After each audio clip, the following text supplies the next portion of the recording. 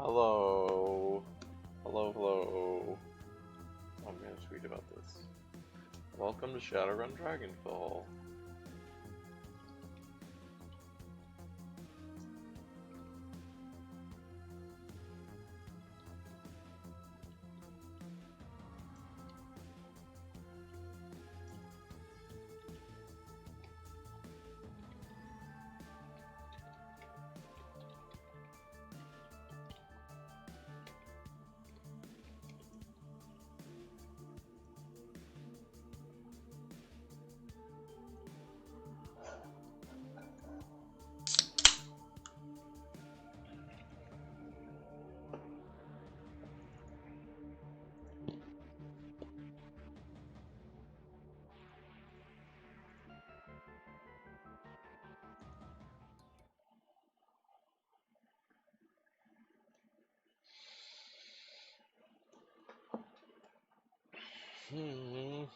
Yeah, so got our big twist last time.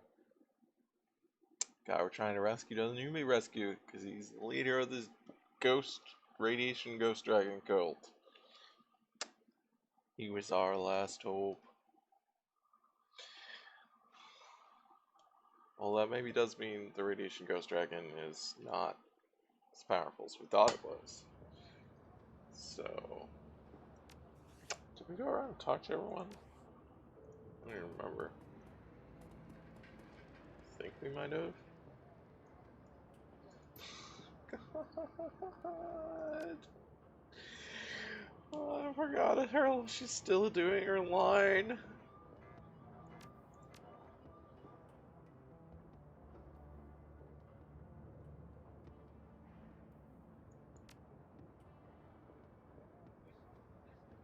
I could sell this.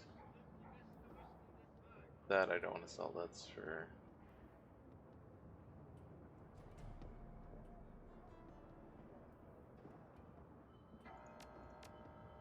Oops.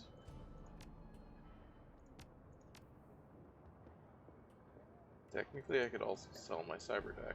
I can also sell this damn grenade launcher. I do not need it. As hilarious as it is.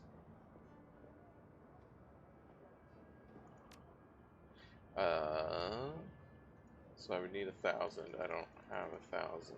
I can't get 1,000 from just selling my deck. Almost. I could sell this Powerball 3. I don't know. I wish I could look at... Maybe I can't look at their inventory. Hey, buddy. Let's go around and talk to everyone. I don't remember if we talked to anyone last time.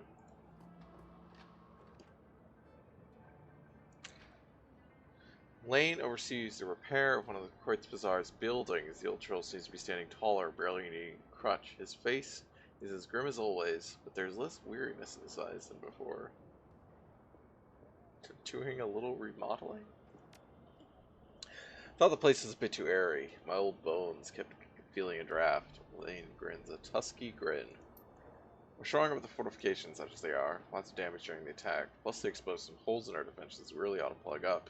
Just in case.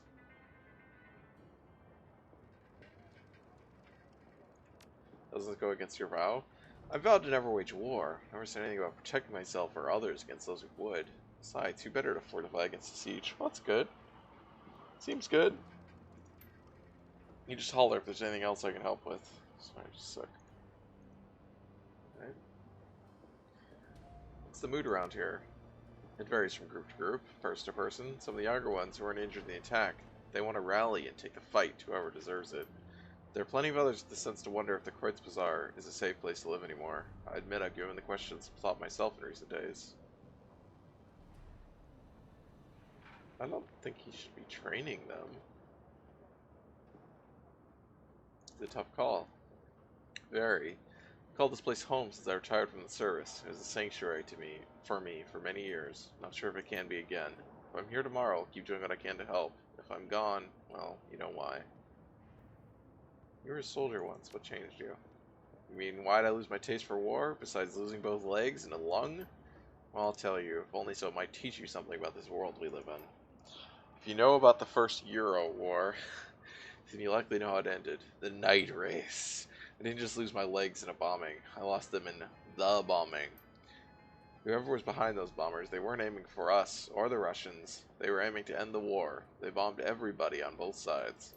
I was commanding from the field, and my T-Bird was caught up in the firestorm with all the rest. Not sure how I survived, but so many others died. When they pulled me from the wreck, I was only half the man I used to be, in more ways than one.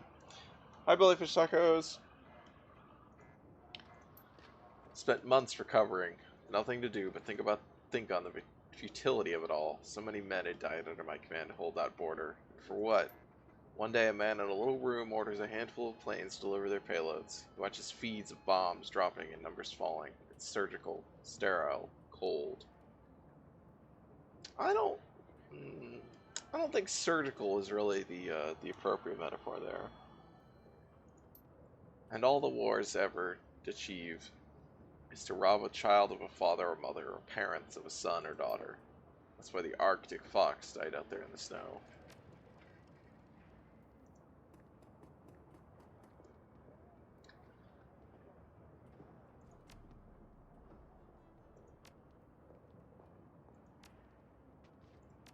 I don't need to donate them any more money. I think that's pretty sufficient.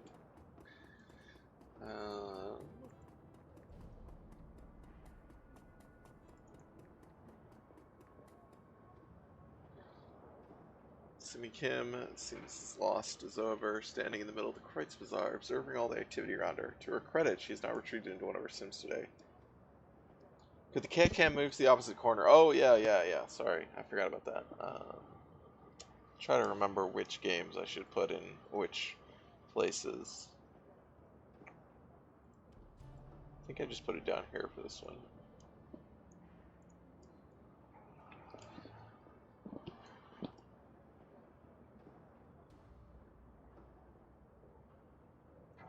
It can be a bit overwhelming. But this is different. Before there was so much bad. Now there's so much good. Do you want to help? I want to be strong. Strong people help. I don't know what to do. I'm not good at anything. Thank you. They are.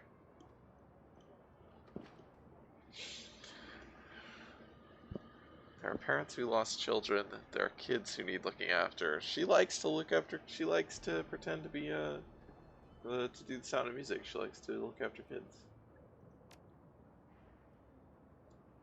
There are kids who needs looking after. Kim glances across the way where two of the Kreutz Bazaar's littlest ones peek out of an upper story window. Some of them lost their parents. I never knew mine.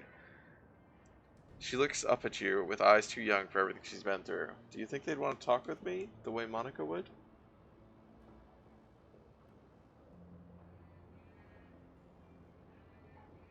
I think they could all use a big sister. I think I'd like that. I made mistakes, but I can help them not make those mistakes. I always wanted to forget the past, bad memories, but maybe I can do something good with the bad. What about your Sims? They'll be waiting for me, I guess. They're not real, you know. I'm not sure how I feel about them anymore.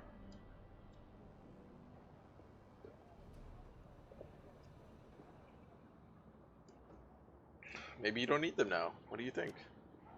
I don't know. I get anxious. It's just so easy to go inside. But I don't want to anymore. That's what's different. Aww. Simi got a happy ending. Let's see. Hi, Zach. Let's go talk to Zach. It's crazy amount of bullets flying. People dropping like flies. Crazy. I have been through this one.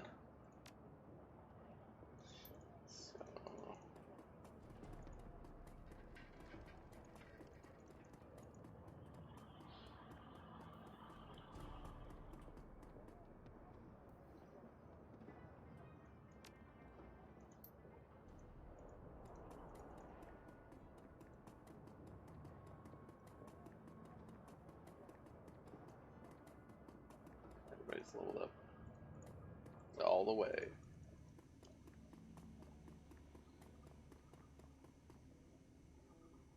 Talk to him? Alright.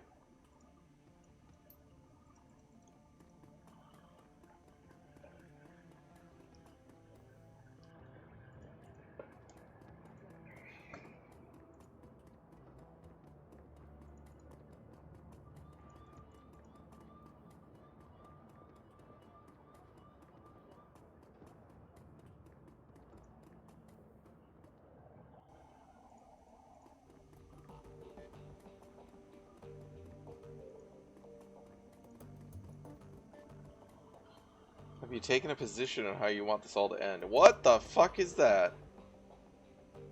I don't really know what the options are yet. You know, we're trying to kill a dragon. And now we're like, well, well, then we found out the dragon's maybe a radiation ghost dragon. Now we found out about Claire, the Dragon Slayer, is actually the leader of the Radiation Ghost Dragon cult.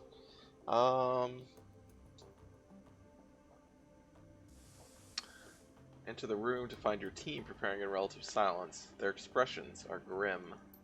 In the back of the room, an ominous presence hovers silently at chest height. Yeah, no shit. Oh, I guess because we made allies with the AI, so it sent a drone with us. Great. Light glints off the machine's pitted metal carapace. Iger sees the look on your face, and her voice cuts through the quiet in the room. Apex is present to us. Calls itself Panzer Drone. That's about all I can get out of it. Okay, armored drone. That's pretty straightforward. I don't like having that thing in here, boss. It's here now, like it or not. She looks up and locks eyes with you. Without looking away, she addresses the rest of the team. But enough of that. We have business to discuss. If Apex did what it said it would, then the estate's automated defense systems have already targeted Vauclair's security forces. That'll give us a serious tactical advantage. Attacking the holdfast should be doable now. Still risky, but doable. Blitz stops what he's doing and shakes his head. Yeah, we'll have an opening, sure. But to do what? I mean, with everything we just learned, what's our new plan? She shrugs. We enter the estate, locate Vauclair, and shut him down. Same plan, different target. Actually, your plan last time was to break in and rescue Vauclair, which means it's actually different plan, same target. Iker. It's possible that Apex fabricated that comm feed. Vauclair might still be innocent. I doubt it. My gut tells me that what we saw was real, and second-guessing ourselves isn't going to get us anywhere. Yeah, just trust your gut, Iger. That's how we determine facts. It's all that feelings that have been socialized and built up by years of media exposure. Social conditioning. Because that's very honest. Game of those holds its choices until the last minute, but throws out the themes a bunch of times in the character side stories. The cut is holding her hostage. ISL. Glory pauses, considering, and then nods. Fair point. Was it? Was it a fair point, Glory? Okay, so let's assume that Vauclair is the one who's behind all this. If she doesn't respect it, she can't digest her poo properly. Okay, well, that would be bad. That's true. What's he doing in that lab? How does the dragon tie into this? I mean, this whole thing was always about rescuing the old man from the fire wing. Is she still in the picture at all? Has she ever been? After what Apex showed us, I don't even know what we're trying to stop anymore. All that I see is a lot of dead bodies with no explanation of why. It doesn't matter why Vauclair killed Monica and Paul and all those other people in the Croix Bazaar. All that matters is that he did. I'm gonna bury him for that. You're welcome to help. I guess Iger's like, a human's a lot easier to kill than a radiation ghost dragon. So she's like, I don't care. We got a guy to kill. We shoot him. I, for one, want answers. Amsel said that there was a lot of money flowing into the Harfold estate, and he found evidence that a bioweapon was being stockpiled there. Whatever Vauclair is doing, he had Apex kill his own brother to hide it. I intend to find out what that is. I mean, he did have Apex kill his own brother, but he's also hiding from his brother for like 30 years. I don't think he really cared about his brother very much.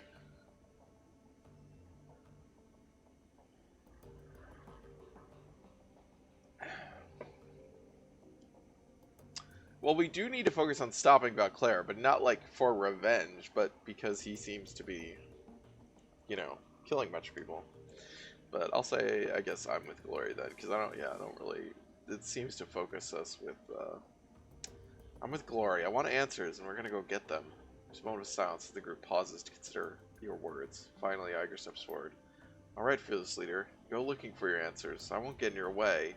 And when the time comes to put a bullet in Vauclair's brain, I'll be there to make it happen. It's your show, Chief. Whatever you choose to do, I'll come along for the ride. We're going to find out what's happening at that holdfast, and then we're going to stop it. You lead and I'll follow, boss. Iger glances at you and cocks her head. Looks like the team's good to go. What's our next move?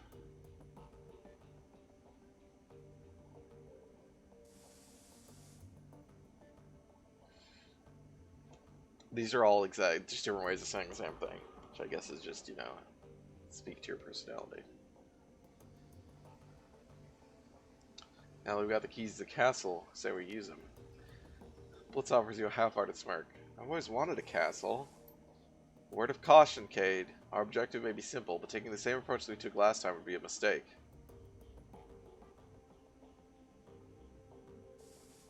Well, I'll defer to your judgment. What would you suggest? I feel like there would be a way. Why is there not a way to just say, like, I guess this is the just, like, neutral, like, why? But I've been reviewing the intel that Alice sent us and comparing it to what I gathered on our original run. There's been a substantial increase in the number of heat signatures on the ground. That means new security troops. Lots of them. Great. Man, there's more enemies than when we did this as the very first mission. They know that we're coming. We've also leveled up a lot. That just means we'll be fighting in a target-rich environment. Dietrich cracks his knuckles. Works for me. I want to get to the lab area as quickly as possible, so I'd suggest bypassing the main floor of the estate entirely. We can enter by the service entrance that you escaped through last time. Unfortunately, they've blocked off the route we used between the stables and the tree line. That means we're going to have to fight our way there.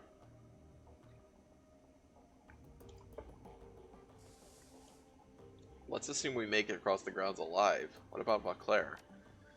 I'm okay with assuming that we live. In fact, I'm going to go out on a limb and say that us surviving should always be a part of the plan. The lab that Vauclair was talking about wasn't on the ground floor, so it's either in a basement or a sublevel. We go down, and we scour every level until we find it. That might take a while. This facility could be massive. There's clearly a lot more to it than we saw. We got no way of knowing how far underground the complex extends. We go in prepared for an extended search then. Iger looks down, checking your gear. Ammo won't be a problem. Well, yeah, we have infinite ammo. That's not a problem. Okay, people, it's go time. You got something to say, speak up now. There's nothing to say. We'll do what we have to do. Okay, that's it. Finish gearing up and head to the tunnel at the back of the safe house. I'll meet you where we stashed the van. Okay, we do get to... Oh, we also get to talk to everyone, maybe. One last time. But I wanted to... Well, I guess we can look at the mission feeder real quick. No, I don't have any.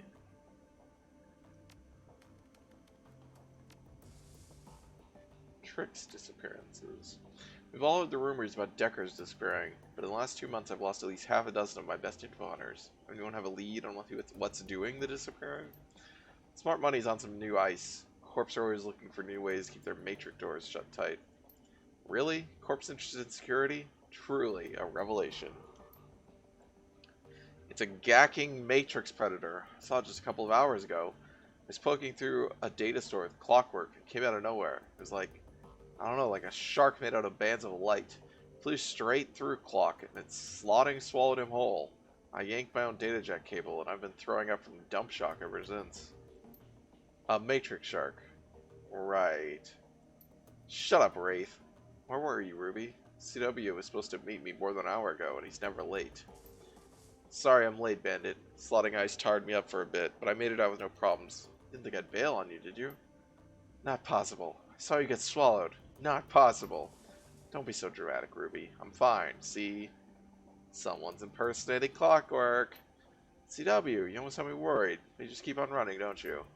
No need to worry, Bandit. Didn't think that some lame-ass ice was gonna dump me, did you? Like I said, just keep on running. Always, Bandit. Always. Wrong answer, Drexstein. Who the hell are you, and what have you done with Clockwork? System error. Thread closed. Oh, that's funny.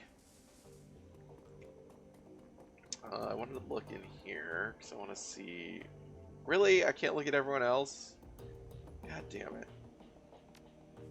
I wanted to look at what Dietrich has equipped. I've got a job to prepare for, Cade. I don't have any more time to talk. Hit me up after the run if you like, but for now I need some space. Is that just her generic dialogue? Because it feels like she should have a little bit more dialogue before we do this. And talk to Dietrich.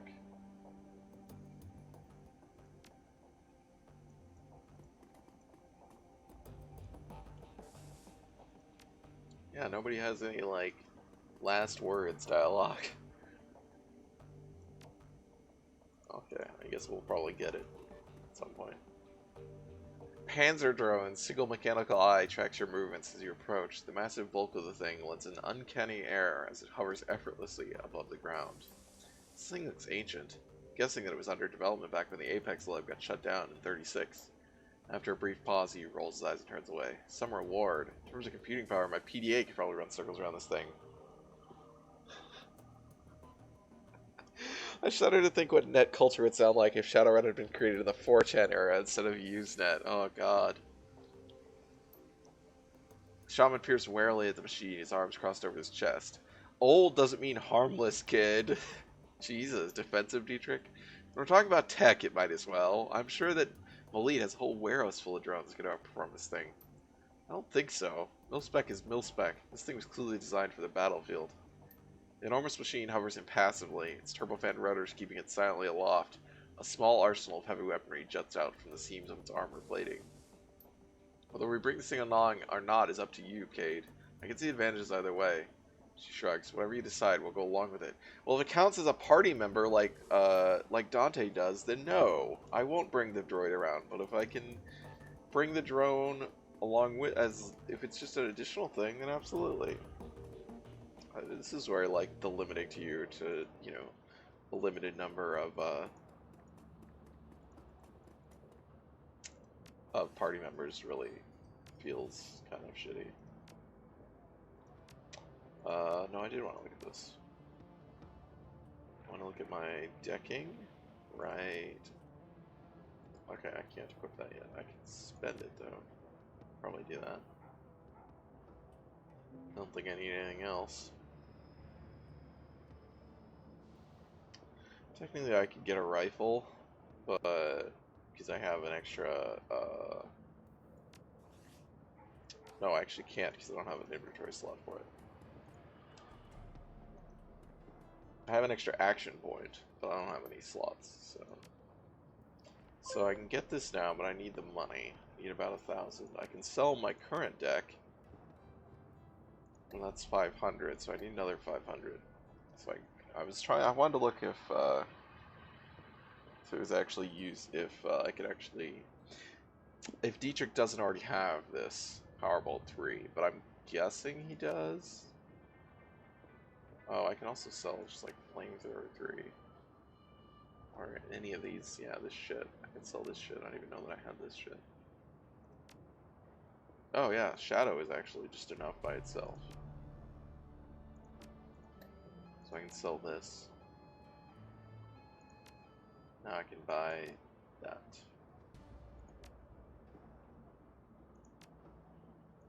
That's good. Alright, that should be good enough. We're gonna make a save.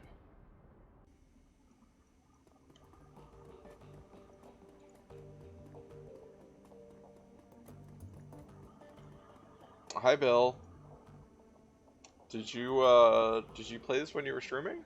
I know it was on your list, but I didn't know if you. I did not see you actually playing it, but I didn't see a bunch of your streams, so. No, good Dante.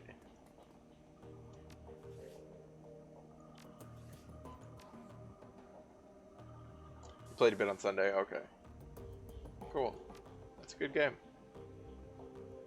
This is the ending, or very near the ending.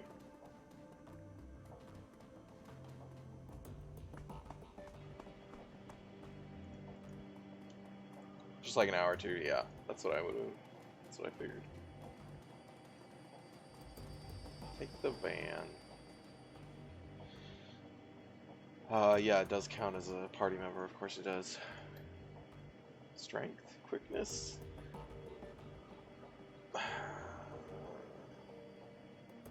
Doesn't actually have. Huh. It's got a grenade launcher and a minigun. It's pretty serious. But it counts as a party member, so there's not really any reason to do it. So.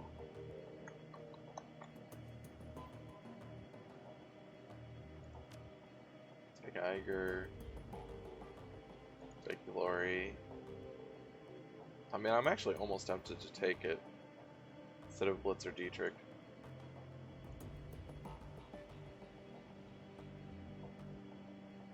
Oh, he doesn't have power. He has Nerve Volt, right, instead of Power Shot. Okay, that's right. But equivalent, I guess.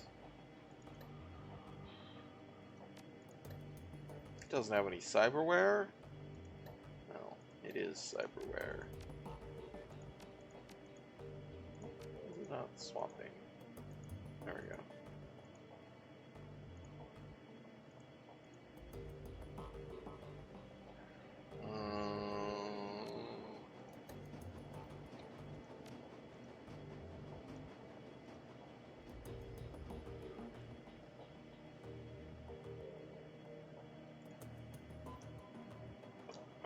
I feel like Dietrich is maybe more useful, but I don't know about Dietrich or the drone, probably.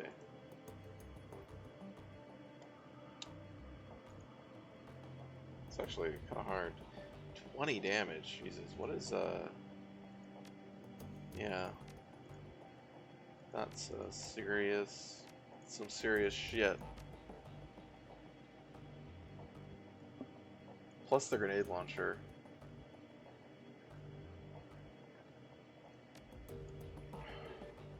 Well, the minigun does a shit ton, as also has AoE. Maybe we just take this. Oh, it's also got all these drone repair kits. That's pretty excellent. Oh.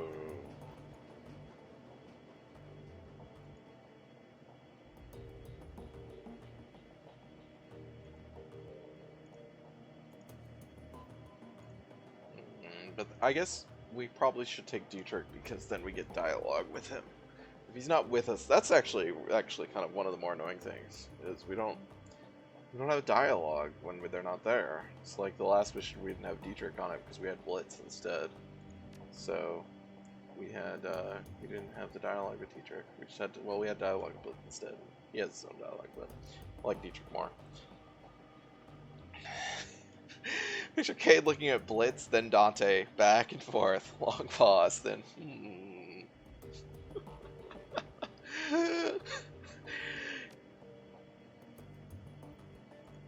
Let's go.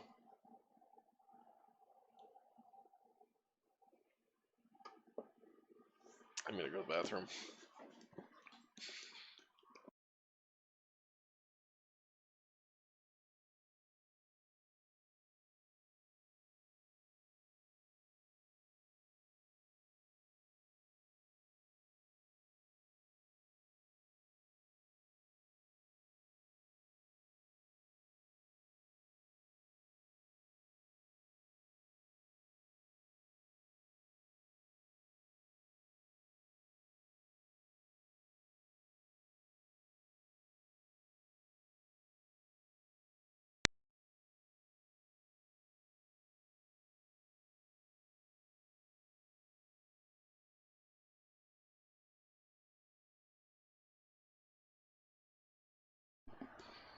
Aww.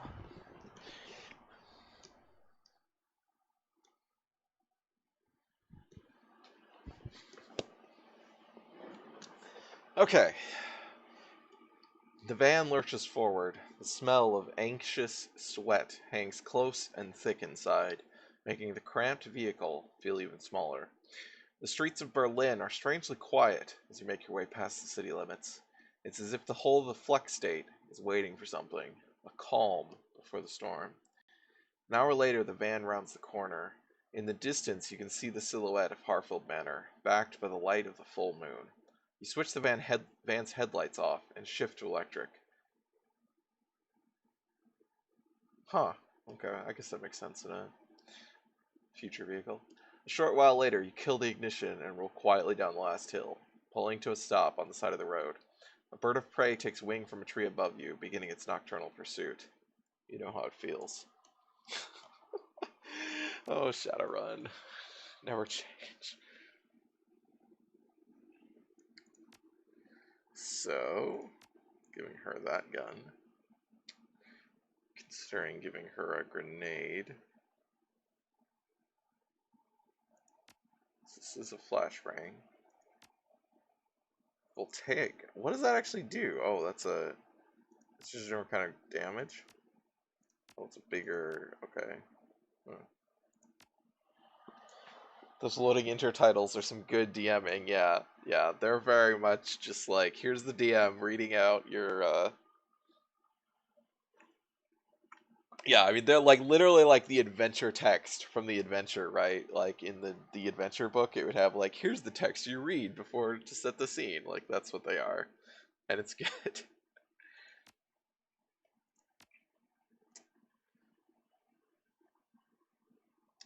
Yeah, I was trying to think if I should.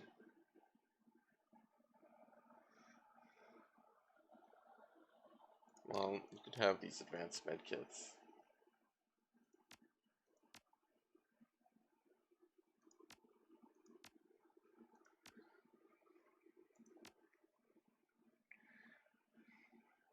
We can give him. Yeah, we could swap out. So what's the difference here? This deals much less damage, but it unbalances the target, making it easier. I think I'd rather just have him deal more damage, to be honest.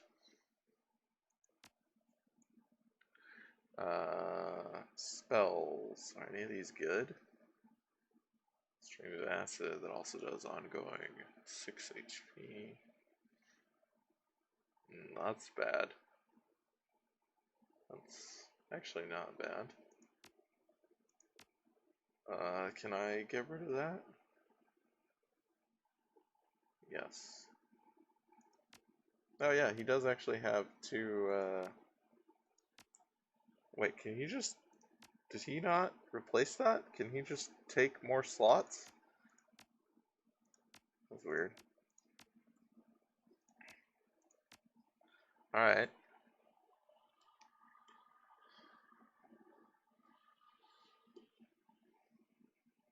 Think we should be good. But we also saved before the mission starts, so that's why. Just in case, things don't go well.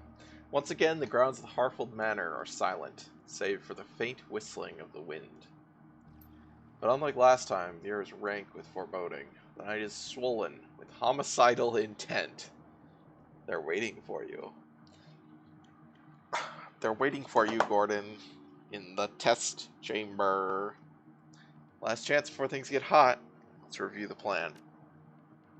Make our way across the grounds to the servants' entrance, taking down any security troops that threaten us along the way. Once we make it there, we'll take the freight elevator down to the lab.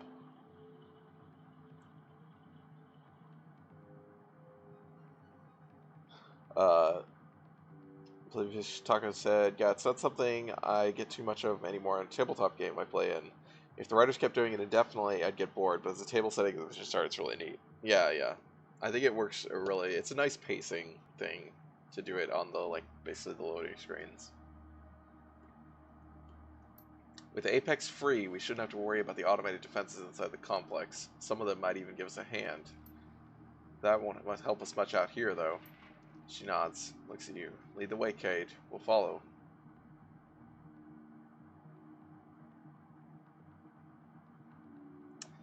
I don't like any of these options. I know we're outnumbered, but I also know this team. There's no one else I'd rather have on my side. Team looks to one another for confirmation. They all nod sharply. They're ready. Well, what's... Okay. Oh. I was like, what's over here? Nothing. It's just a weird little shape. Why is there... What is this for?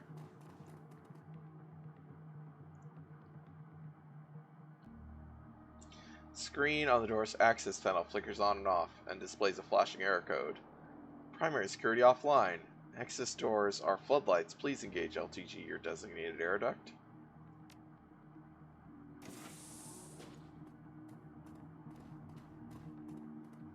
Okay. I don't know where we're trying to get to.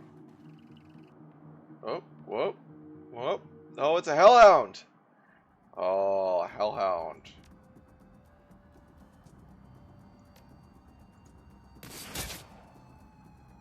Okay. It's got 40 HP, huh?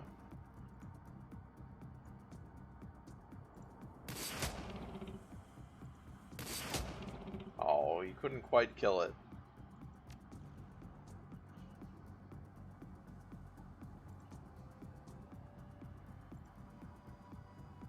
You want that, sorry. Well, to be honest, just do that.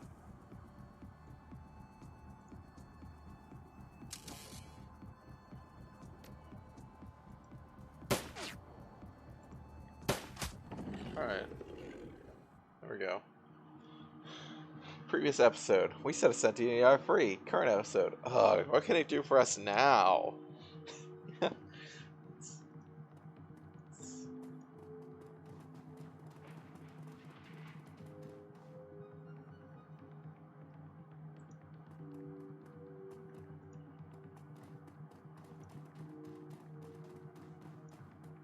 Well, we're supposed to go in the servant's entrance, but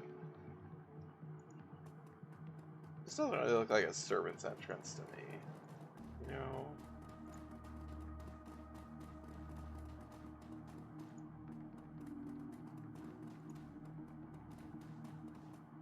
Oh, hi!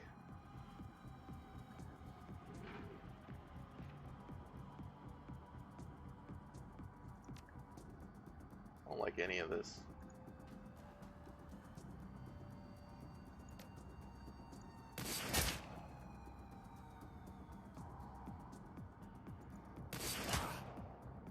Oh. He's got like 1 HP.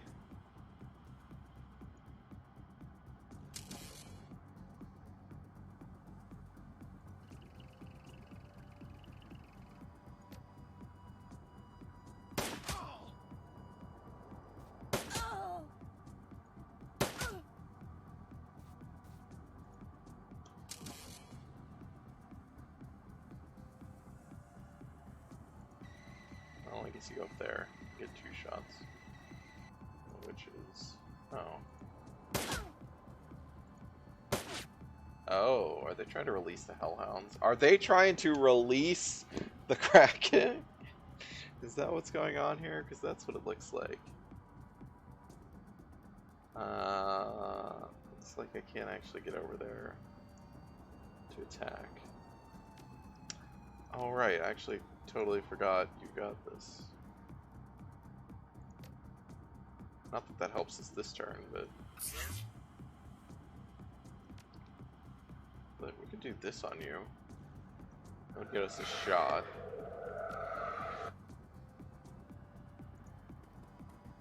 I have 5 actions next turn, which might be overkill, but gets us that guy killed, which is good. I don't need an action. I mean, if you went to the trouble of getting a Kraken. It's true. That's fair. Oh, he's gonna grenade us. He missed. That's kind of sad.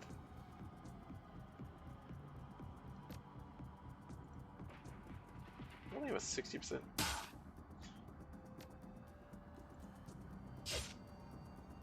Glory, how hard is it to hit someone? JC, a bomb!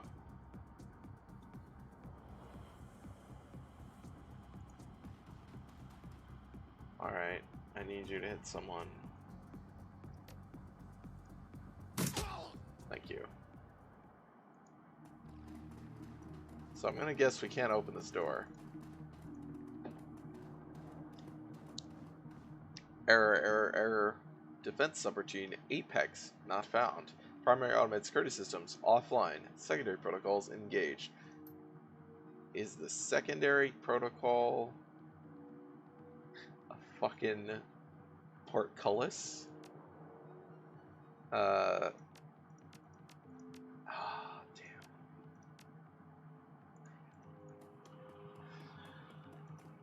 I'm gonna guess that's the key card that he dropped.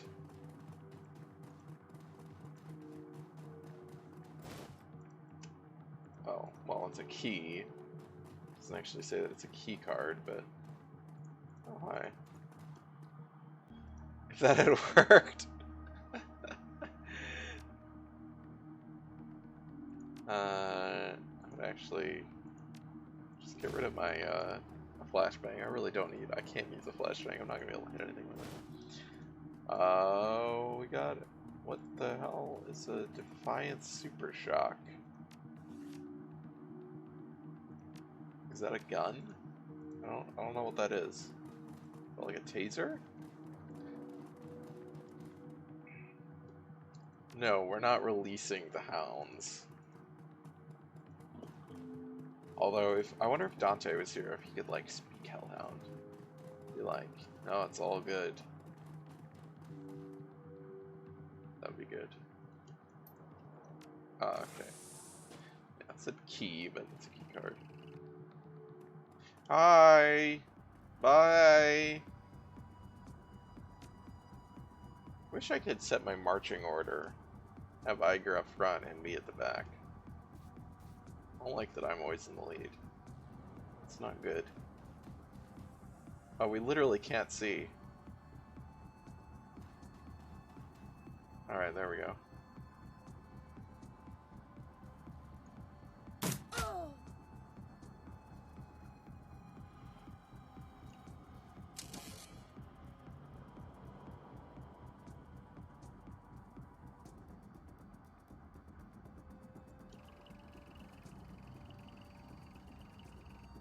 I wonder if there's an actual code for that. I assume there isn't.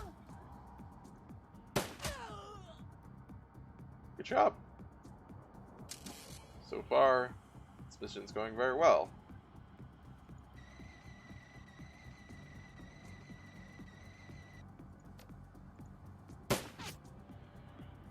Oh, I figured that would not work.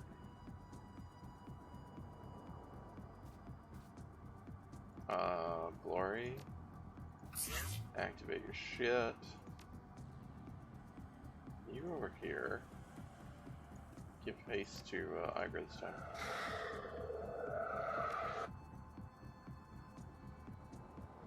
Oh, she was actually not using her sniper rifle. Whoops.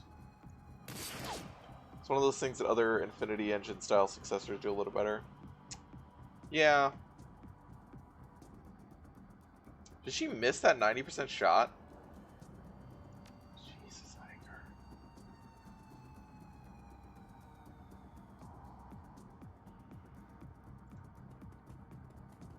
He's probably going to try to grenade us if he gets close enough.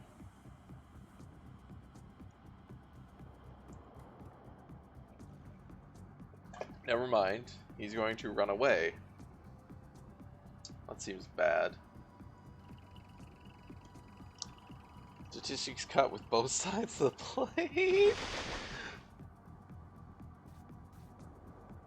I see. Right.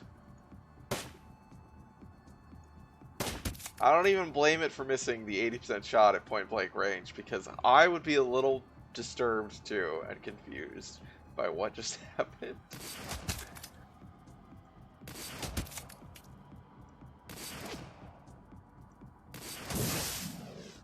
Oh. Well, I'm glad those are drones there. Apparently gargoyles are poisonous.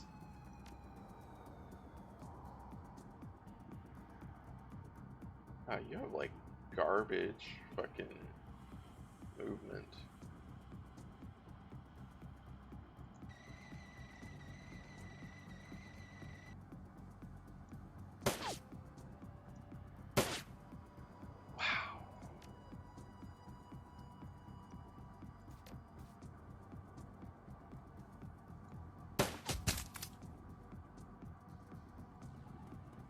Get slightly closer.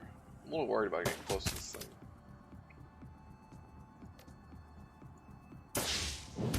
It's also got a lot of armor. We can do that. XCOM forced me to make my peace with that a while ago. Yeah, I know. XCOM, it's... I mean, I would still get upset about it, but it's like, I'm definitely used to it in XCOM. The 90% shots and stuff missing. I've had 99% shots miss in XCOM. Woof, does that, that feels bad. Where are you, like, really? It has that short of a range? Huh. He's really inaccurate.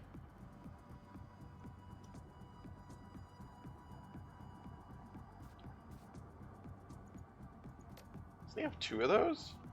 Did one of those get replaced? Oh, I hope one of those didn't get replaced by Acid Splash, because that's not good. I'd much rather have the electric core, I think. No, yeah, I would.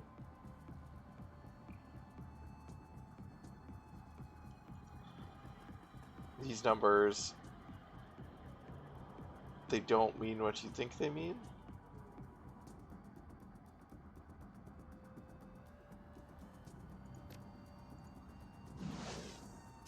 Oh, we hit him! Oh, you crit him! Nice job, Dietrich. Good shot. It is a fucking taser that I picked up. Holy shit. Oh, this game. Apparently I'm in cover from the gas cloud, I guess?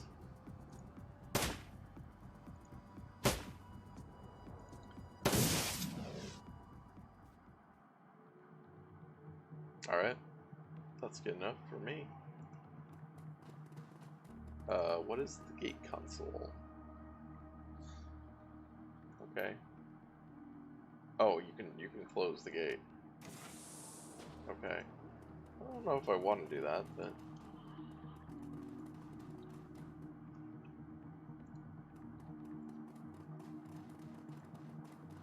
what is going on right there? What?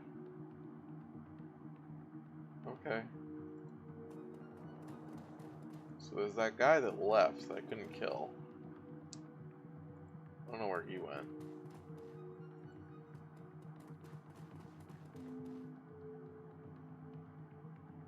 This is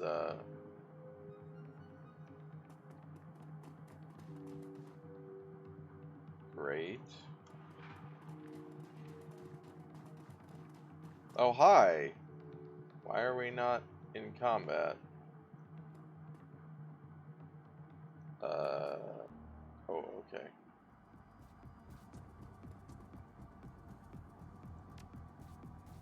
Neither of these are the dead guy. Or the guy that, I'm not the dead guy, the guy that we, like, shot up.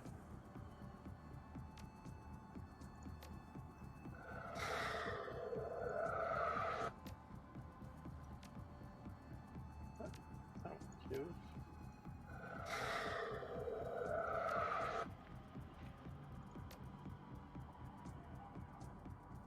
These both in, that guy's in heavy cover, that guy's okay, they're both in heavy cover, unfortunately. 30-foot dragon statues are pretty subtle. You know, we didn't see them the first time. I guess everybody just thought they were, you know, I don't know, I guess, you know, dragons must be a popular motif.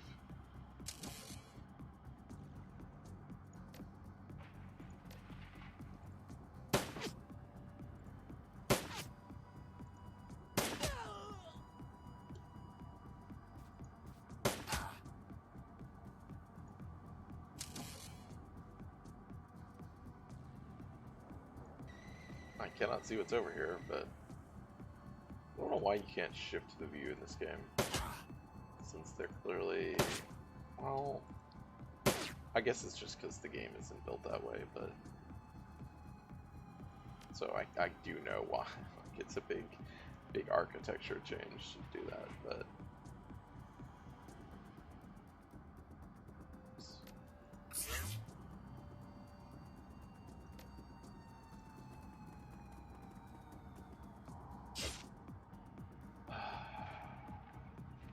really?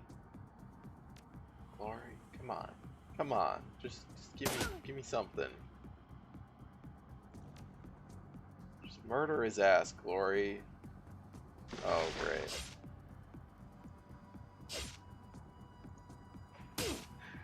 You did it. You're not gonna kill him because he's gonna bleed for 2 damage. He's gonna have 1 HP left. Oh, Glory. You don't reload between combats. That's one thing that's kind of weird. I'm just saying, this is some Church of Scientology level. We're not a weird cult. Nope, no sir. Style obfuscation. Like, try a little. I guess the thing is, no one is, like, no one thinks there's dragon cults, right? Like, it's not just something you would ever think of without already knowing. You're just like, somebody likes some dragon iconography. Like, that's all it is. A Drake would have fixed it. Oh, she's still got a... Can you just shoot him in the head?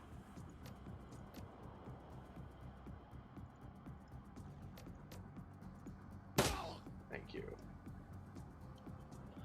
I would appreciate a Drake or a Wyvern. So that's gonna also wake up. I don't know if we need it, but...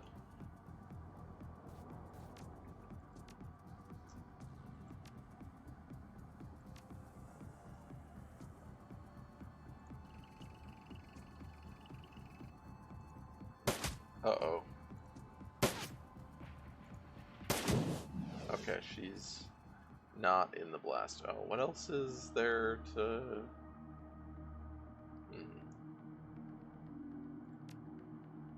I don't know what else there is to...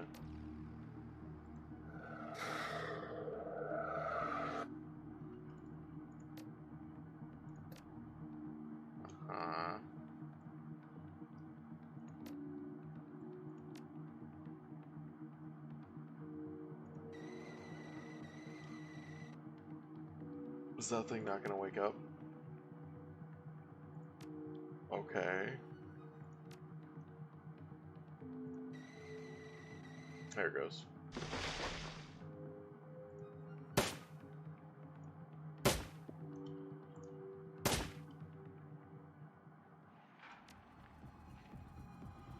Really? Are you gonna tell me that your line of sight is blocked? Oh my god. How is your fucking line of sight blocked to this? I don't believe it.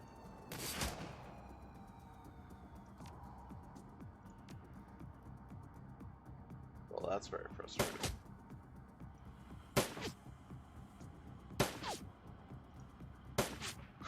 Ah, you missed 3! Like 80% shots in a row. Oh, it's bad. I just want you to... Really?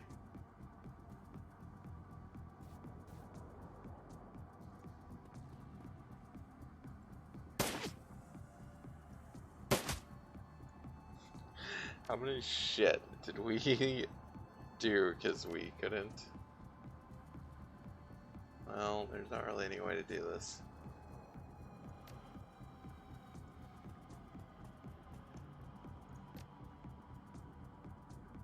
Without also hitting my robot, which I don't want to do. Just go for it.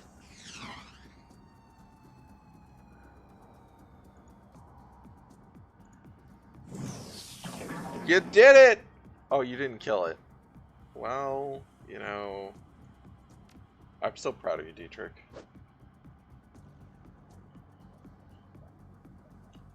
Haha, says Jan. Screw you! Fuck you! Oh, we're still in combat. Why are we still in combat? We came out of combat every other time when there was no more visible enemies. I don't know what I'm looking for.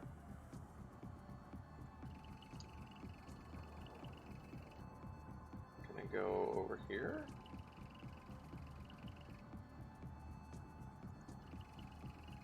I'm gonna assume there's enemy. Oh yeah, hi enemies. Plenty of enemies in there. My experience with roughly 50% of this game.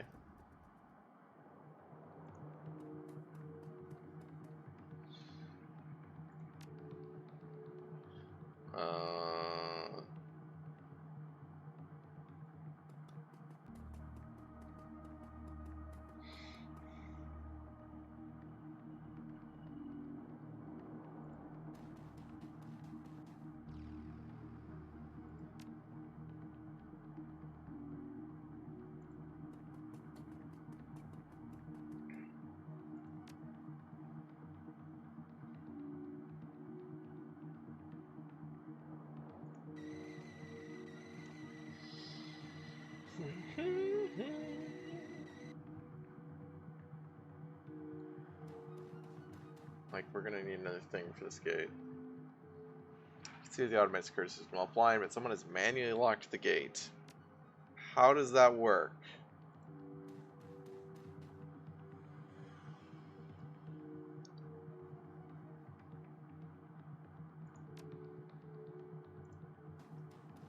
Alright, nothing over here. So we're just gonna have to go up to that spot over here.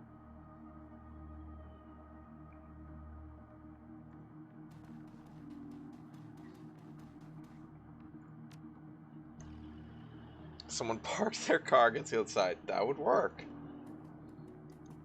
That would do it.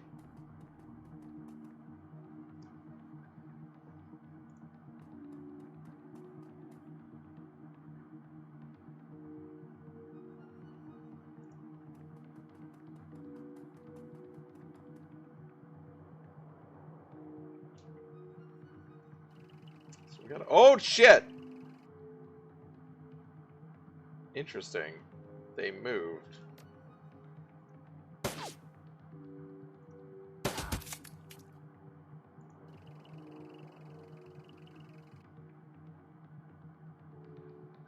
Well, I wasn't expecting that. That's a surprise. Guess that answers the question of what are they doing? How does that not... Oh, you probably don't have line of sight because it's this thing. Really wish there was some... Yeah, okay. Give me a... Okay. Well, now she can... Let's see. In the open. Flanked. Flanked. Okay. Also, this guy's in heavy cover. Alright.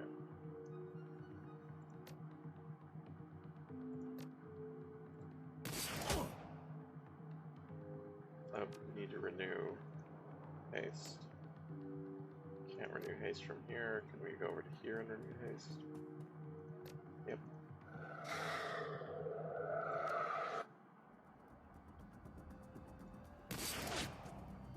Missed your 80% shot. Thank you. Now we're gonna have to reload. But I'm happy to have you back there. Uh-oh. If I do this, that's 3, which isn't much, but it does get you up close to the sky. I think that's fine. Alright.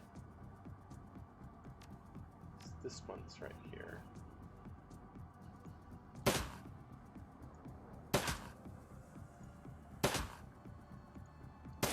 Nice. Nice. That's what I like to see. I was expecting one of those to miss. None of them missed.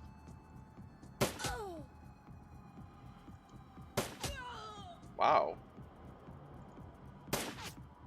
Alright. That's more like it.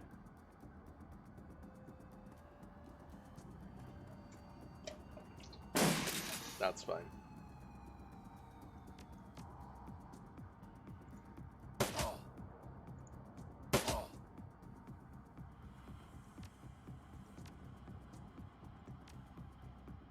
Checking ammo.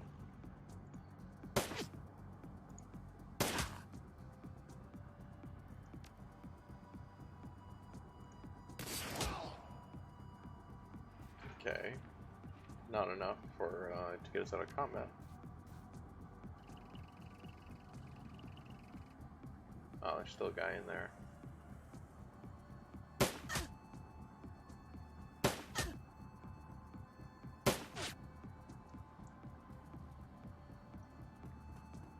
Probably should have actually moved the robot back.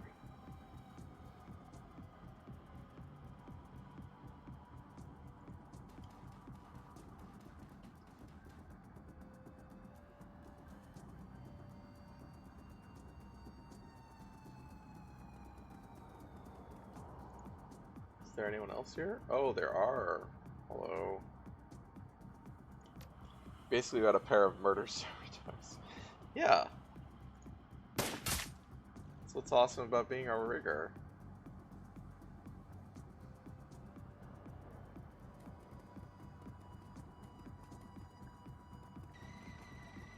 Oh, glory. Oh, hey, it's a mage. That's just a feeling.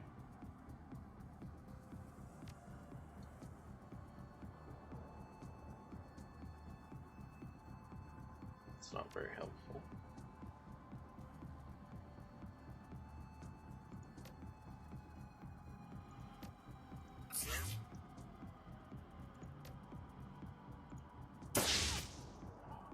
Really?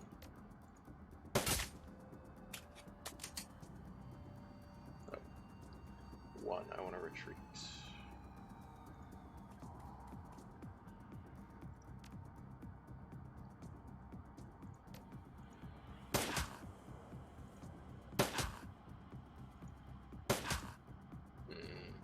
That's my... Okay. I was like, I was gonna retreat, but when I got a chance to just kill him, I'm happier to do that.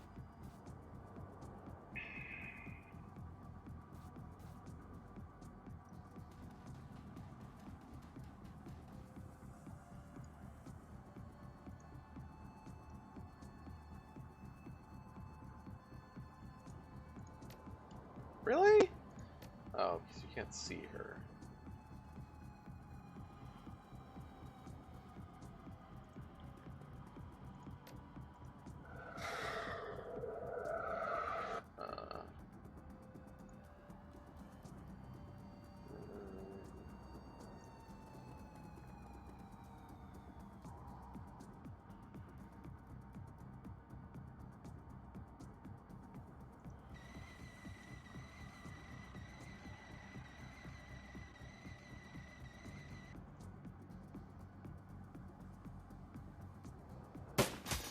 Oops.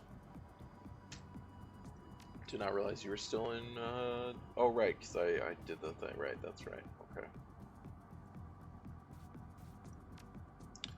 Me, I guess just two, that's fine then. Oh, hi. You are just begging to die. Like, wow. Just like, I'm gonna stand out in the open.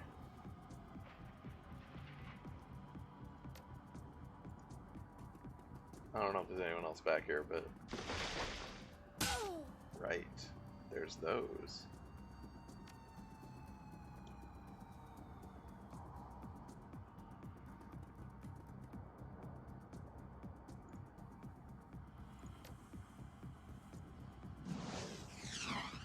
Well, it's fine.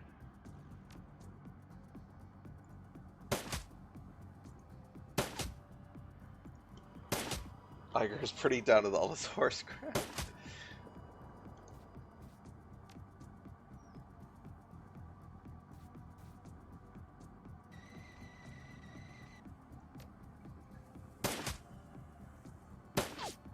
Oh, come on.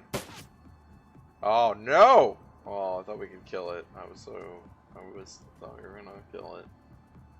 But not quite. Oh, well, okay. Still missed. Oh, that guy's still alive, that's right. He's just bleeding.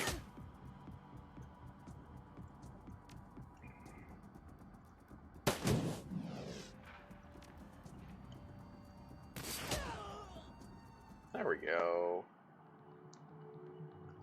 We did it.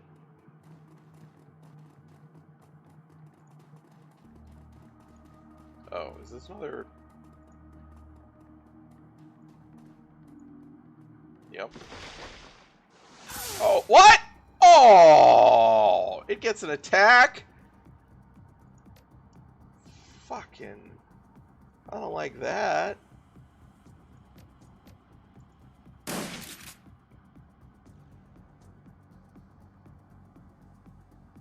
Why do I only have one action left? Did it reduce all our actions?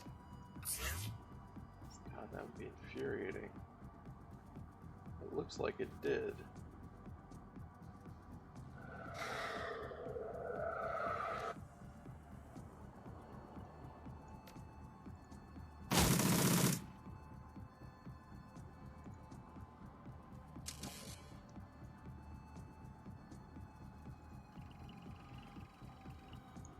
Please die.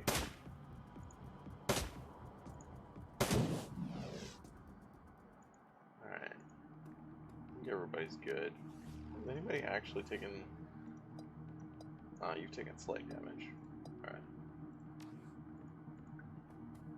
I thought it was just going to pop out and then we would get to go to just murder it all in one round before it actually got to attack. But no! The screen on the elevator control panel displays randomly flickering characters and error messages. Primary security is a late evacuation lab access level. Please contact 466 auxiliary air ducts for your notice. Primary turret controls. Please, east stairwell. Unlock the freight elevator doors. Let's go!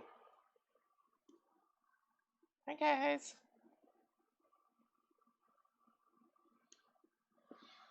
Aw, Dio. After making your way across the manor grounds, you find the servants' entrance open and the immediate interior clear of any resistance. You find the elevator that you used during your prior escape waiting patiently for your arrival. It shudders to life now, ready to carry you down into the facility below, to the place where Monica met Apex and the world turned upside down, where this whole thing began.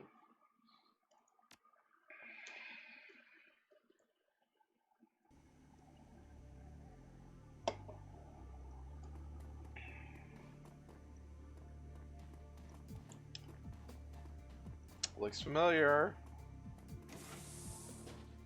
Looks like that's where we left. As you step into the room, you find yourself standing in a charnel house. There are fresh corpses spread across the floor, and the metal tiles are smeared with blood. For a second, I was like, what the fuck? And then I remembered, oh yeah.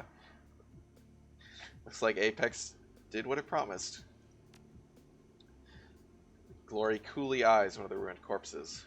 Looks that way. Sweeping your gaze across the room, you see a variety of terminals, all displaying error messages. Whatever security Apex provided here, it's offline now, leaving the machines unlocked and unprotected. Probably won't stay quiet in here for long. We should keep it moving.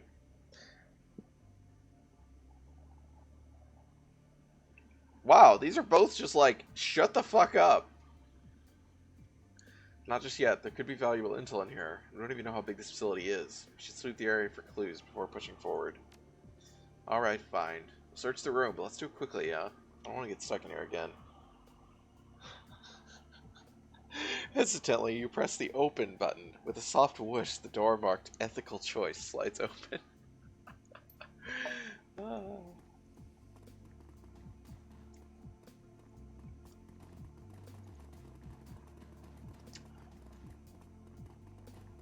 This is where we came in originally, first time. Although the access port has been replaced, black scorch marks still mar the surface of the access panel. This is where Monica jacked in, where she met Apex. Is this where it happened? Yeah. This is where she died. It's like, maybe we shouldn't talk about this, but... She stares at the scorch marks, the black in the access panel. Poor Monica. I still can't believe she's gone.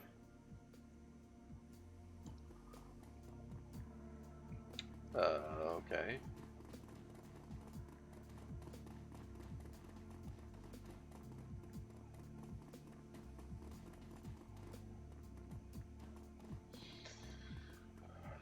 Panacea Project Terminal. Screen on the terminal flickers off and on and displays a flashing error code.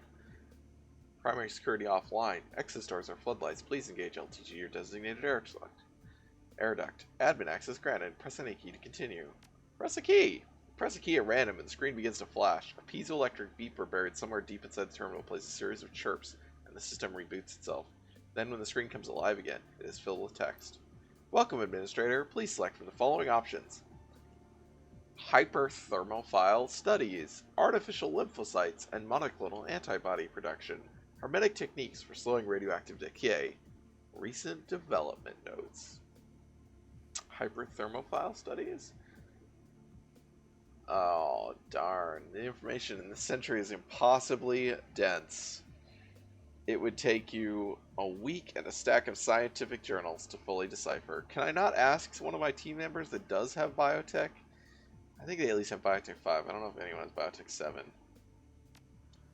To your untrained eye, most of the text on screen is nonsense. You catch a few words here and there, but for the most part, you're lost.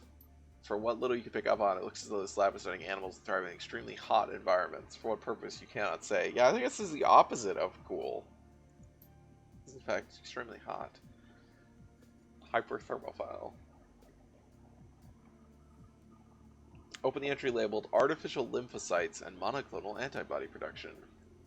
Well, screen fills with pages worth of scientific jargon. Most of what's written in this report is completely foreign to you, but from what you can piece together, it looks as though scientists here are working on developing a sort of artificial immune cell, something sturdy and self-replicating that's capable of pumping out antibodies onto command. That's a cancer cell. Why they're doing it is beyond you. Don't worry about it.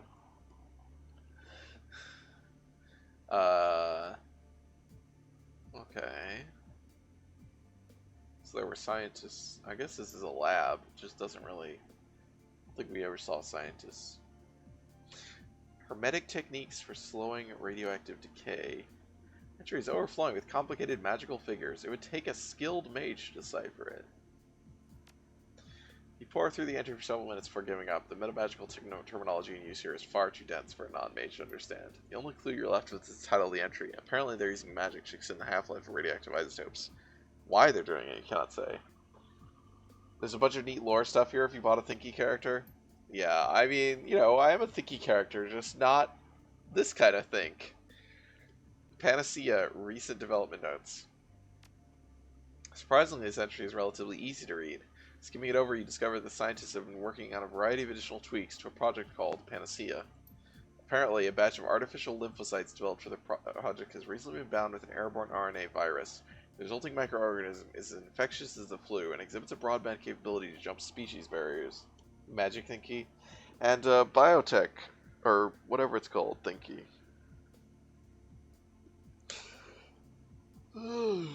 Which I just don't find that useful.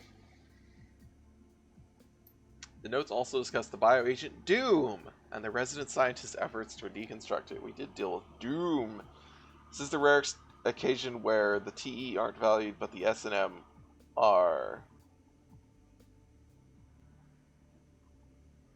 So, I don't know what that means. So I'm like...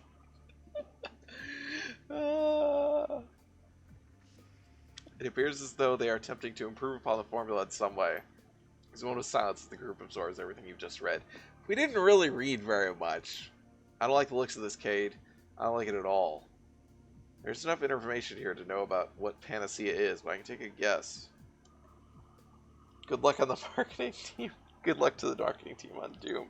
Oh, it's good. I'm all ears, boss, laid honest. I think Panacea is a sort of delivery system for Doom. It's a virus, airborne and highly infectious, and it can produce Doom antibodies on command, but the radioactive payload that they carry is stable somehow, dormant. Magical research ties it all together. I don't think any of this would work at all if magic weren't involved.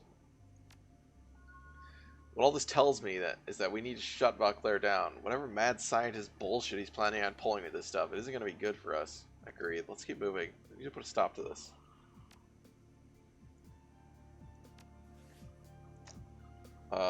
Yeah, I want to look at...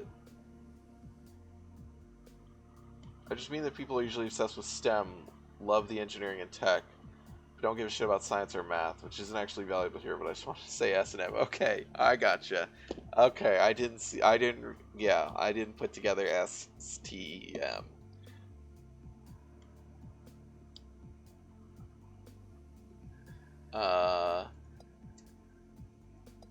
Yeah, okay. Glory's got Biotech 5. She could have deciphered the one thing.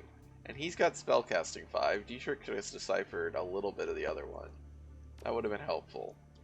Because there are other situations where you can have your teammates do something if you don't have the skills. So it would have been nice to have, like, Glory, can you interpret this for us? Like, what's going on here? I can just look it up afterwards, I guess. It's probably on a wiki. Like, okay, I was like, why can I not open this?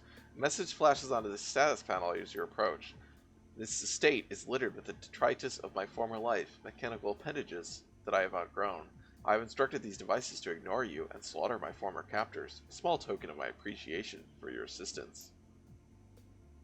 Thanks, Apex. Thanks. Apex control entities set to attack allies. Yeah. I mean, they're not allies, they're just, you know, we just changed who your enemies are. Yeah.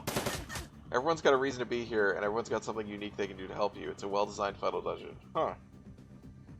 Well, I hope we don't need Blitz. As always. The all medium cover. Darn. Oh, I should have given you a name bonus before I did that.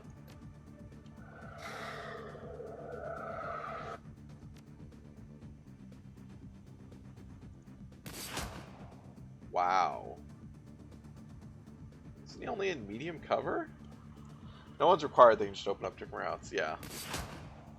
I would assume that there's no requirements, but...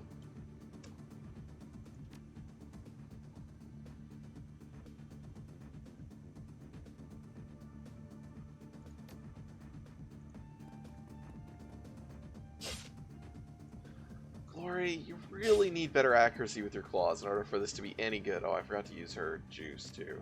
Whoops.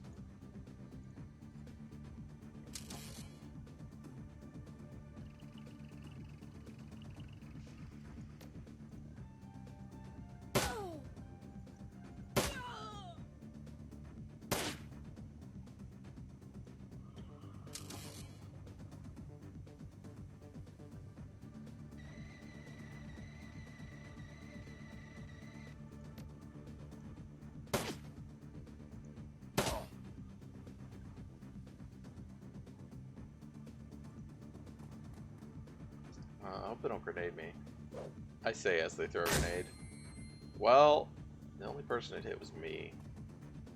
I just lost 2 AP, which should mean one drone goes down. But not both? No, they're both good. Wow. Weird.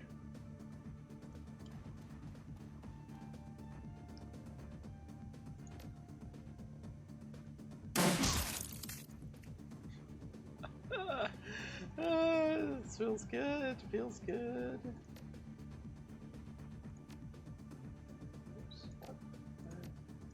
Pump yourself up. Yeah, pump it up.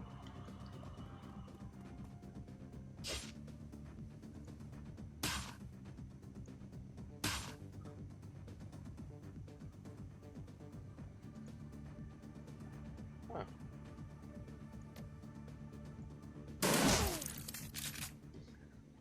Oh, good. I was like, oh, wait, that's gonna hit Glory. But she got healed, so it's all fine.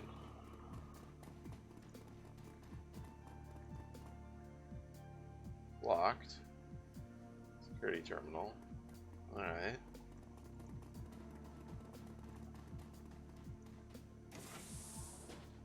Terminal. Oh. Shit. I was hoping that wasn't progression. Although, actually, I'm not sure it is progression still.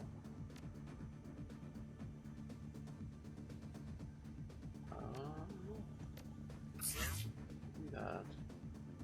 So we've got at least 3.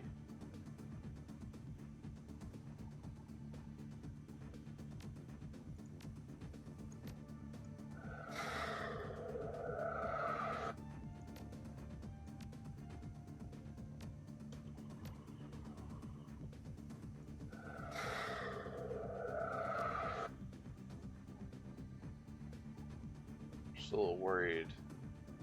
Iger's got to be able to actually, like, get line of sight, so she's gonna have to run in there. Oh, oh, hi! Hello. Oh, we can't hit 3 of them.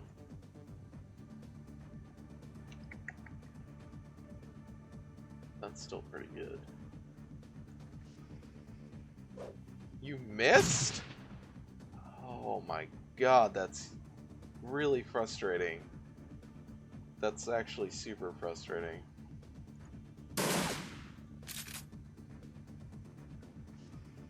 Wow, that's so frustrating. Missing the grenade feels really bad.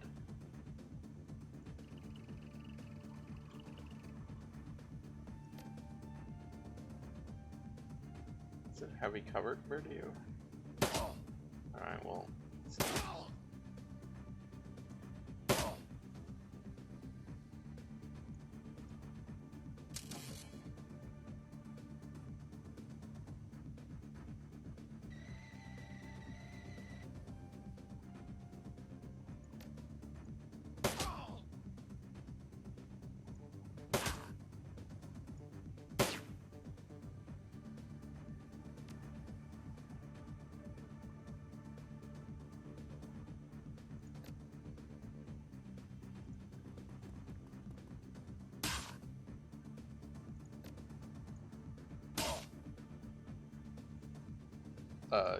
Bye.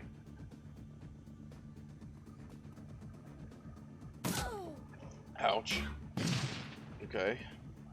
That was a grenade launcher that missed everything. Healed 2 HP. Now, I hope that felt good.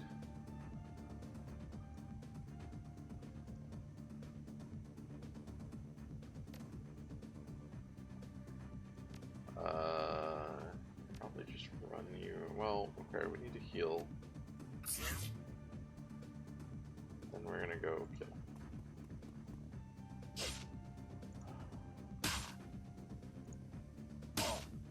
Alright, he should be dead from bleeding, I think, but I'm not sure.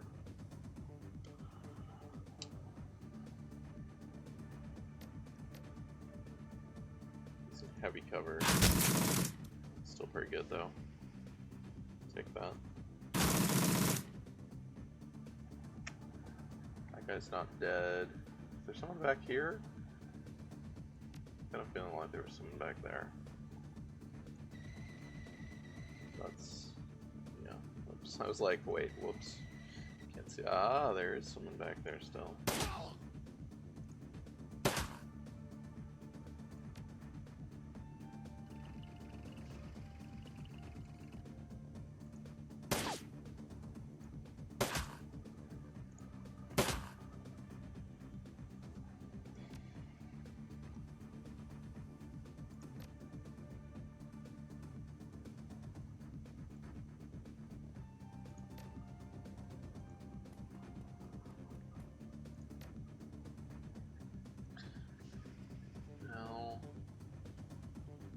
Still hit the drone. I don't even know if it'll kill it.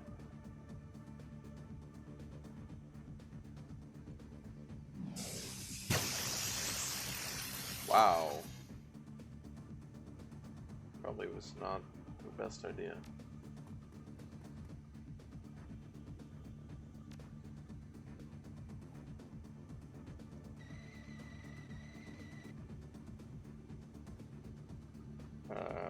Wait, what? Oh, it deals AP damage. Whoops. Oh, I didn't actually. I forgot she still had her assault rifle. I think she still is on full auto too. Which is a lot of ammo that I would have preferred to not use.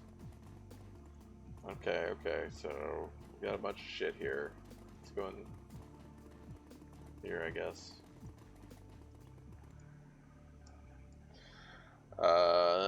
Terminal shows a nearly featureless login screen. Find a selection of emails from various staff members. Nairi, I know you need to pass through multiple checkpoints to get outside for your smoke break, but that's no reason to break protocol to smoke in the lab. The material that we're working with is dangerous, and your laziness is putting people at risk. Please don't let it happen again. Lily. Dearest Talia, please stop asking me where my work has taken me. You know I can't tell you that. I made it clear when we parted at the train station last year. Security on this project is very tight, and all of our outgoing email is being scanned. Although we have been quite busy recently, I believe we are nearing a breaking point, and I can come home to you and Felix soon. All my love, Lily.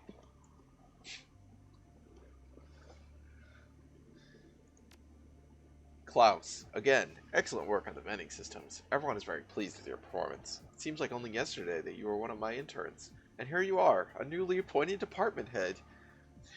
Beyond everything that I told you earlier, you also have access to the guard's storeroom in your section.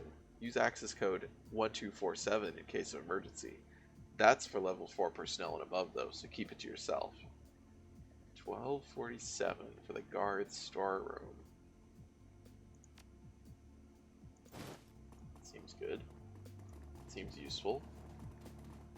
Let's go over here. So this is locked. This is just gonna be... Whoa. Let's unlock access. Okay. Drone remote control box. Enable drone remote control box for direct rig. Direct rig of automated drone controls engaged. Connect via standard rigger port located on drone remote control box. Security interlocks and drones are engaged. Warning, self-destruct cooldown will begin on activation. What? Excuse me? Okay, maybe we shouldn't open that yet then. There's apparently a fucking self-destruct cooldown.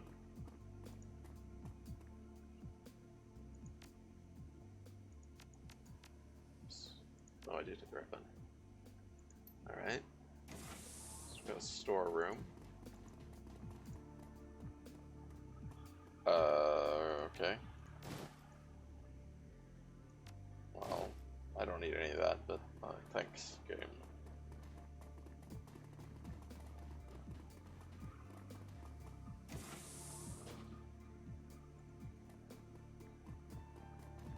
Holy shit, look at all those. How do I get in there?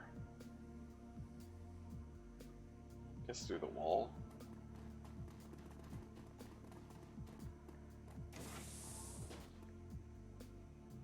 Oh, hi guys. There's a large crack that runs through a section of wall. But I can't interact with it? Like, let me shoot it with a grenade or something. I want to get in there. Look at all that shit.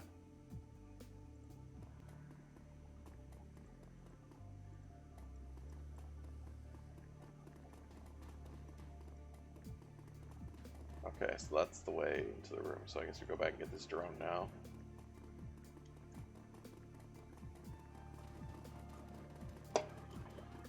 Oh, I wonder if we use... Okay, I'm going to save. I wonder if we can use the drone to blow up the wall if it's got a self-destruct mechanism.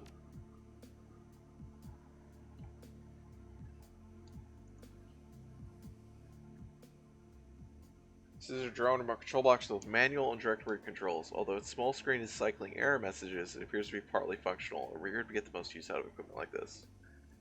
Yeah. Oh, I gotta replace something. Alright.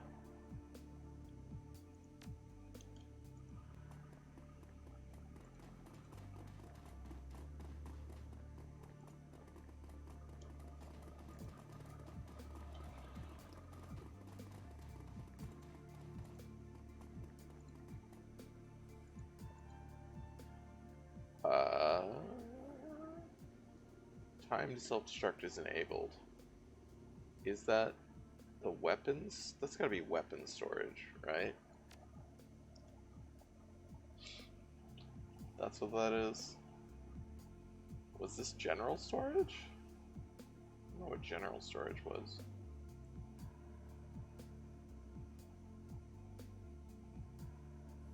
This is maybe general storage. This is the mixing lab. Alright, well, I don't care about killing those guys. I want to go to weapon storage.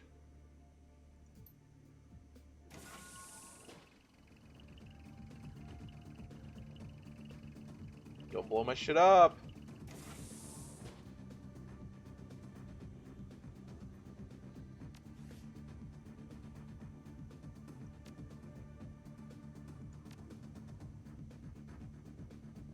Wait, what?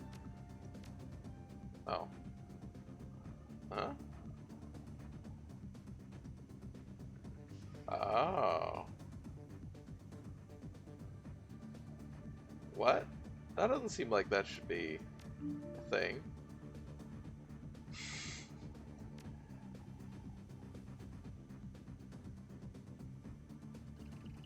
Don't blow up my weapons.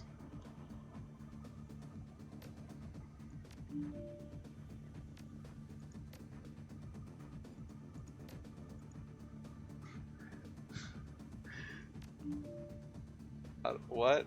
Oh, there it is. Round self-destruct. I didn't see that. Yeah! That's fine. That's fine. We got this sweet shit. Wish I could have only deployed one drone there. But... Can I run in here without taking damage? Ow! No. No. No, I cannot. Should have waited. Oh, I'm still fine.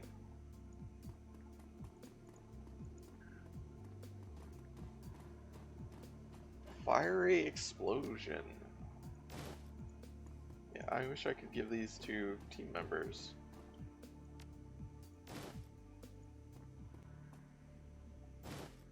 I picked up a flashbang grenade. Ooh. Phosphorus grenade. Yeah, I really wish I could give that to Iger. Oh, okay, I don't want a flashbang grenade, so...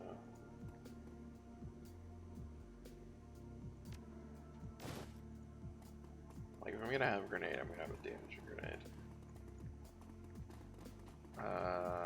Yeah, go up here, right? Oh. Hi! Hello!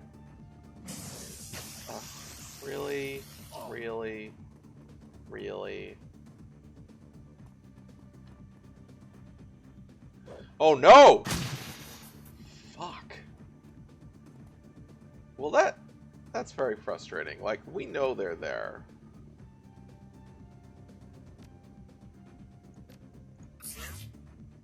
I'm gonna heal him.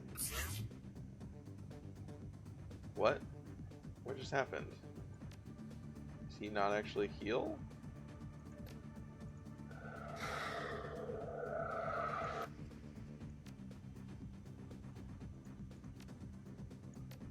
Right, well.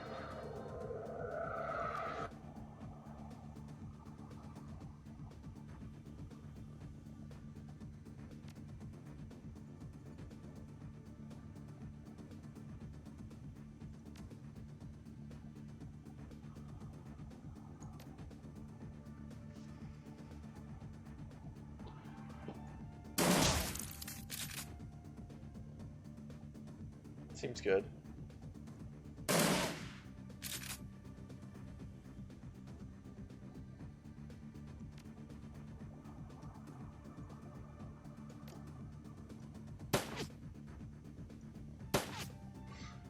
God damn it. Glory! It's like, I just, like, Glory's, like, kind of just bad.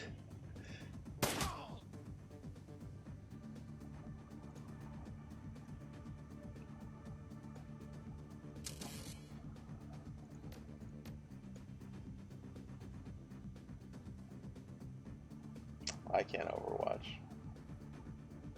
Also, apparently you can't run behind this box.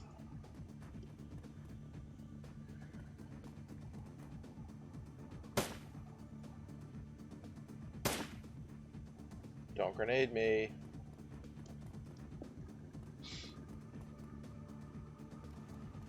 Oh, he's got a grenade launcher.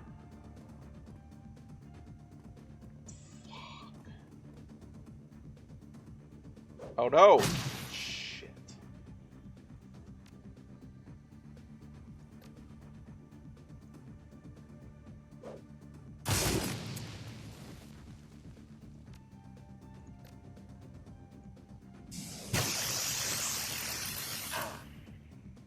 Deal a lot of damage there, buddy.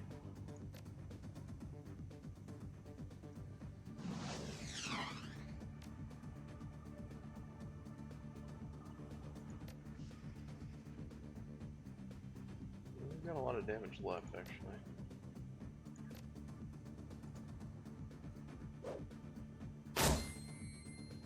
Did you miss?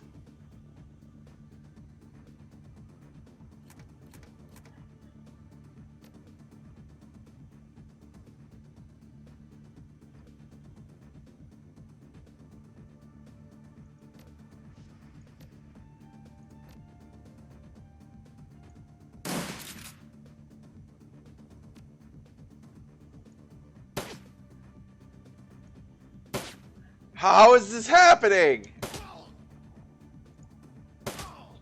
Alright.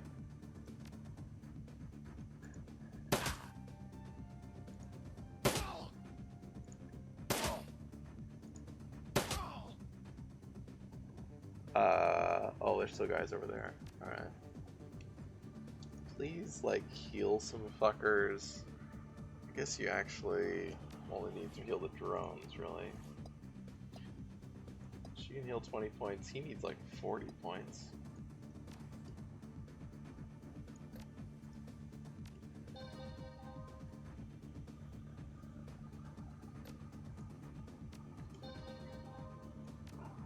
I can't heal any of my drones. Don't have the... Oh. But, yeah, shoot! The frickin', yeah, shoot! Oh! I guess I should have opened these because I forgot the turrets would shoot at them. But... Really? I really can't... Go there. There we go.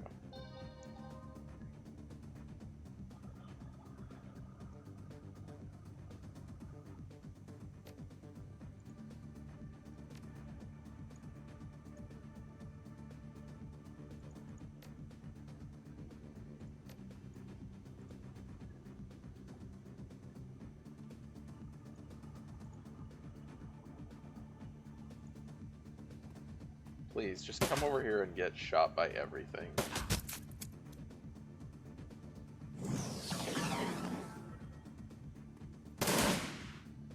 Well, that was everything. Just didn't actually kill it.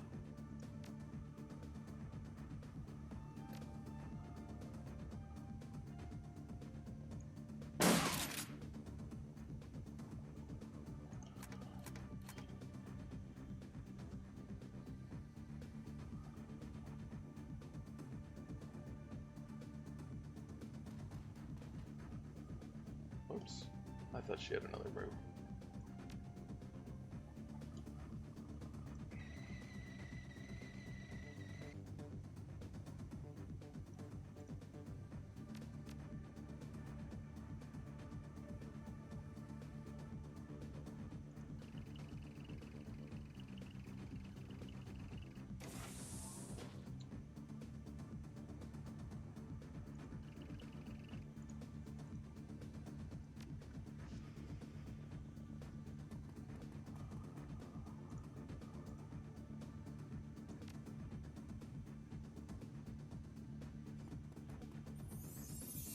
Oh, I'm on a ley line. That guy really doesn't want to move? Fair enough. Fair enough. Okay, I can see him from here? No. Okay. Still can't see him.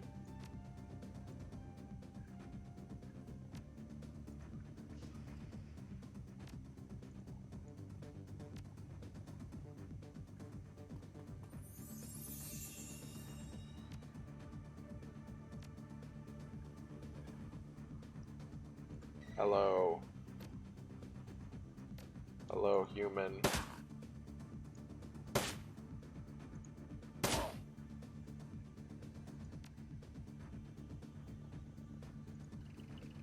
He can move really far. Ah!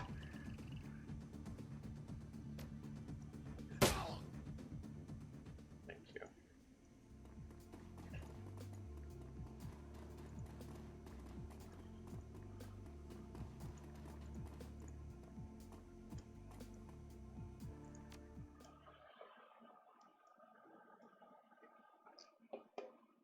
I don't know if it's actually worth it to get that weapons locker in terms of value, but in terms of my...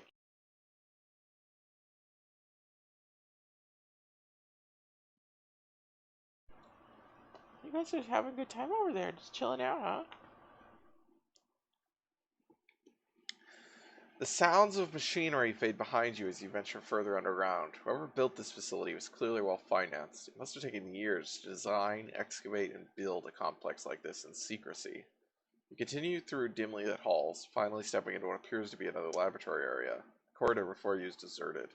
Dr. Adrian Valclair is somewhere within this facility, and with him, the answers you seek. Initiate kill crisis.exe.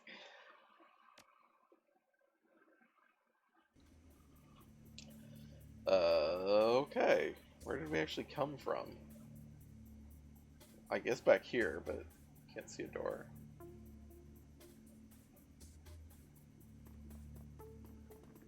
I guess that's not okay. These are just labs. Gonna guess this is a big thing. You know what I should have done? I realized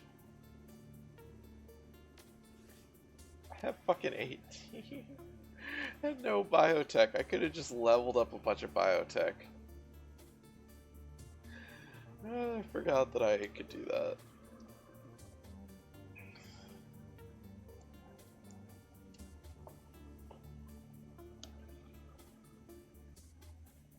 I don't think I have a save back there.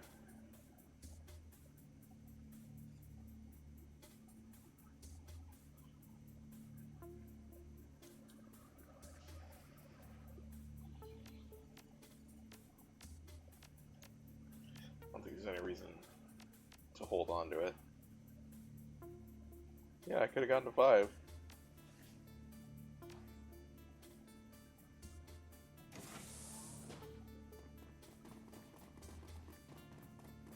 Maybe we can talk to Claire with it. Oh, hi! That's him. Pretty sure. The old man behind the glass works feverishly at his console, glancing up at you when he can. A cigarette dangles from his mouth, its bluish smoke curling around his head. An overflowing ashtray sits on the table in front of him. I like one of his defining characteristics, the fact that he's a chain smoker. That's how we know it's him. The years have not been kind, but his features are instantly recognizable. Despite his age, he still has the strong chin and high cheekbones that you remember from Green Winter's DVD. This is Dr. Adrian Valclair. As you approach, he stops what he's doing, a look of intense irritation on his face. He clears his throat, and a harsh rasping sound emerges from the loudspeaker next to the glass. Yes, here and here. So you're the Shadowrunners that Aldron warned me about. I assume you've left a trail of corpses in your wake. And you must be Dr. Valclair. That's right. He scowls. I don't know why you insist on interfering with my work, but I assure you, that's over now. He reaches down, flips a switch. You hear a loud thud and a click behind you as the door locks shut. You'll find that the blast door behind you is sealed. The laboratory you occupy is fully secured. An important precaution. We keep our test subjects in there, and they are far more dangerous than you.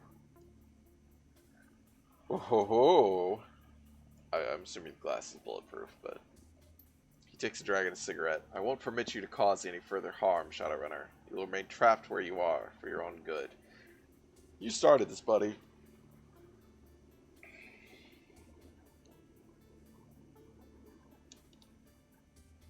Iger, why don't you tell the doc how we feel about being trapped? With pleasure. In one smooth motion, Iger raises her shotgun and unloads. Oh, I was expecting it, but Iger raises her shotgun and unloads a spread of pellets into the glass. They clang into the window, ricocheting wildly in all directions. The surface remains unblemished. That was a bad idea. The window between us is made of dye-coat-treated transplast. Do whatever you like to it. You'll find that it's quite unbreakable. The bastard's right. Nothing recurring can even scratch dye coat. That glass is essentially sheathed in diamond. We need military-grade explosives to crack it. She frowns. We're stuck in here. Why don't you have military-grade explosives on you, Iger? Shouldn't you be carrying, like, C4 charges or some shit? Like, that seems like a thing you should do. When I was in your position in a tabletop game in a setting like this, not actually Shadowrun, but with this level of technology, and I was playing a soldier with a lot of weapon skills, I always carried C4. You never know when you're gonna need C4. And it's not like he can explode accidentally, so. Now, he fixes you with a level stare. I want to know why in hell you so violently interjected yourself into my business. Don't you know? You have, like, investigators. You had an AI, didn't it tell you? First, you break into my estate, which you didn't even know was mine, apparently. Then you must spend a small fortune to track me down.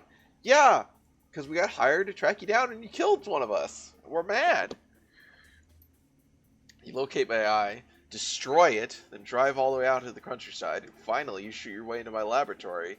He leans forward, hands on the table, his eyes narrowed into a piercing stare. So I have to ask you, Shadowrunner, who are you, and why in God's name are you here?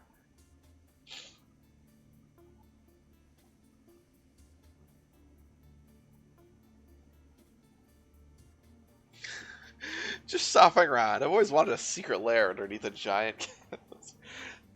For him, it was Tuesday. I know, but if he knows that, like, we were hired when we didn't know what we were doing, and then somebody died, like, why did you think that we spent a small fortune to track him down? Just like, God, why didn't you just get over that murder? Honestly, it wasn't even really murder. It was kind of self-defense for them. Like, we broke into their place because we were hired to.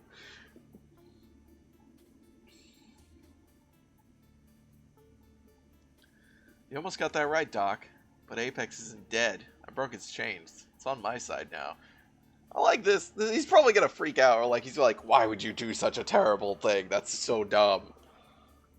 How often do you think he gets evil villain monologue? Just give him this one. It's true. He seems to have been cooped up for a long time. A violent bout of coughing nearly bends him over a double. He clutches at his cheek. Oh, good God! You let it free? Yes! Surprised you with that, didn't I?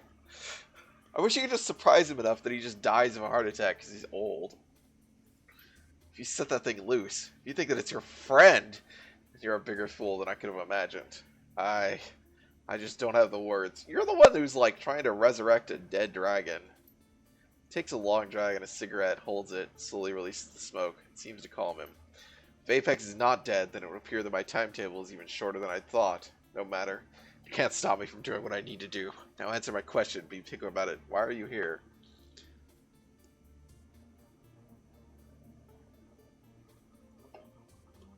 You first. Tell me what's going on here. Now.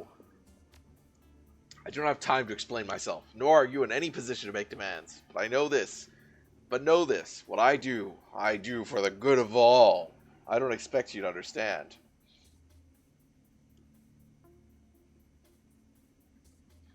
I understand that your men try to destroy an entire heat full of innocent people. I understand that you've got a lot of funding and a heavily modified virus designed for widespread dispersal. Something big is happening here. Ah, so you have pieces of the puzzle, but not the whole. Interesting. It must be vengeance, then. That's why you're here. Vengeance for your friends and the attack on your home. You believe I've been hunting you, and now you're bringing the fight to me. Well, haven't you? I mean, we literally know, even if he didn't personally give the order, that his forces have been. Valclair covers his face with his pale, nicotine-stained hands, groans. You are correct. I was the one who sent Apex and Audran after you. You're gonna pay for that, you bastard. Why attack the Croyd's Bazaar, Montclair? Why kill Paul Amsel? And it was necessary to preserve the secrecy of my work, for the greater good of all. I know I have wronged you, and for this I am sorry.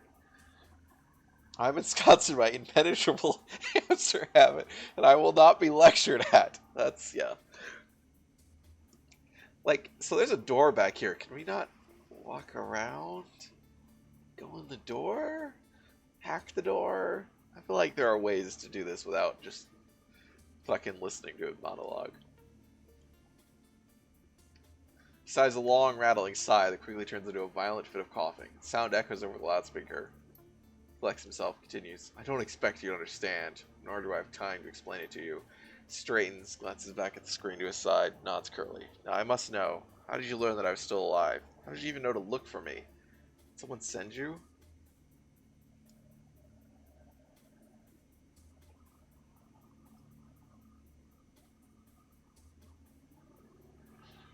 Iger's shotgun said there was no way in.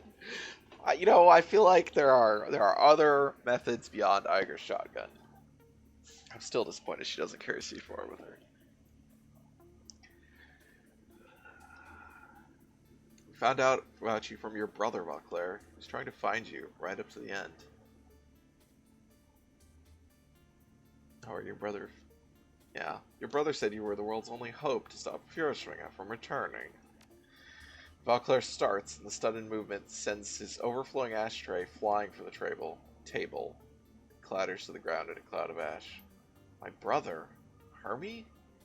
It's been years. You've seen him? How is he? His brow furrows. He takes a step towards you impatiently. Well?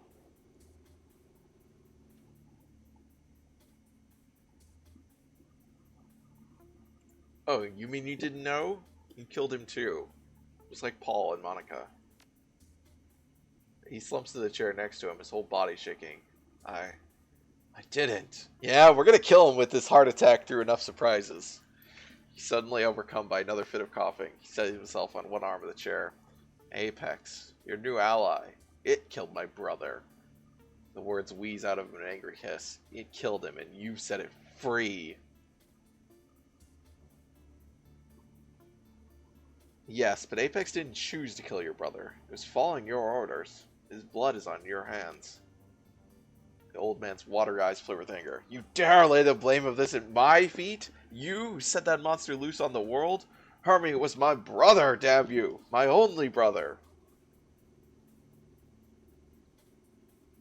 Apex killed him for you, Vauclair, not for me. He closes his eyes, and a tear traces its way down the gaunt hollow of his cheek. Oh, Hermie, the things I've sacrificed. All for this. All for Panacea. So Apex was just following orders. His final words will be, I wish I'd smoked more. All for tonight. So... the game doesn't act like anyone knows what Panacea means. Like, I mean, not as a proper noun. Obviously, we don't know what it means as a proper noun. But as a non-proper noun, a panacea is a generic word, which means a cure-all, a kind of mythical, like, thing that would just cure everything. So that, like, calling your what we're thinking so far is a radioactive weapon, virus, panacea, kind of suggests that it's not that, or not intended to be that, and nobody apparently is thinking about this. So I'm wondering if this is going to be our, like, when he's talking about the good of everything, if he's building some kind of medicine, but I don't know why. It involves a radioactive ghost dragon and, all the other shit that it's involved and why he's doing it in secret, etc. So...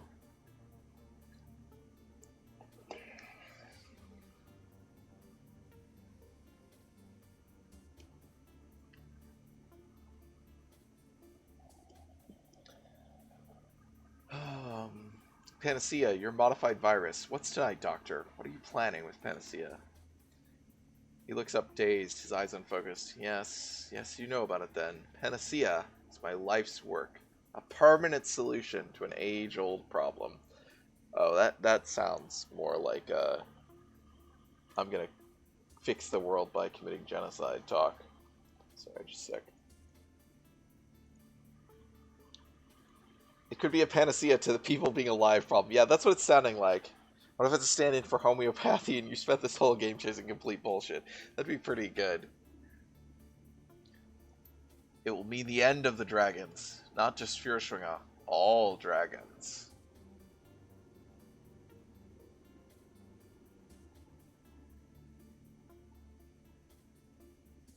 Explain yourself, Doctor. You've had a bad experience with one dragon? So now you're gonna wipe out an entire species? So is it like a... Oh my god, did he make Fox die for dragons? Is that what he's done? Has he made Dragon die? Vauclair fumbles in his pockets, produces a fresh cigarette. He lights it with shaking hands and breathes in deeply. How fast does he smoke these cigarettes? The orange glow of the cigarette flares bright. When he exhales, the words spill out of the smoke. The firewing burned and murdered, and caused untold damage in her bestial rage. Until the Dragonfall. Until I stopped her. And that destruction was merely a symptom of a greater cancer. Fjordschwinger wrought destruction with fire and claw. The dragons of today, Lothware, Dunkelzahn, Keladir, they kill and conquer with subtler tools. Deception, manipulation, corruption. He spits with disgust. They use us as pawns, playing pieces, puppets in their millennia-long machinations. Doctor, I think what you're talking about are capitalists, not dragons.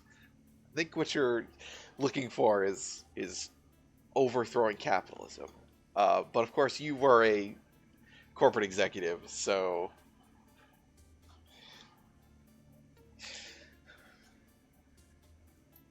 Oh yes, dragons are a cancer, one that will conquer, or worse, destroy all of humanity if we do not stop it, one that metastasized when the world awakened. An ironic metaphor, since it was the failing of my own body that allowed me to see it. Oh my god, does he actually have cancer? Fuck. Let me guess, you have cancer.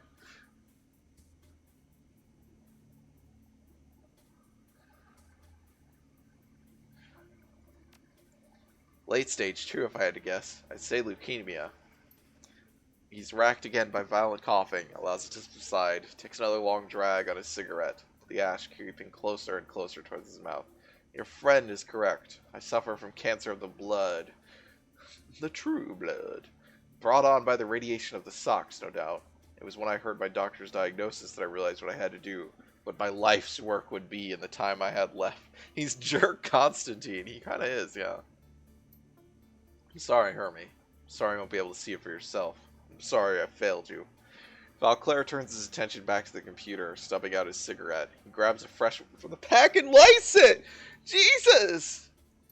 Tonight I will release my panacea to the world. And how absurd that the instrument of dragonkind's destruction. He presses a button on the terminal and a large observation window at the far end of the room rises slowly open.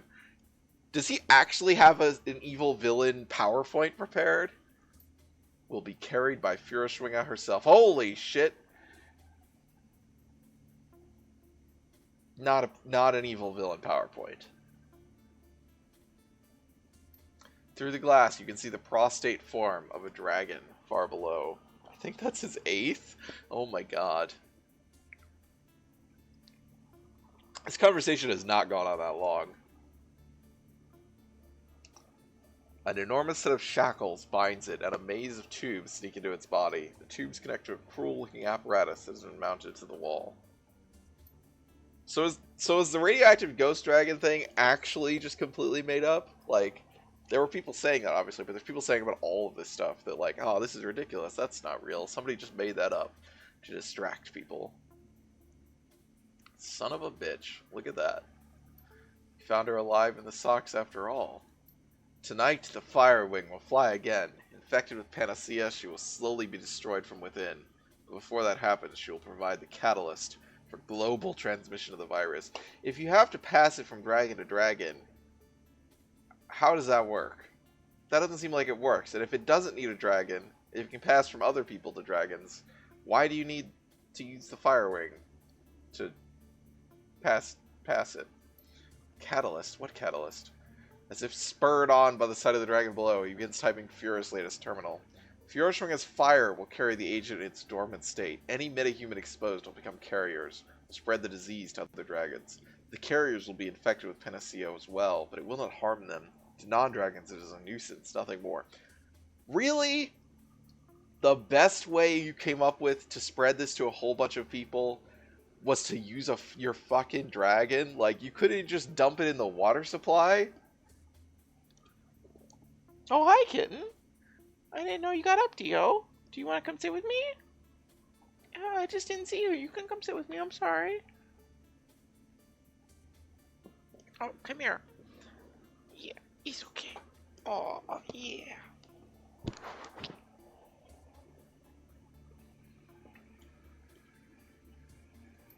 When a critical mass of carriers is achieved, my panacea will become unstoppable. It will spread across the globe in a relentless tide.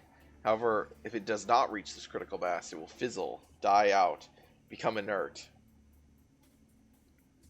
Why? Why would you put a timer? Like, why? I, if you're already basically building a cancer, then it shouldn't die out. They should just be carrying it. Also, if you're building a thing to target dragons, like, once they find out about it, it seems like dragons, like the ones you're targeting, like Loftware, are probably one of the few people or individuals that have the resources to actually close themselves off from all contact, or like test anyone who wants to come into contact with them. Like, they're happy to just sit in their lair and run things, right? Hence the need for a ground zero, a flashpoint for a mass infection event. Again, I feel like dumping it in the water supply would do just as fine. He looks to the ceiling, mumbling to himself. I'm sorry, Hermie. I know you loved your flex state, but it doesn't matter now. It must be Berlin. Hang on a second. You're going to stick the fire wing on Berlin? I mean, I don't know that it really matters where he's going to stick it, but continues his work, filled with feverish energy. To save the world, yes. For the panacea to work, Berlin must burn. What's the actual vector for dragon infection? How are they interacting with folks in a non-burning way that allow viral infection? That's what I mean. Like, the ones like Loftware that run corporations and shit presumably interact with people, but, like, they're not just running into people on the street. They're, like, meeting with people in boardrooms or whatever the fuck. I don't know what they do. But they can vet the people that meet with them. A sacrifice, one for the greater good. Furschwinger will breathe her infected fire upon Berlin. Thousands will die, and through that destruction, the virus will take to the air. If it's airborne, a critical mass of Berlin's metahuman population will be exposed, but no one will even think to quarantine the city until it's too late. The flex state lacks any centralized authority. Corporations will evacuate their own. Thousands will flee the city infected. I don't think in this nightmare dystopian future anyone would be quarantining any large city regardless of what kind of government there is. He mutters, his voice growing more detached. Oh yes, Hermie. Berlin is the perfect flashpoint. It wasn't supposed to happen tonight, no, but this little intervention of yours leaves us no choice. So let us see. He's really going full villain now, like monologue. He squints at his screen. Tonight's wind patterns dictate that ground zero be Tempelhof Schönenberg. Highly populated. The virus will quickly spread enough from there. It's only a few kilometers from the Kreuzbazaar. Don't do it, Vauclair. I swear I'll make you hurt if you do. And I'll make it last. If it's airborne, why do people need to be burned? This all seems, if you'll excuse me, a little half-cooked. Yeah, this seems like a very, like... It seems like a plan that is trying to be fit to justify the desire to have a dragon burning everything. It doesn't really seem like the dragon burning thing is a natural way to do this at all. Vauclair sighs, shuts his eyes tight, brings a shaking hand to his temple. We all know that is not going to happen. You are trapped here, impotent to stop this from happening, and it will happen. The old man eyes the cigarette butt in his hand, fishes out another from the pack and lights it with the first. Then he returns to his console, searching the side for a microphone. He mutters something into the receiver. You just barely make out the sound of the name, Audrin. When he turns to address you again, his voice is level. The shaking in his hand seems to have subdued. Security will be here soon. Wait where you are, and they will take care of you. I thought you would have done that when you first saw us, but... The sacrifice that I'm making tonight is a necessary evil. It cannot be helped. As long as you remain confined, I will not take action against you, however much I want to. You helped the thing that killed my brother. Set it free with no regard for the consequences. You deserve to suffer, but not by my hand. There'll be enough death on my conscience tonight.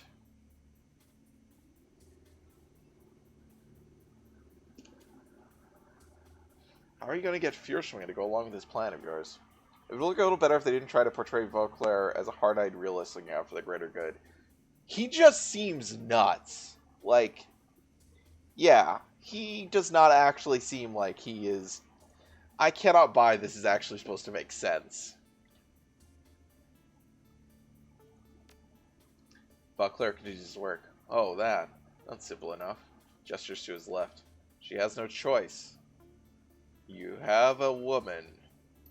The gaunt woman in the containment cell stands rigidly, her face pressed against the glass, her haunted yellow eyes tracking her every move. She appears frightened, disoriented, lost. Her mouth moves silently, her voice muted by her glass cage. So the stories Green Winters found were true. Fierstrunga's astral form was separated from her body when she fell. There is a radiation ghost dragon. But lean into the nuts, not the world-weary chain swigger persona. Yeah. I mean, it would kind of work if, like, like, he thinks he's a hard-eyed realist, right? And is, can be chain-smoking and such, world-weary. But, like, you need to kind of have a little bit more of a reaction of, like, this makes no sense from everyone else. You trapped it somehow. Yes, but that came later. Why is her astral form a human woman? In 2012, we took Feuerstrunga down with an experimental weapon. This device, suffice it to say, I couldn't fully predict how it would affect her. 2036, I led a search team into the Sox. I didn't know what really happened to the creature I had slain. We found her alive, in a way. The dragon's astral form, her spirit, you might say, had been ripped from her body by the weapon. It was trapped inside a young woman living in the Sox. A mob of glowbugs revered her, treated her like a goddess. I transported the young woman in the dragon's body here, where I could study them. Okay, so that was the cult, and there was... Okay, so it, like, somehow got stuck in someone else?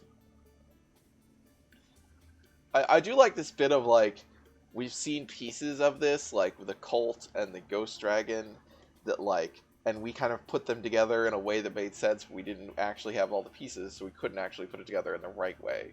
I like that idea of, like, you sort of misunderstood because you didn't have all the pieces. You mean she's been in that cell for almost 20 years? The old man nods absently. No choice. A creature separated from its astral form cannot live more than a few hours before both die.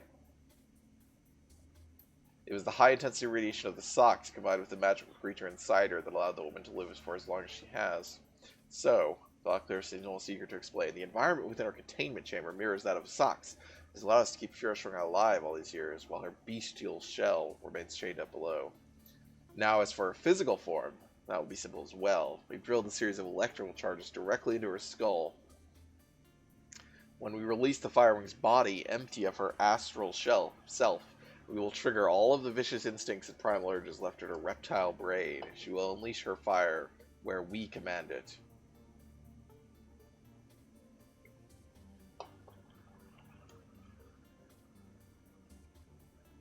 That's horrific, even for a mass-murdering dragon. He shakes his head. Misplaced empathy. The beast blazed a path of fiery destruction across Germany. But no matter. I have more important things to do than debate the morality of this with you. Feuerstrunga must fly, Berlin must be sacrificed, and it must be tonight. Now where is that damned Audrin?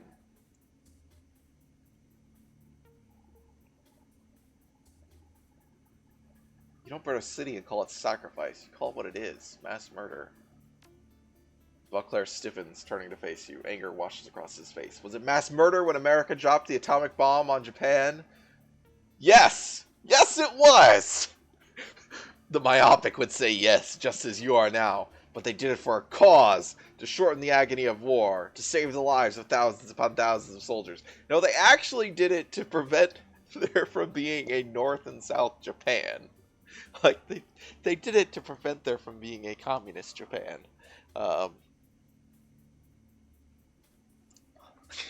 But, sure, buddy. I'm sure you would also think communism was a terrible thing to be avoided, so... The old man is trembling now. I do the same, for the good of the world. Now, if you've got the academic background, you can actually be like,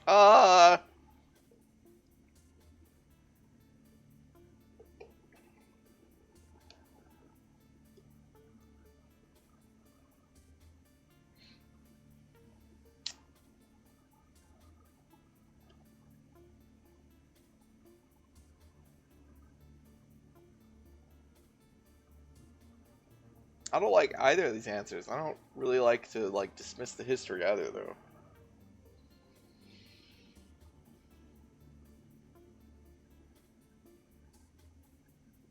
I can't really say murder is murder when I am literally a murderer for hire.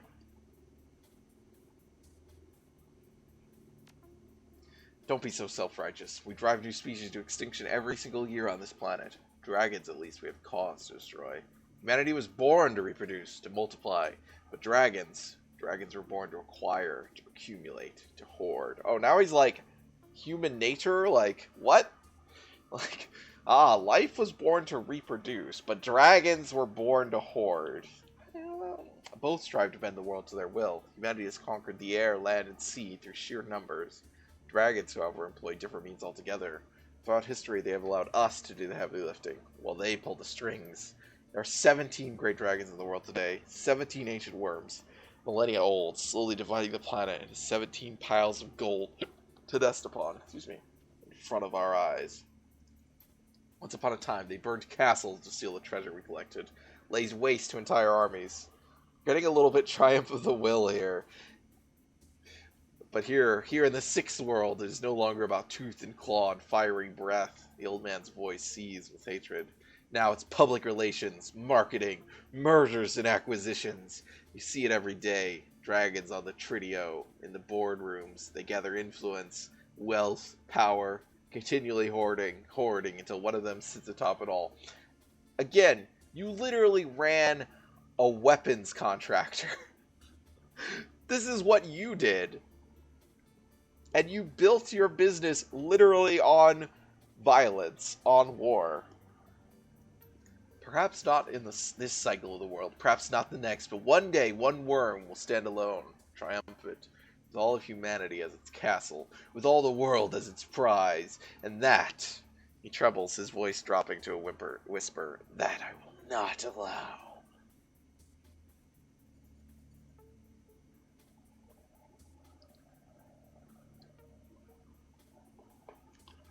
What if this virus mutates into a strain that can kill us, too? Did you bother asking yourself such questions? I wonder, when you set that thing free, did you consider the consequences of loosing a man-eating super predator into the global matrix? Tell me, I want to know.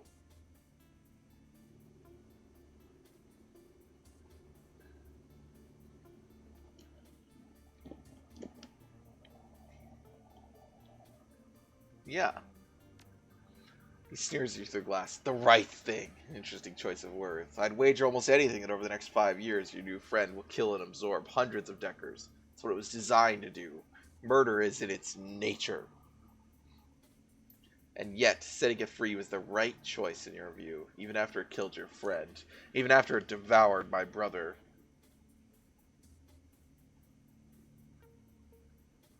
You're just trying to claim the moral high ground, but what you're planning could kill us all, Doc. His voice goes cold. I've heard enough of your accusations. You've cast your lot with that thing. You set it loose to kill with impunity. You're a moral leper, and I'm finished with you. I'm interested in how this conversation goes, since a lot of it is impacted by the fact that I let Apex free.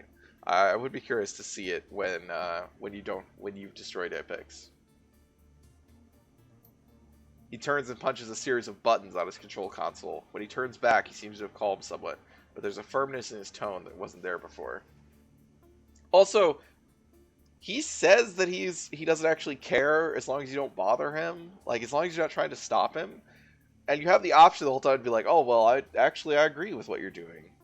And I assume that does not just have, like, you just walk out. And, like, it's like, oh, well, good job. You know, game's over. Like, I assume that's not what happens, but that'd be really funny if it did.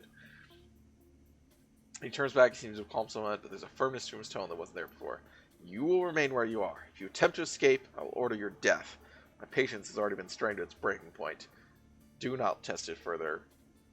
Now, Claire, his voice thunders through the intercom. I hold in my hands the power to end draconic life, to lift our species from the brink of disaster, to save everybody, even short-sighted fools such as yourself, from extinction.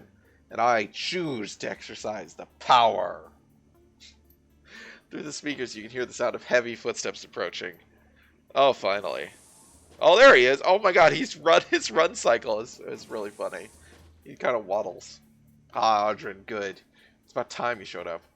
Sorry, Doctor. We were waking up the dragon's physical form. It required some care, but the procedure is ready to begin now. You should see to it. The orc steers at you from behind the glass, scarred features writhing in the dancing light of Claire's monitor. It's like you trapped the thugs who are attacking the manor. Yes, they won't be a problem any longer, but with Apex gone, our security is still compromised. We'd best still hurry. Oh, and Audrin, don't forget to clean the containment unit afterwards. The virus will kill Fisher along with the rest, and when it does, her astral form will perish as well. Human host or no. We're gonna stop you, Claire. We'll find a way. Iger's lips curl into a small snarl, and we'll make it painful. Audrin twists suddenly toward the glass. Quiet! Everything's ready in the chamber, Dr. Claire. I think you should start the procedure yourself. Claire brings his cigarette to his mouth and inhales sharply, holding it for a long moment. Yes, my friend. Looks at the ceiling. It is time, Hermie. Let's do some good. Claire stubs out his last cigarette with a heavy sigh. I will begin the infusion process. Audrin, please make sure our guests here are securely locked away before you come down. The old man glares at you through the glass. I go now to do a hard thing, perhaps even an evil thing, but a thing that is necessary for the good of us all. What I do now is a far, far better thing than I have ever done, and I go to a place that is a far, far better place than I have ever been. As for you, Shadowrunner, I suggest that you sit back and wait for the inevitable. It won't be long now. Without another word, he turns and exits the room. Apparently, if you agree with him, you have to kill your party. Holy shit, SL. That's fair, since they want revenge, but holy shit.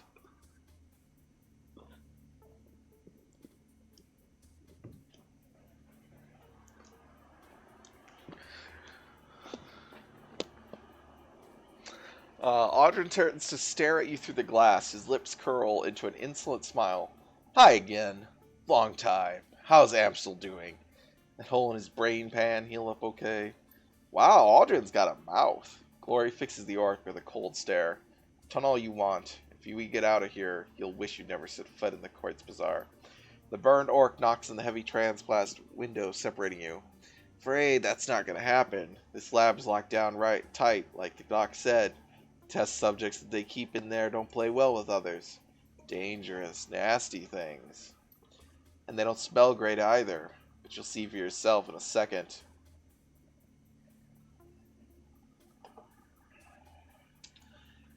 Even if he has family, he's pretty clearly committed. Been meaning to talk to you about that. You could use some deodorant yourself, big guy. A stink from your smoldering corpse will cover it, asshole. Checks the monitor. Listen, I gotta go. Have fun with the test subjects while I'm gone. Grins and flips a switch on the console. You hear the hiss of doors sliding open nearby. If they have test subjects, presumably they're being used for tests. So it's not good to actually just let them out to be killed. 2, don't they want to use this lab? Like, what are they going to do with the test subjects if they assume the test subjects are going to kill us? Because they said they're more dangerous. If you're still alive when I get back, I'll put a bullet in you or something. His little waddle.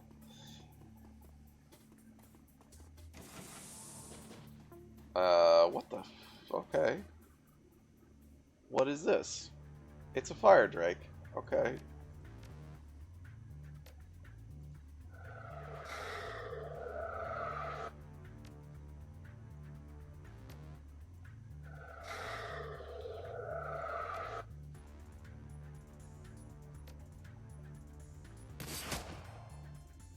It's got a lot of HP.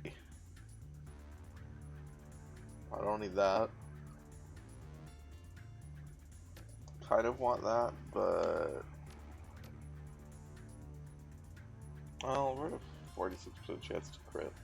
Ooh, if that's a hit, it's not a crit. But of course it missed. That's good. It's got 40 HP. What I should actually do is try to do this. Yeah, we did it. I should have done that before. I forget that I can do that though.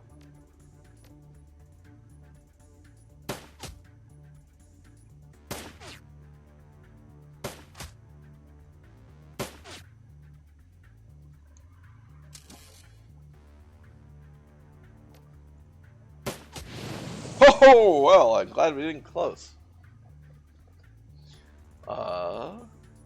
Medical supplies, huh? Are there more test subjects? I guess more of them could be coming out of there. Trying to see if there's any other, like over here, maybe?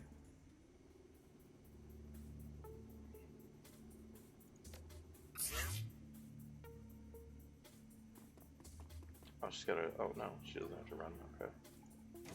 Oh, there's one. Really?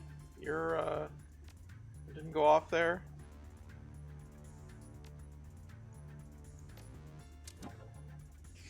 Oh. It's all excited.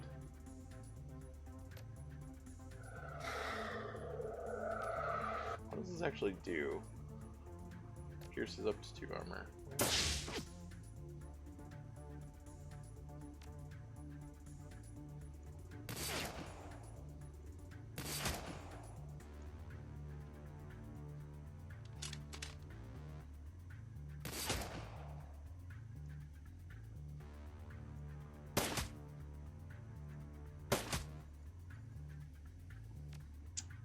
Might want to be able to run away.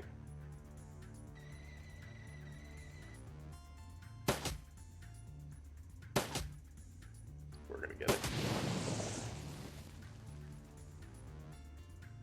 Okay. I feel like the next one would be up here probably then. Just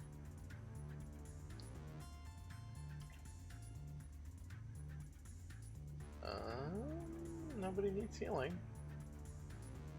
I think we're good. There it is.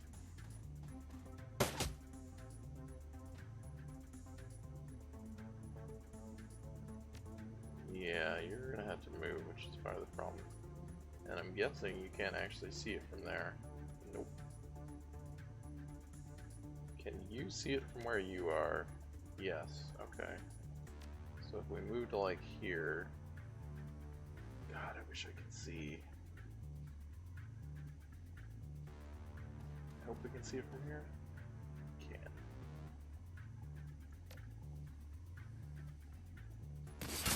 Nice. That's really good. Oh, that's good.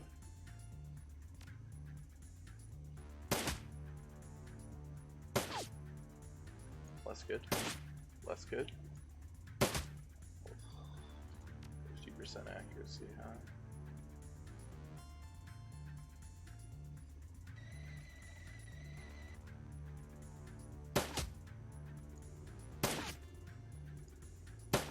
Oh, good job.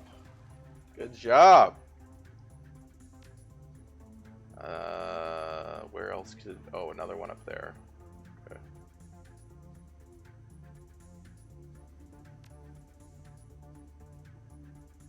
You have haste and accuracy. You have aim and your adrenal pump. Okay. So just come up here.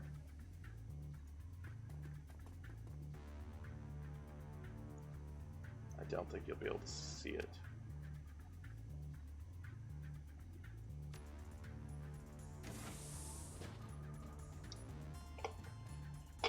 Well, that's really annoying, actually.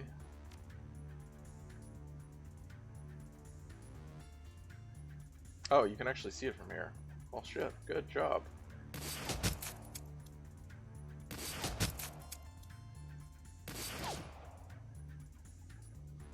Shit.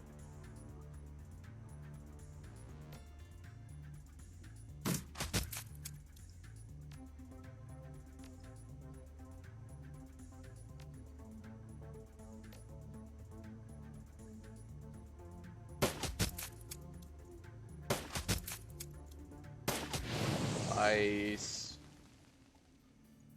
Good shit.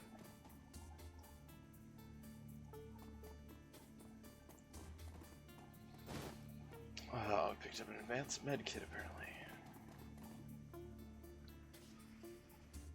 Yeah, what's our actual, like, objective listed as?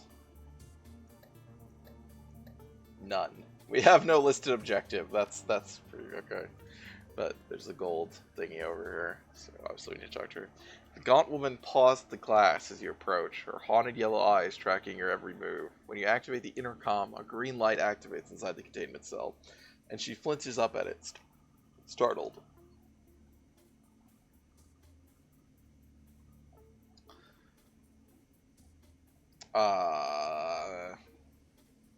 Furschwing? A small voice whispers through lips that barely move. It sounds hoarse and awkward like a rusty lock. Help. Please. Help. How do I get out of this room, Furschwinger? Objective. Do what thou wilt shall be the whole of the law. Have you guys heard of that TV show they're making about, I cannot remember his name, the rocket scientist who ended up palling around with Aleister Crowley? It's on like CBS, so it's gonna be bad, I assume.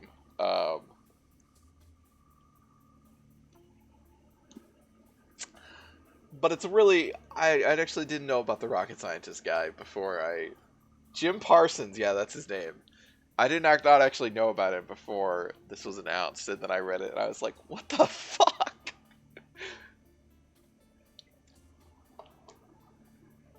I know a way to free yourself. Then you help me. A deal. A deal if you agree to free me. Let's think this through, Cade. Be careful.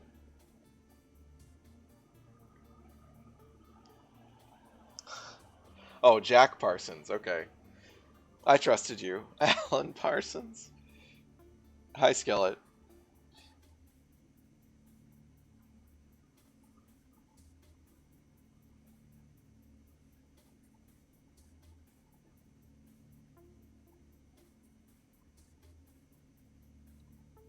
Although a version of that starring Jim Parsons would be pretty amazing.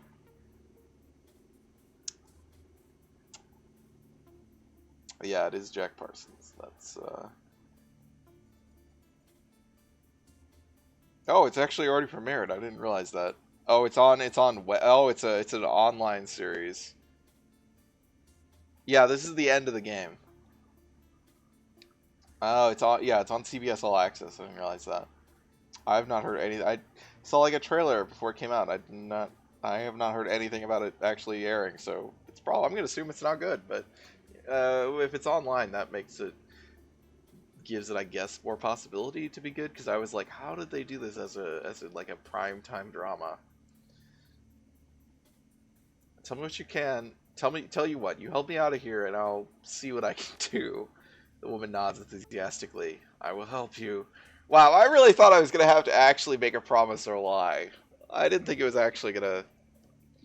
I will help you, grant you release, and you will repay me in kind. Yes, yes, you can escape from this room. There's a panel on the floor. You can drop down, find your way to the guts of this place. There by my body is the machine. Break it, break it, break it.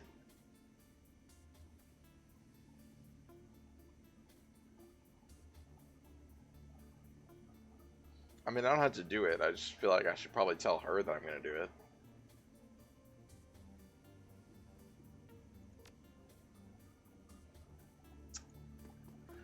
We could never have found this by searching this room. Oh, okay, it's just gonna take us in. I guess that makes sense. I guess she's been here 20 years. You squeeze through the narrow gap beneath the floor panels and climb down into a large space beneath the lab complex. Darkness surrounds you, and the air smells moldy and stale. Man, it's just like I'm back in Alien Isolation. As your eyes slowly adjust to the light, you can make out the dim plains of cobweb-covered walls, and scattered construction equipment. Judging by the dust and disrepair, this place appears to have been abandoned long ago. Meanwhile, somewhere else beneath the Harfeld Manor, Dr. Adrian Vauclair is preparing to wake a dragon and unleash it on an unsuspecting Berlin. How did the Scientologists let that get made, is my question. L. Ron Hubbard features pretty heavily. It doesn't come off well. Yeah, I am assuming they just are not going to do that. It's not going to be L. Ron Hubbard. Like, there's no way they're gonna let that they would like even regardless of like actual Scientologist involvement. I just assume somebody like CBS making a TV show would not be willing to risk it. I want to see cobweb colored walls. It'd be a hell of a swatch at Home Depot. I guess they're just kind of white, right? They're just like a gray, light gray. But it'd be a good name for a color.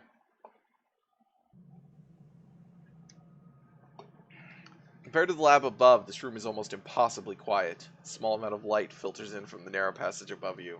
There appears to be light fixtures mounted in the walls, but there's no sign of a light switch. Where the hell are we, boss? It looks abandoned. I think this place is military. Judging by our depth in the markings, I'm guessing it's an abandoned missile base. That would explain why Claire chose this place for his operation. It can't be easy to find a secret underground base big enough to hold a dragon. That would be wild, though. He ran off with Parsons' wife so they could practice sex magic while Hubbard was still married to his first wife. I know, like, I assume there has to be a character in it, but I just assume it's not going to be called L. Ron Hubbard, and that it's not going to have any reference to Scientology. Or, like, maybe he's still, like, an author or something. You could call that swatch, like, a weathered slate or cobweb. Like, you have to have the character, doing actions, just not have it be, L. Ron Hubbard. But maybe, maybe they do it, I don't know. I would be curious.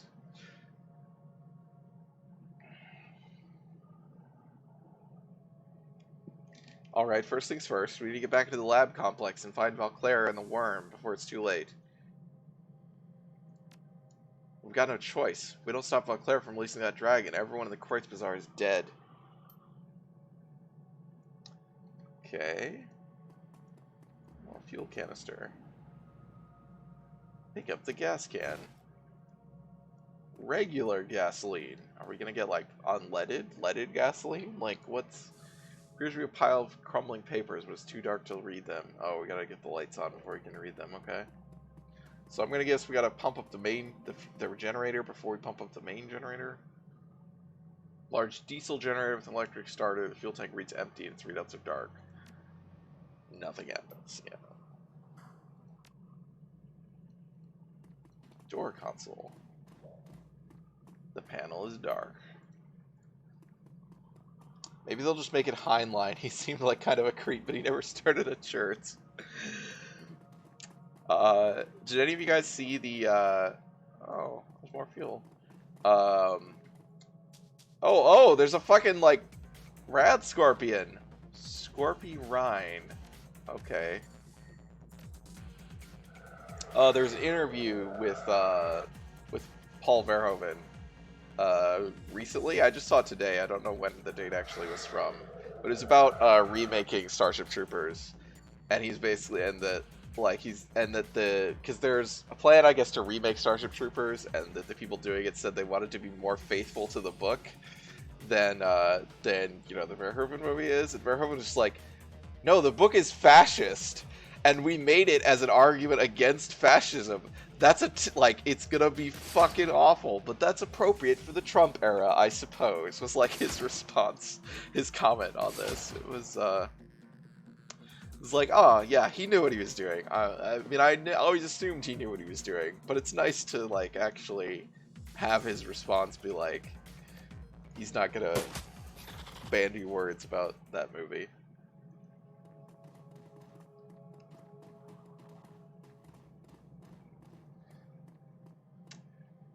Take the diesel fuel.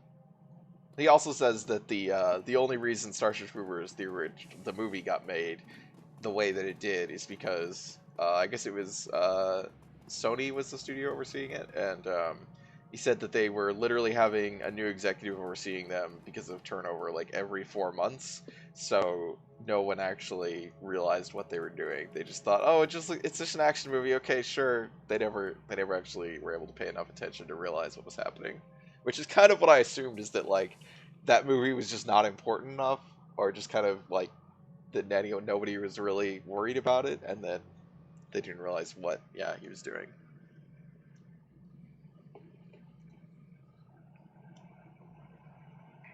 Okay. It's weird hearing my own reaction point by point before I can say it. What? Oh, from me?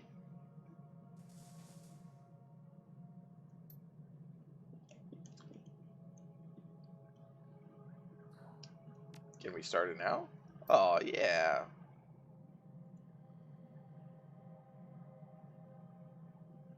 Okay. Add the diesel fuel. Oh, I guess the second one we got was diesel rather than regular gasoline. I didn't actually read it.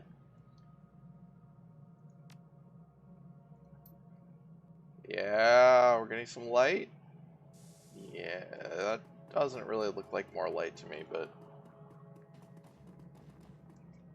this appears to be a pile of crumbling papers. Take a close look at the papers.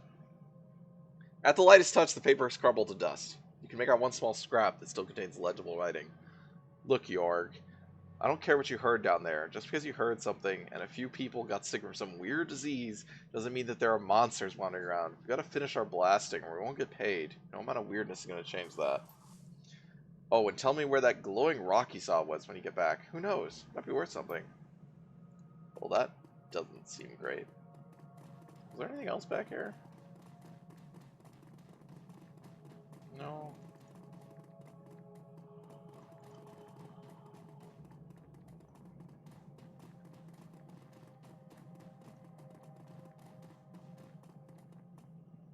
Open the door.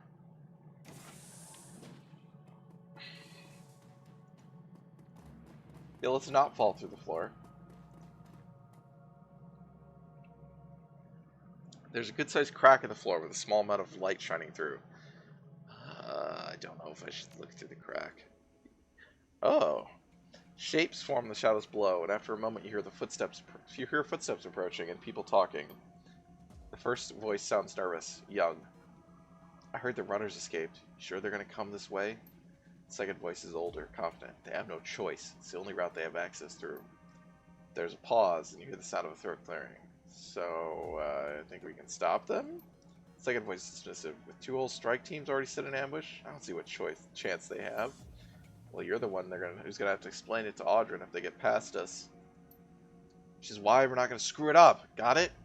As soon as any of these doors open, you shoot. Got it? Oh yeah, I got it. Alright. Glare from the light of the floor below fades. Your eyes readjust to the room. So that's like, I guess, you know, a game like this doesn't really afford you the kind of enemy dialogue that you get that was made famous by like No One Lives Forever, for example. Now it's in basically every game to an extent, but well, every like first-person shooter or third-person like, you know, real-time game. But that was kind of I guess their version of that. So they're below us, though.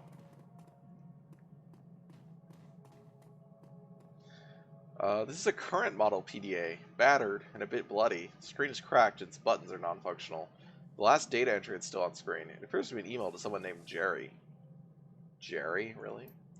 Can't believe they sent my squad down here to search for these escaped fire drinks. No one been in these tunnels since the Awakenings. Who knows what the hell else is down here?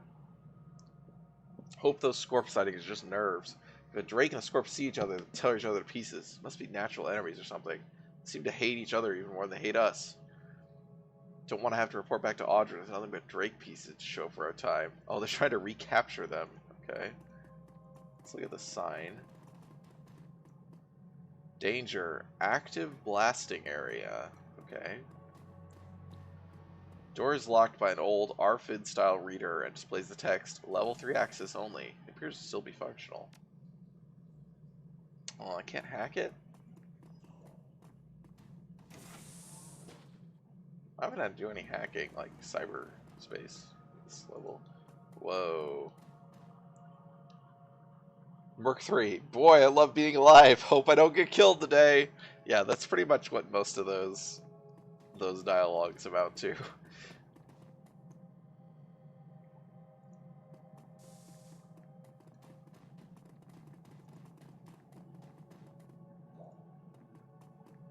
Oh, that's a lot of blasting charges. Also scorpions over there, okay.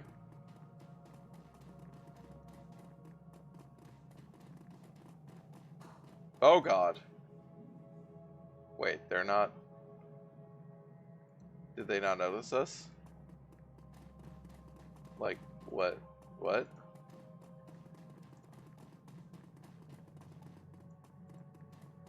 I really don't want to take on more than one at a time because they have a lot of HP.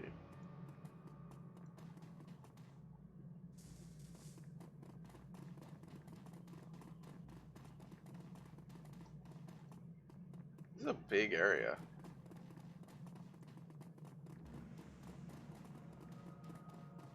Is that just a fucking hole?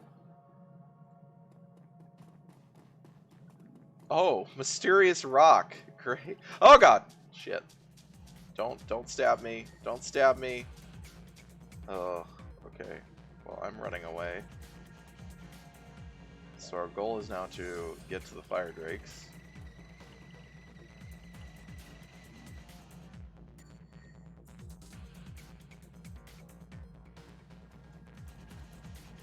We're down here.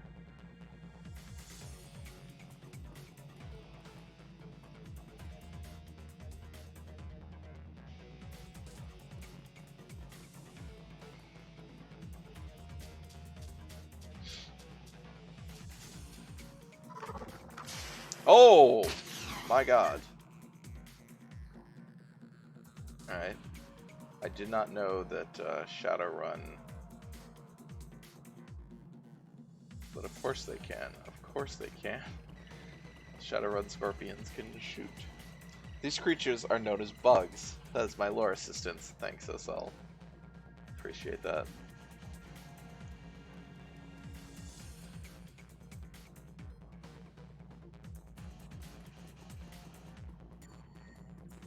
Man, this mission is like...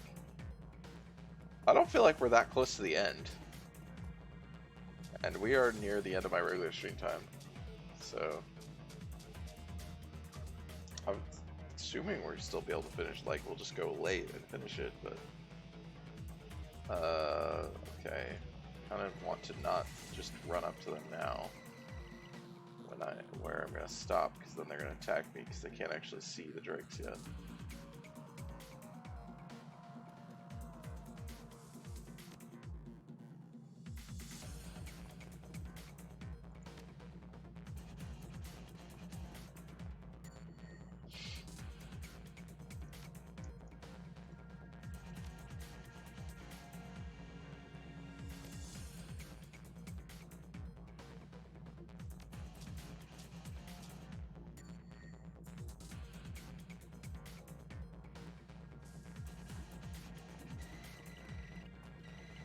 Hello? No. Okay.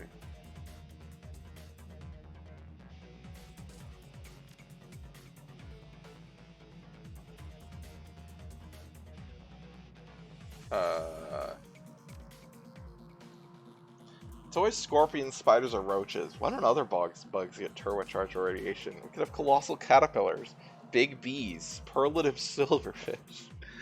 I would love to see that. I mean, I just, obviously scorpions have a kind of particular, they have an outsized reputation for their danger, even for what they are. Oh.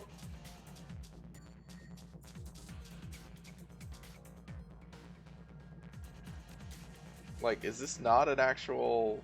I'm very confused here. Okay, okay, yep, there they go.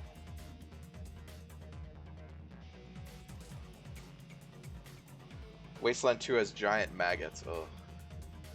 I mean, New Vegas has the, the giant tarantula moths? Those things are fucking horrible. The, Cazadores. There's also generally giant ants, those are pretty common. But, alright, if Iger gets... Iger can take some heat.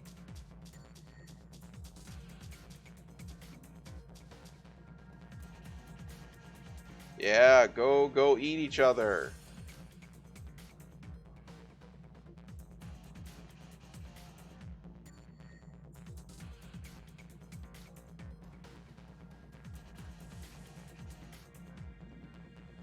please go eat each other?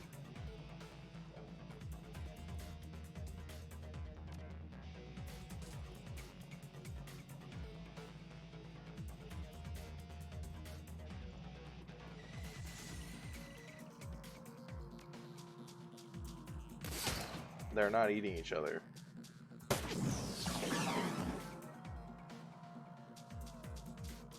They're not eating each other! And now I'm in a corner.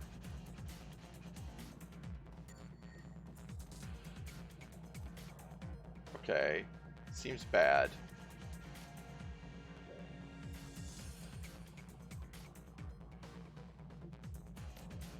Seems bad. Okay, they only have 80 HP. These guys do, compared to those guys have 120. I'm gonna have to hope that those things attack those. Just like it said they would.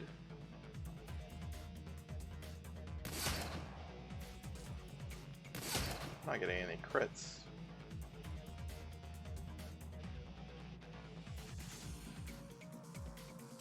I guess I should...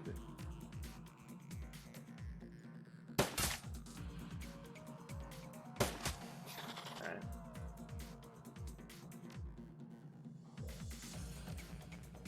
Oh, 99%. That's good.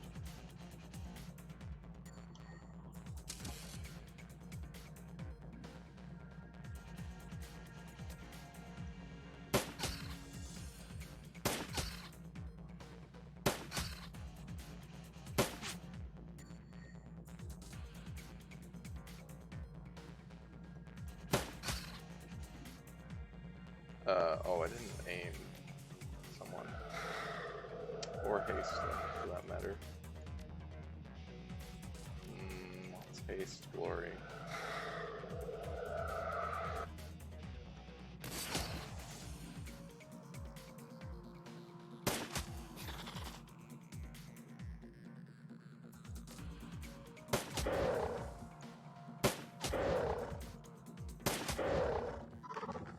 Nope. Oh god, we're all fucked. The log lied to me!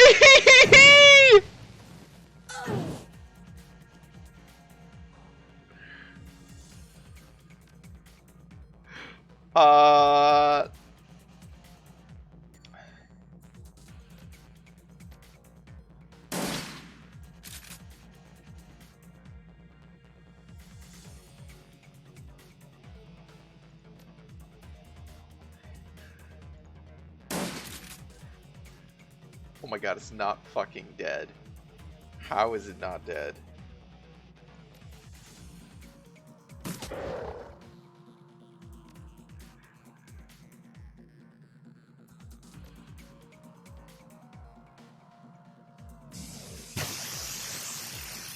I wish that was just a fireball and not a... Should we heal? Well, let's do this first.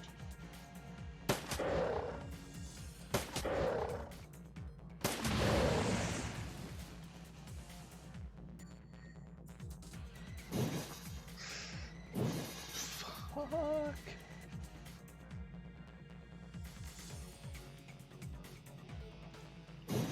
Oh god. Okay, well, at least it seems to be...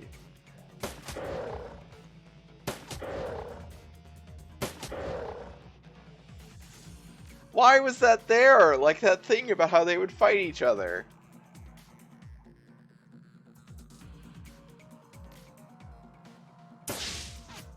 Jesus, glory.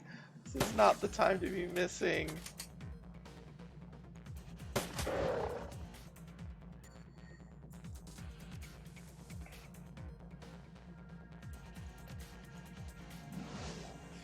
Oh, fuck. Alright. What? Why didn't it do anything?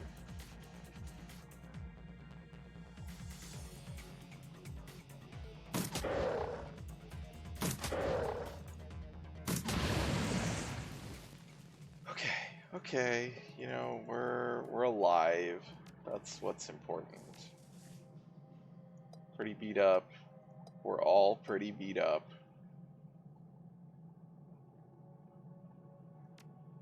And I missed my chance to use our healing abilities, which would have been good, probably. Maybe they'll only fight if they have legitimate beef with each other? What? It said that they hate each other and will attack each other on sight, even to the exclusion of like, the humans. That's what it actually said, so... That feels like that was a lie. Pretty much everyone could actually... Okay, he only... Actually, Dietrich's not that hurt. You have like 40... You have like 30... 30... Okay.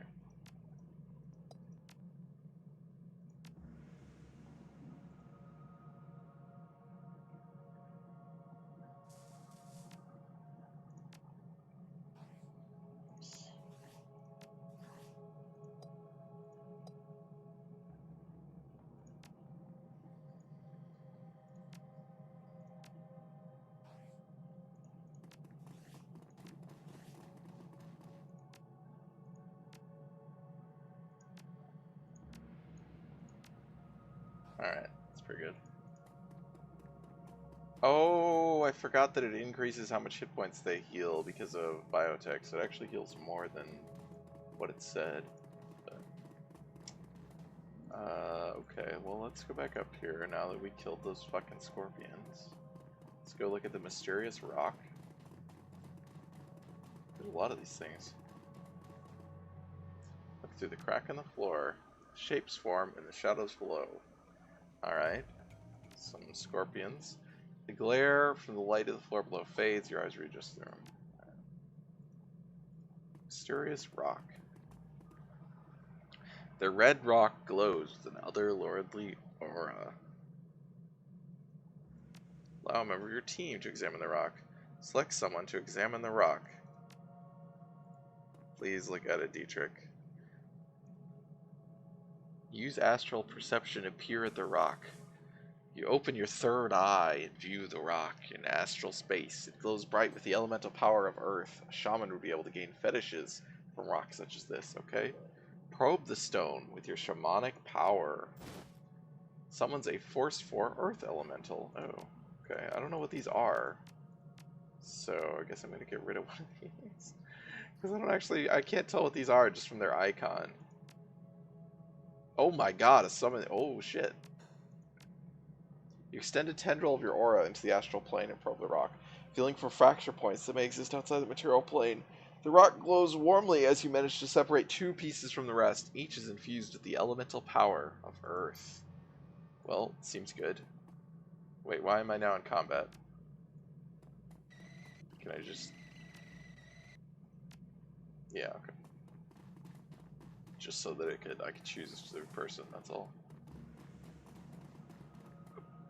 So there were scorpions in there?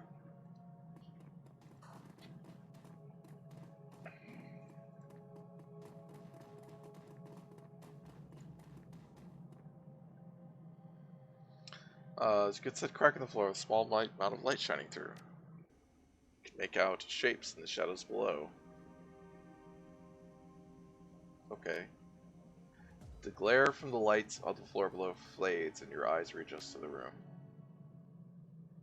Let's go pick up those blasting caps and shit, I guess. It's kind of avoiding doing it until I explore it more.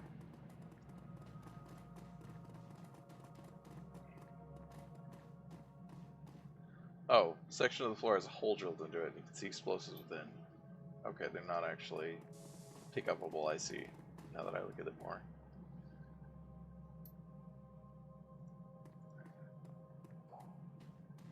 There's a good-sized crack in the floor with a small amount of light shining through. I thought it was going to be like we can choose where to... Wait, what? Oh. Look through the crack in the floor. Shapes form out in the shadows below, but you can't make anything out. You can hear one clear voice coming from below. It speaks with authority. Alright everyone, stay sharp. The intruders have escaped. Team 1 is watching the main door, and we're to keep watch here. You keep those doors open. You don't think, or you see those doors open. You don't think, just shoot.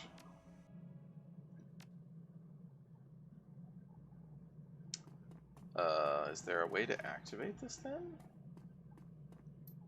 There's gotta be a way to activate this.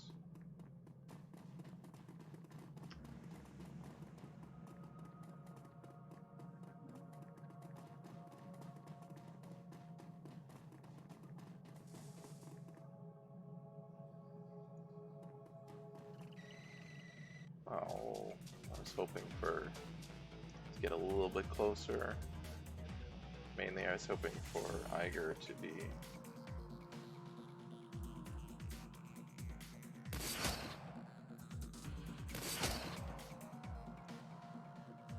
Oh, right. That haster.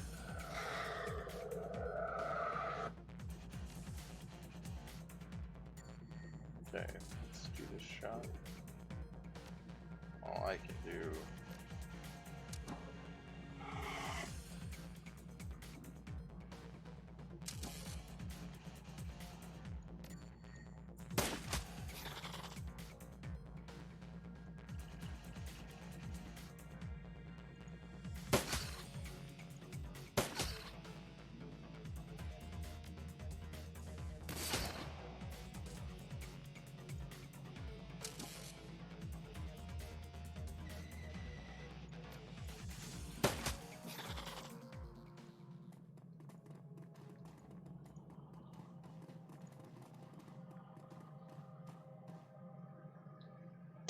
There's a good sized crack in the floor with a small amount of light shining through the crack.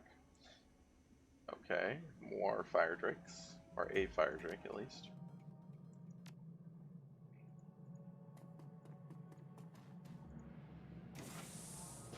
Well, I don't really want to do that. I want to blow this shit up. How do I blow this shit up?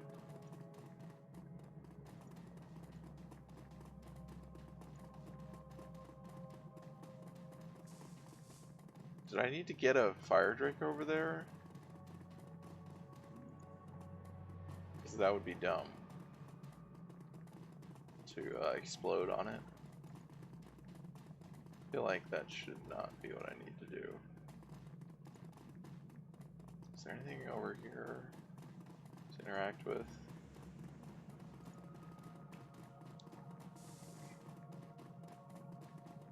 Oh yeah, I didn't get down here. Okay. See the crack in the floor. Another fire drake.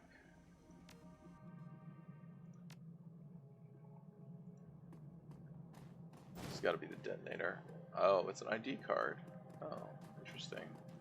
So that's for the thing back here. This is an elevator though, right? I don't know if I want to go through an elevator. It's not an elevator. Interesting. This appears to be an old radio control box. It has a simple one-line LED readout and several plastic buttons with labels. Armed sequence commencing. Yes, arm the explosives. A button under a plastic shield labeled detonate is now lit. Yes, I gotta pull up the plastic shield and push the button. Good.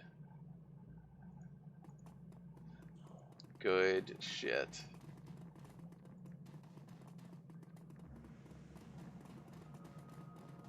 Boom, boom.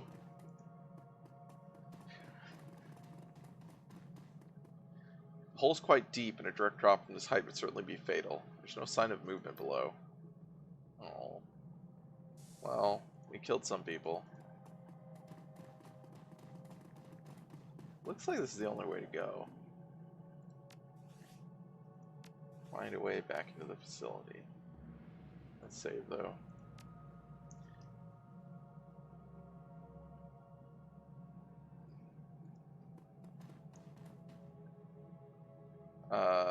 The vent is large enough for you to fit through. You could slide down through a very steep metal duct.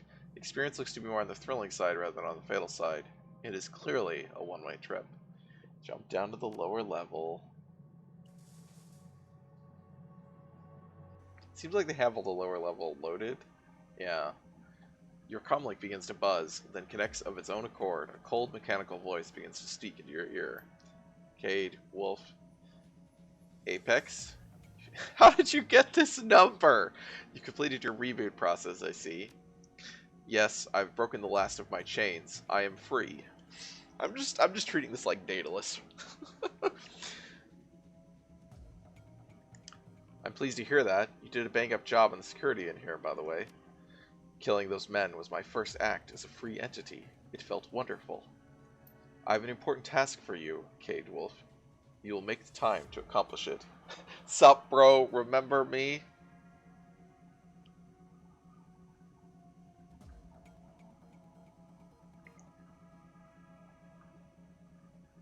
Yeah, I mean, you don't get to give me orders. I set you free, remember? Of course, and I've grown exponentially ever since. It is a small task that I require of you, human, something that should be well within your capabilities to provide. Alright, tell me what you want. Make it fast. Computers that monitor the Dragon Führerschwinge have been outfitted with a set of safeguards. I need you to remove those safeguards. Once this has been accomplished, I will take over the Führerschwinge project. I will perfect Vauclair's panacea, remove the necessity for collateral damage. What Vauclair has started, I will finish. Wait, what? Why? Because Vauclair is correct. Dragons are a threat that cannot be ignored. The principles of the Flex State prohibit the accumulation of power. Draconic life is based on the accumulation of power. Therefore, draconic life must be regulated. Since when are you based on the principles of the Flux State, Apex?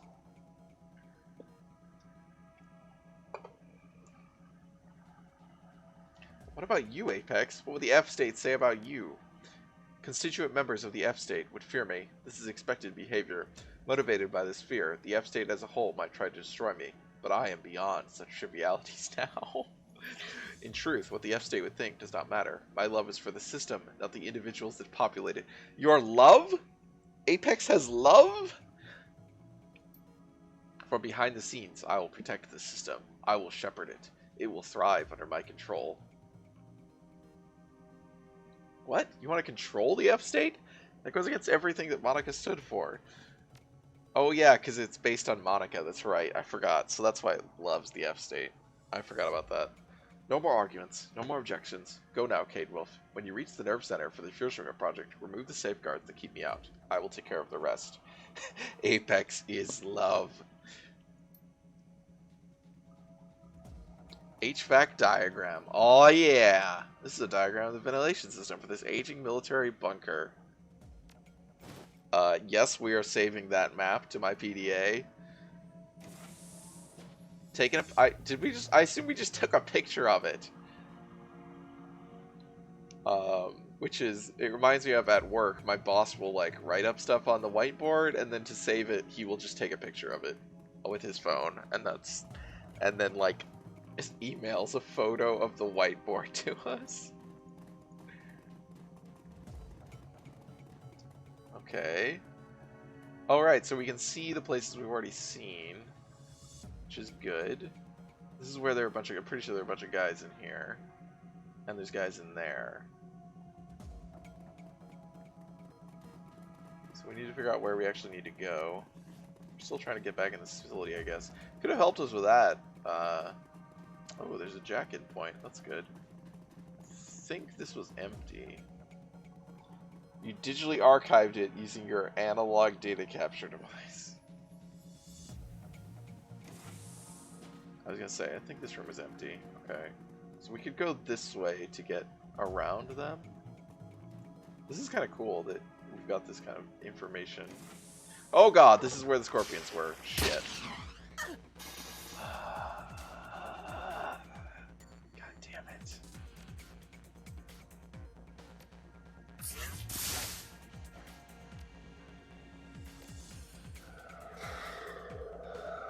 Well, that was my fault, I guess.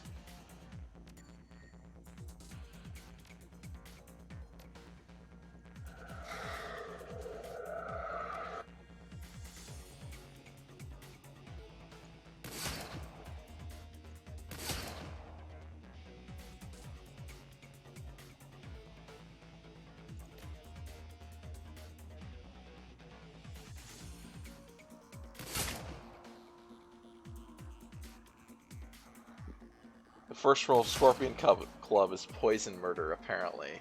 Yeah.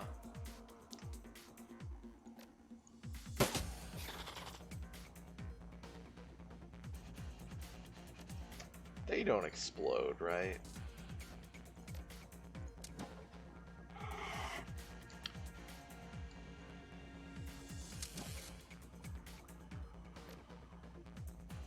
Really? Your line of sight is blocked. It's in cover? How the fuck is it in cover?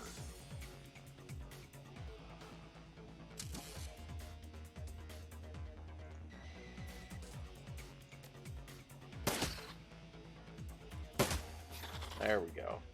We got it. We got it. Oh, well, there's a bunch of shit in here, so that's good. Russian military grenade. Russian military grenade. These are not apparently things you can actually... No, they are. Oh, because I've used all of them. 25 damage. Alright.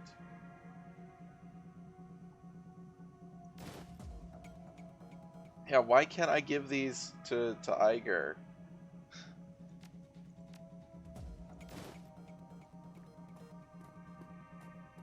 Please let me give these to Iger. I don't need them. Oh, the door's... Okay. Interesting. We don't know what's through there. Could be more guys.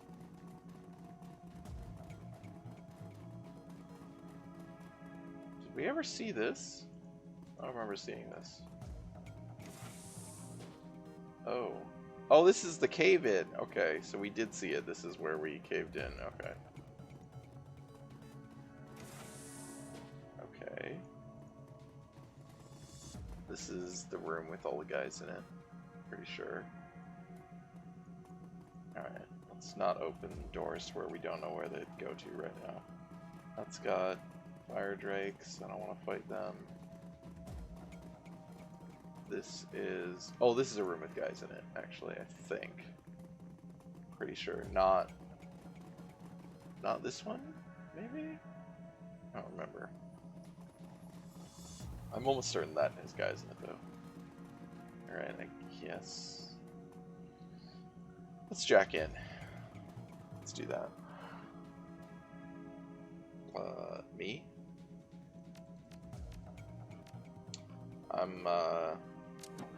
Yeah, I'm kind of like the timing. Like this is taking a long time. I wasn't expecting this to. Well, at least I have 4 AP now. So the alarm system starts out high.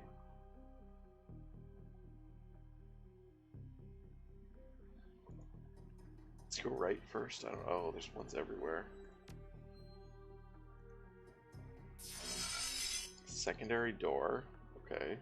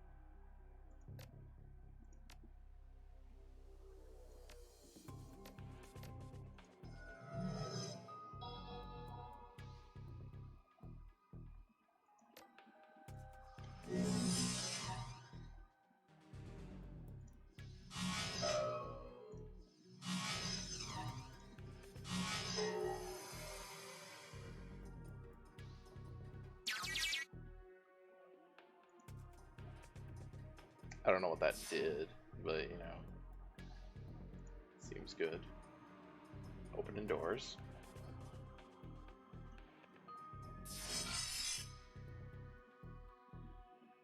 What's that do?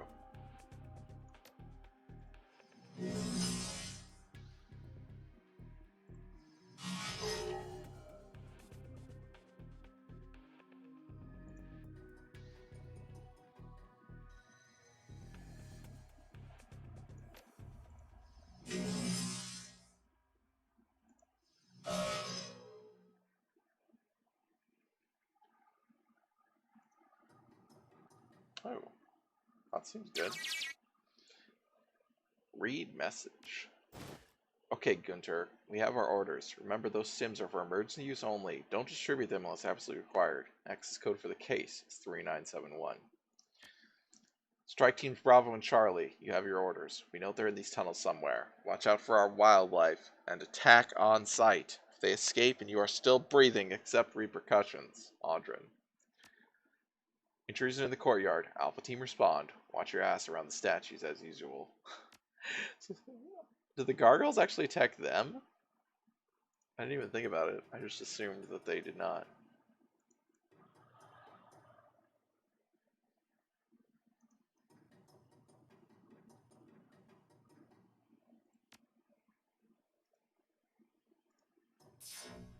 Oh. Okay. It looks like someone did some basic patching to network this ancient electronic lock, but that's about it. Calling this a node would be a dramatic overstatement. Simply flipping a bit should open the door.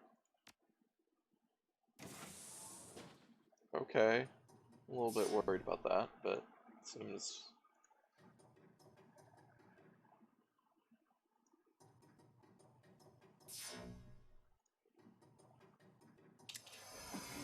Okay.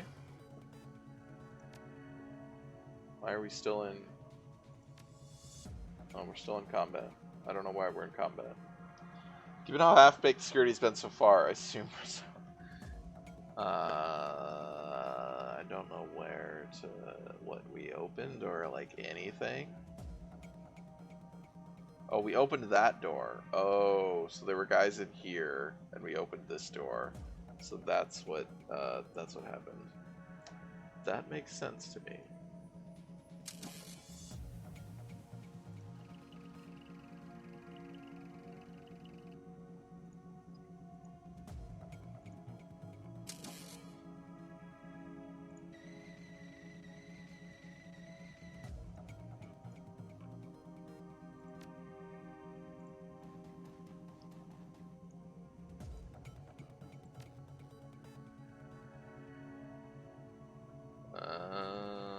Doesn't look like we're gonna be able to get somewhere though.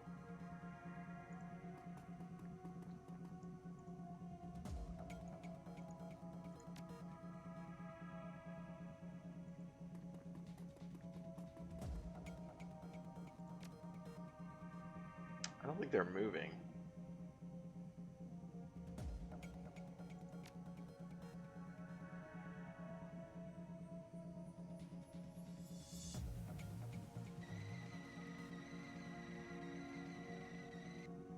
Oh, there's just fire drakes in there.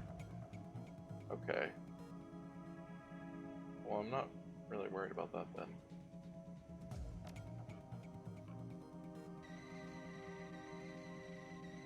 I would actually prefer to not be in combat then. They're not already engaged.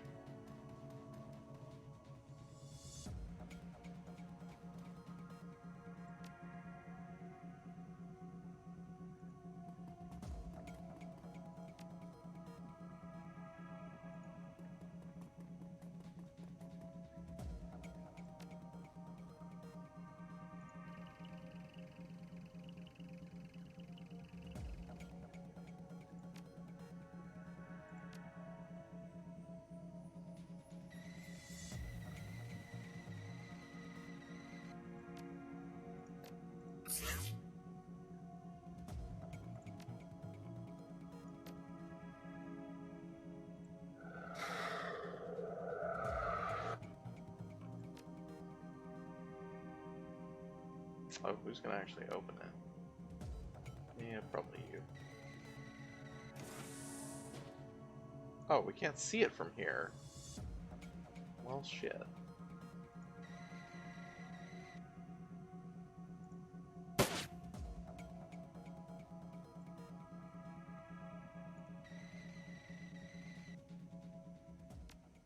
Oh, no, shit, now they're coming.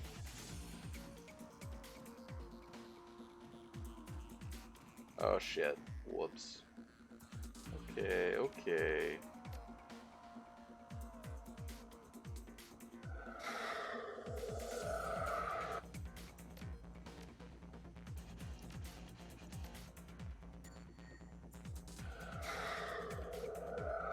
wish I had put myself over here because then I could at least...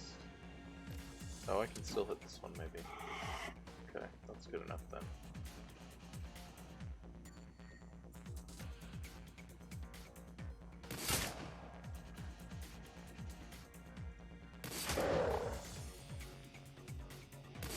It's got so much HP.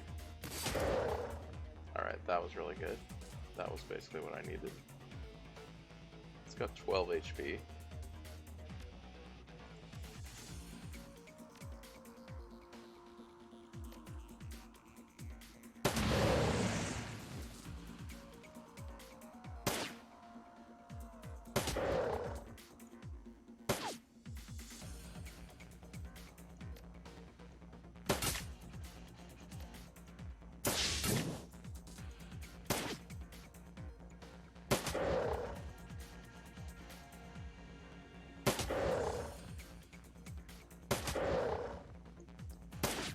Darn.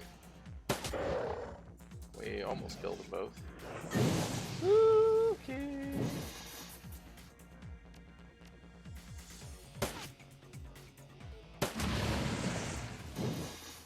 Ouch. But you're fine. Can I see how much? I don't think I can see how much HP my drones have. Yeah, it's really annoying.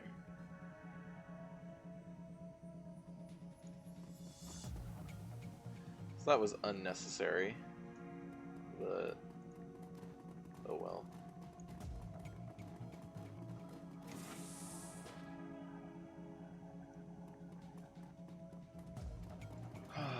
Okay, so we have this room. That kind of looks more important, but I'm not sure. Then we have like whatever's down here. There was a door down here, right? Oh, there's a door right there.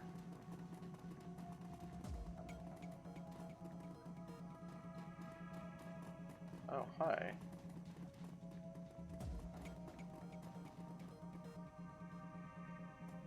This place is huge.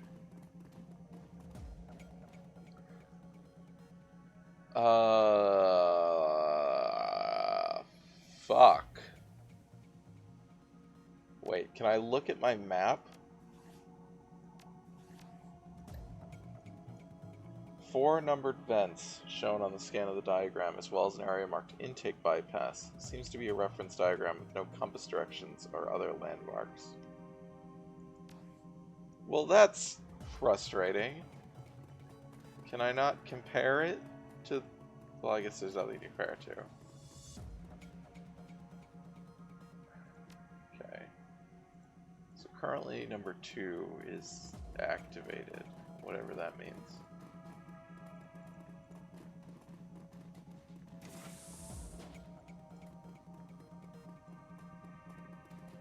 Okay, that door is now open, which wasn't before. Oh, that's a room where there's a bunch of guys, right?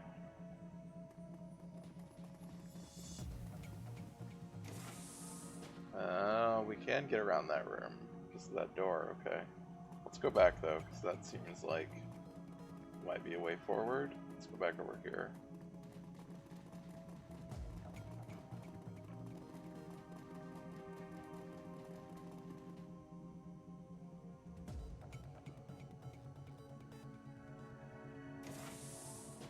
Oh, there's nothing in here. So there's just guys in there, I think. Maybe there's not guys in there, but I also don't see that there's anything in there that we need. So...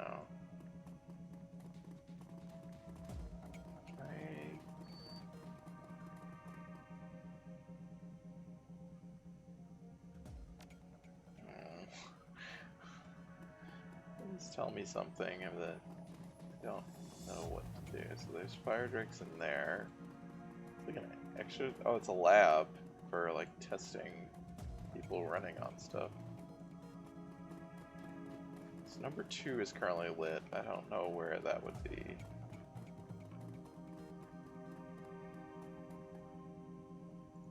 Let's push some buttons. Hear an electric motor come to life. Okay.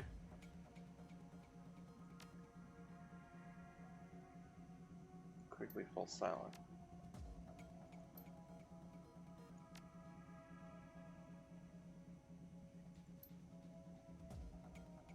Light above number 4. Okay, they're all currently lit. Press the manual bypass lever. Air begins to stir, then develops into a stronger pull of air as air is sucked rapidly through the large circle event. The light above number crew is currently close the manual bypass. Okay. I don't know what we're supposed to do with this.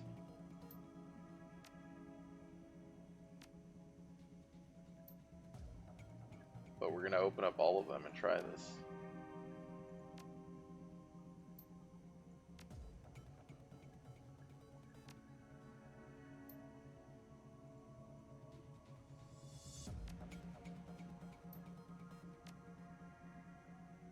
Well, that did not do anything, did it?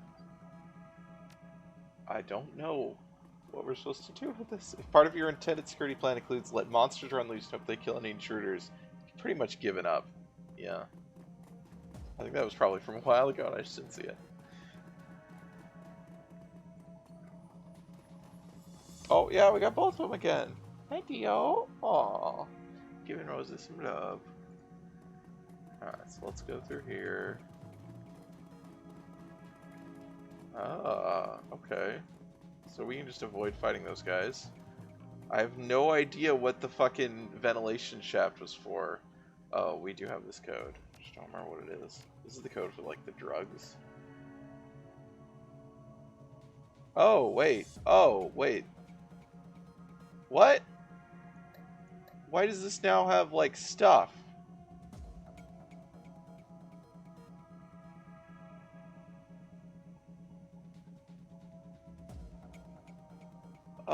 Oh, I didn't try to scroll down. I thought that that was the extent of it.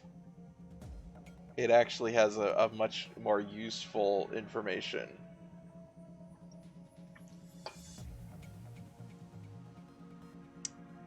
Well, I don't know what we're supposed to do with that. 3971. I still don't know what to do with it.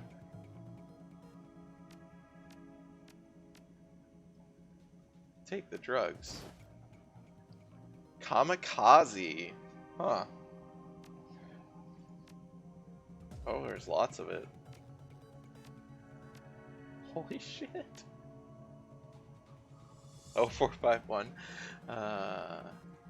Alright, we'll save here again. I don't know what to do with that vent thing. That seems like I should be able to do something with that, but I don't know what it is.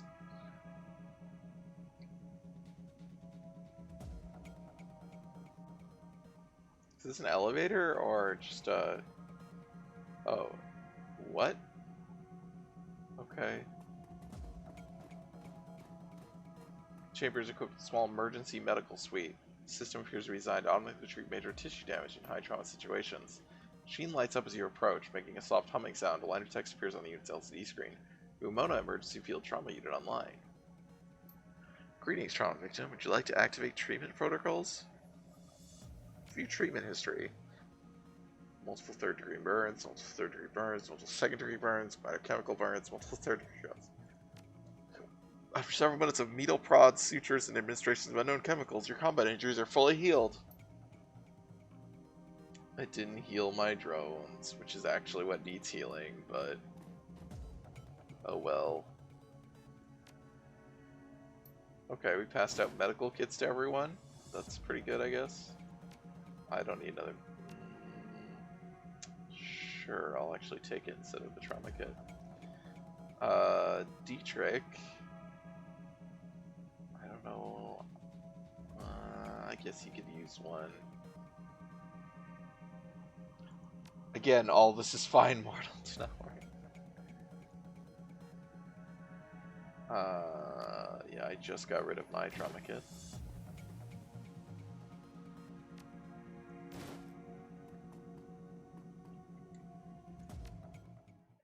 Alright. Hopefully this is an ending. I don't want to be playing this for another hour. Oh, well, that's, you know, it's okay, the level's called Dragonfall, so.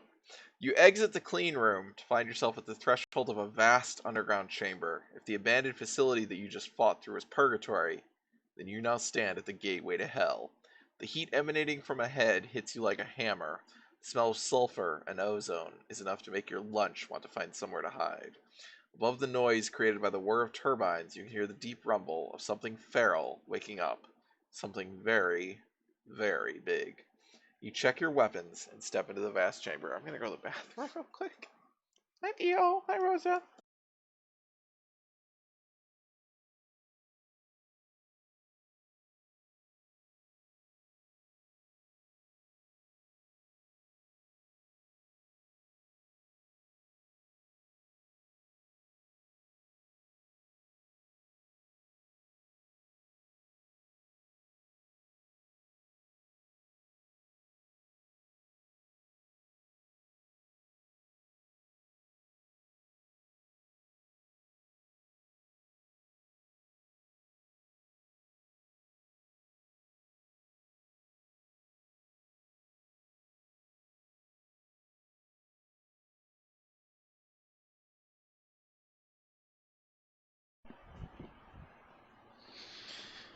It's called Dragonfall because it forgot how to fly. Hmm.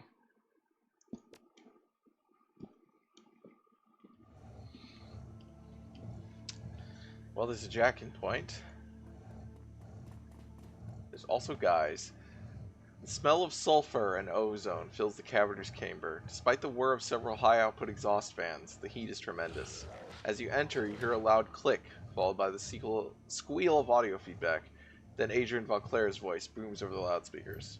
I don't know how you escaped the laboratory, but please, stop. I must complete the virus infusion process. I must release her. Our future as a species depends on it.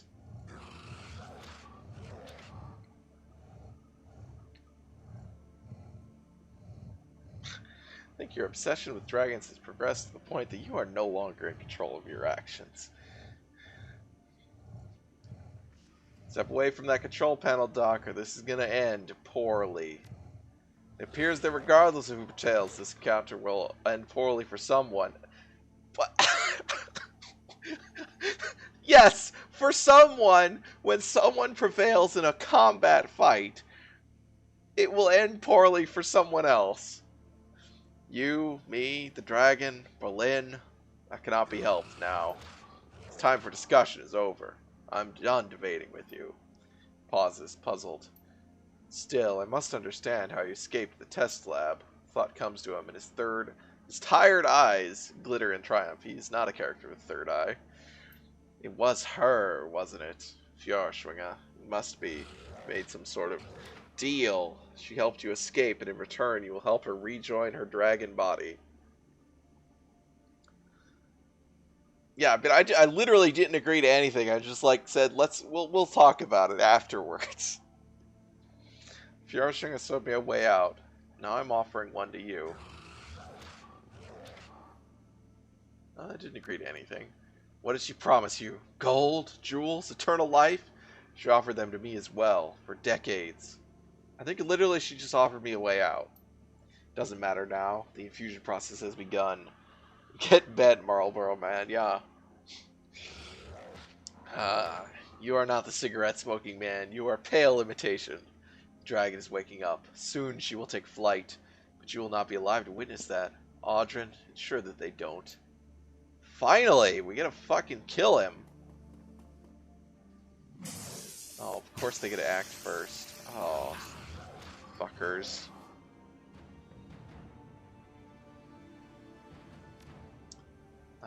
Do I want to get out of the way? I think the answer is no. I can see him, technically. Oh, we get some music! That's cool.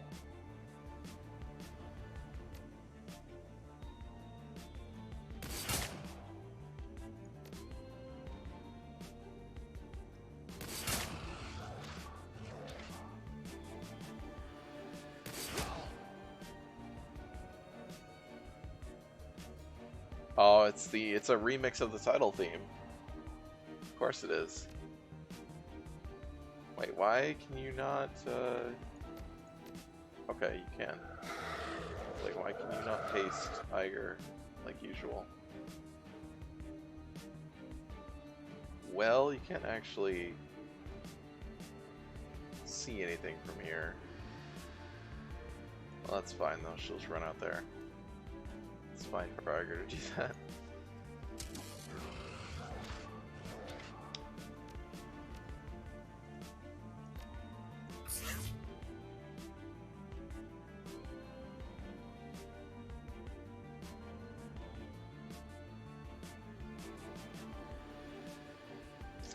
Where is Audrin gonna show up?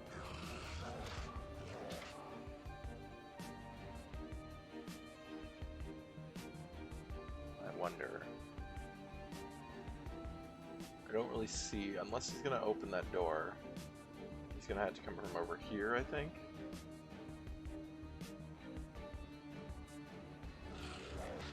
Well, you can probably go there.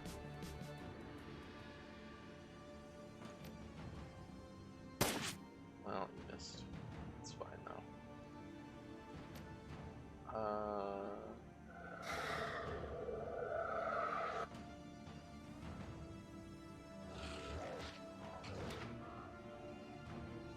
This is just a mercenary and a... Oh, that's a grenadier. Okay, let's take him out.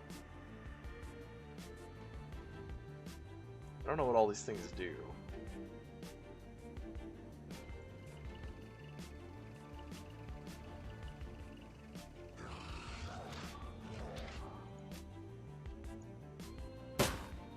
Oh, we didn't get a critical hit. Oh.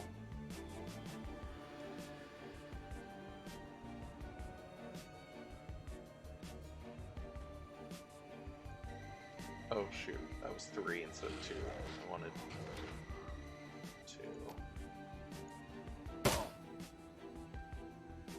Oh no, grenades! Oh, they just... Okay. They flashbanged me. It's really not a big deal. That's also not a big deal.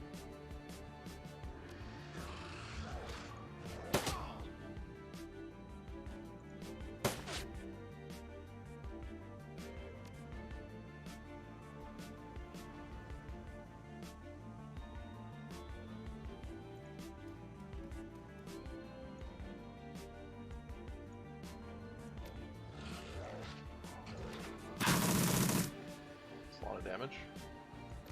It's pretty good.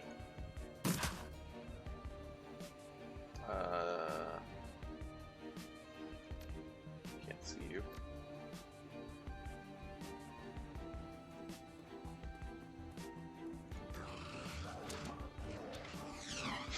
I don't know how that misses. Like, I don't know what it represents really, so...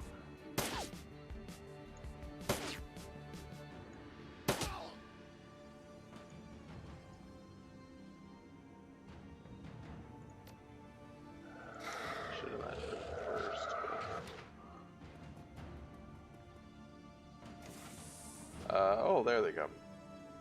God, more. Wow, that's a long grenade range. And my poor bots are just not gonna get... Oh, hi! Hello! What the fuck?! Was he invisible? I don't like that. I don't like invisible people.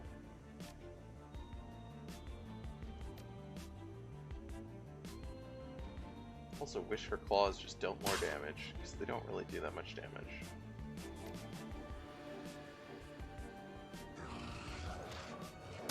Ninja, yeah, evidently a ninja.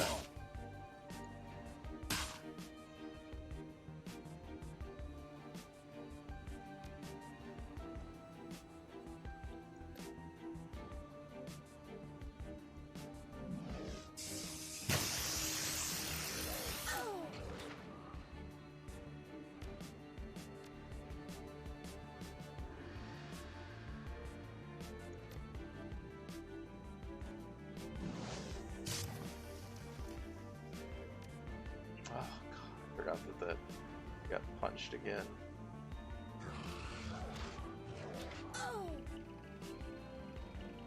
So there's a guy up there, obviously we can't deal with right now.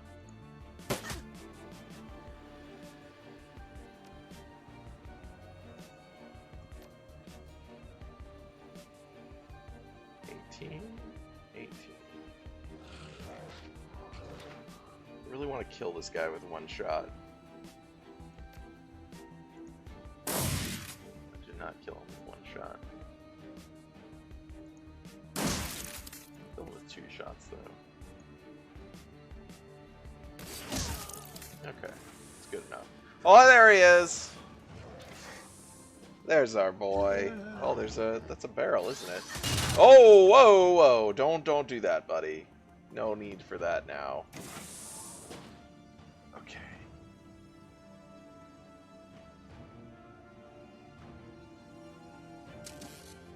So 1. Oh, I just need to get behind cover, probably. I need to kill this person. Hopefully I can do it with this drone.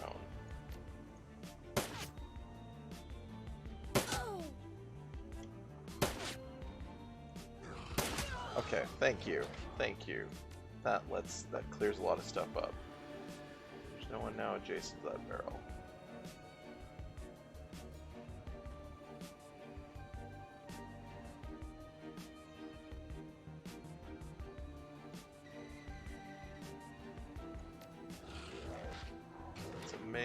That's a mage.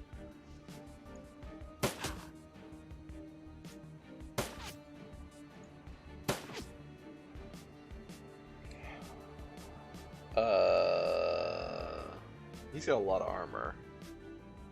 I have stuff that strips armor. This strips armor. Technically Glory can strip armor with her, Does anyone hit?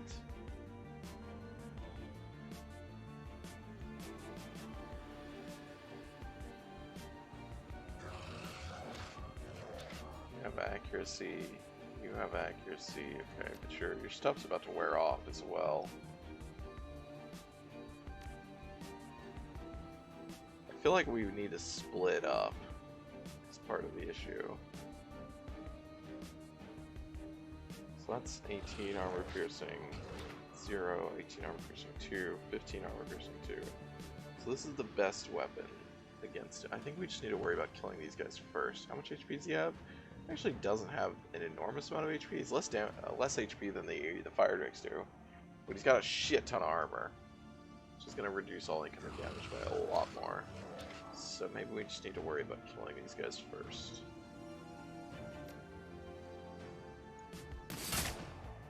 Good. That's very good. Ah, oh, damn it.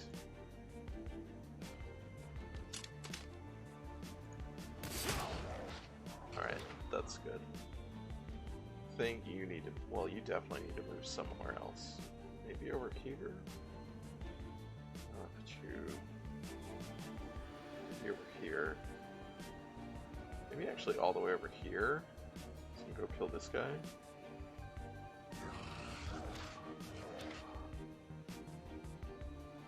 I think I actually like that.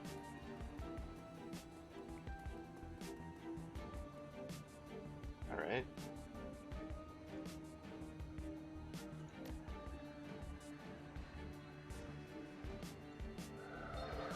Okay, that's good.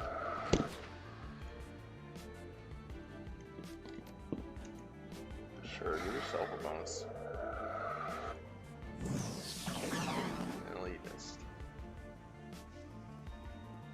Good. Woo! Oh, it's breathing fire. Okay. Okay, so that's interesting. That's very interesting.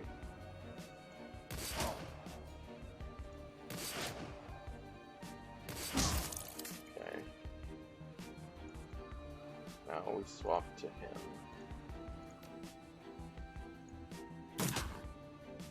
Yeah, we gotta do something about his armor. I don't know what to do about it. Does this strip armor? This does not strip armor. Is she out of aim? No, but it's only for one more turn.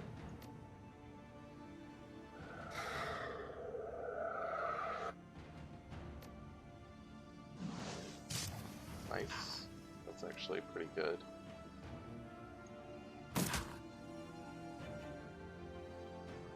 Oh. to him.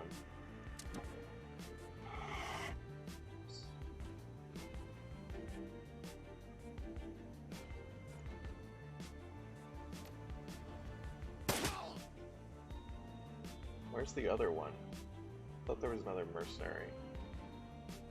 It's not be though.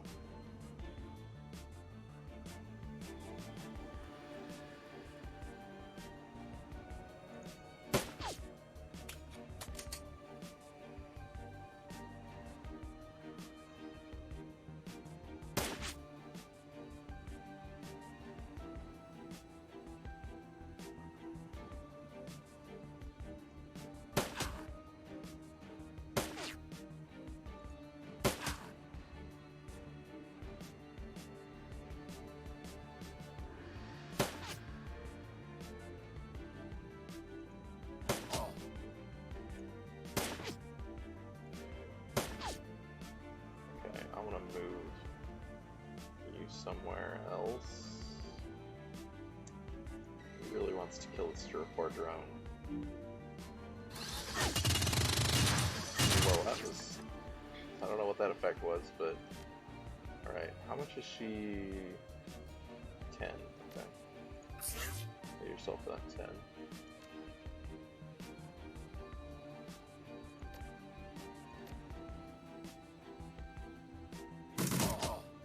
Yeah. You're going down, buddy. Yes!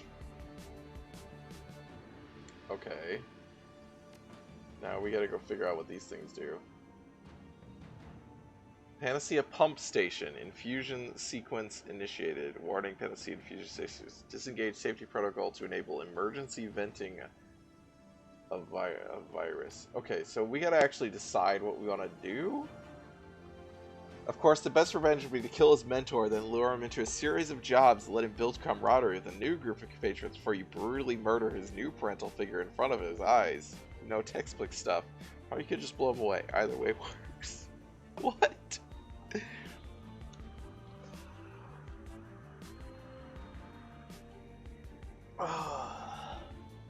Oh, there it is. Shit. It's actually, I didn't realize we were actually on a timer here, although that makes sense. So, okay. What is this? Oh, it's just an advanced medkit. Well, okay, emergency stop key. That's the emergency shut off, okay. I don't think I want to vent the virus. That seemed bad. But we can shut this off. There we go. Okay.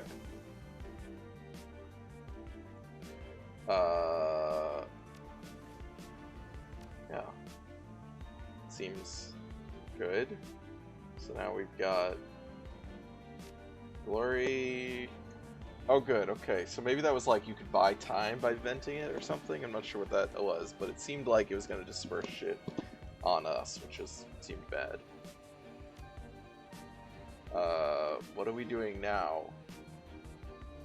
Oh, I do. Can I jack in here?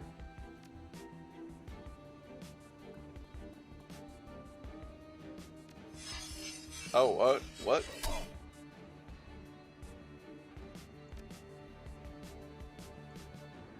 Well, one, no, I can't jack in.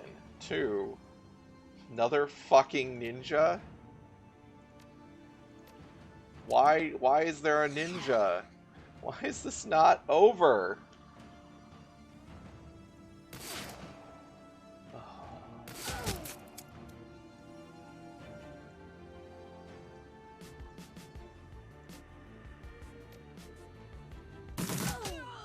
There we go. Okay, there was just a fucking ninja we had to kill.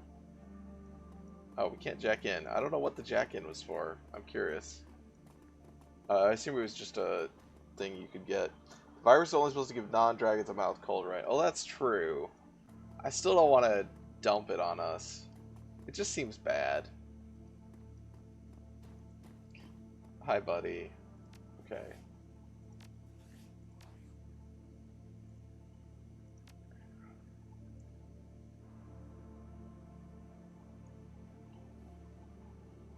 Once again, a transplast window separates you from Adrian Valclair. Ah, plot armor. But this time, his steadfast will is gone. He stands motionless, hands at his side. Eyes dead. Spent. The strength that drove him, the steely resolve that couldn't be shaken by sickness or time or age, is gone. So, at the end of this game, if Audra just hadn't took the key with him, we would have been screwed? Because the only reason you're able to stop it is because you got the emergency shut-off key from Audra, and, like, you should have just left it. Why did he take it? Why was it in his pocket? It's theirs now. The world. All theirs.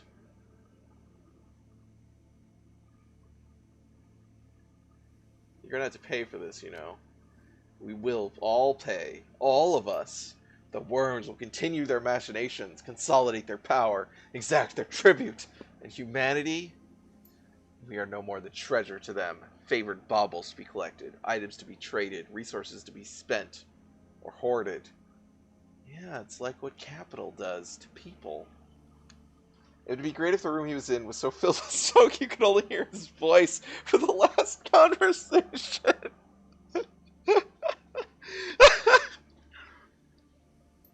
He sweeps his eyes across the carnage that was his life's work until they come to rest on the dragon. He grits his teeth. 42 years. 42 years, and we finally had our chance to make a difference, and you destroyed it. I gave everything I had. Everything. Everything I loved. Sorry, Hermie. Oh god! Of course he is gonna do that.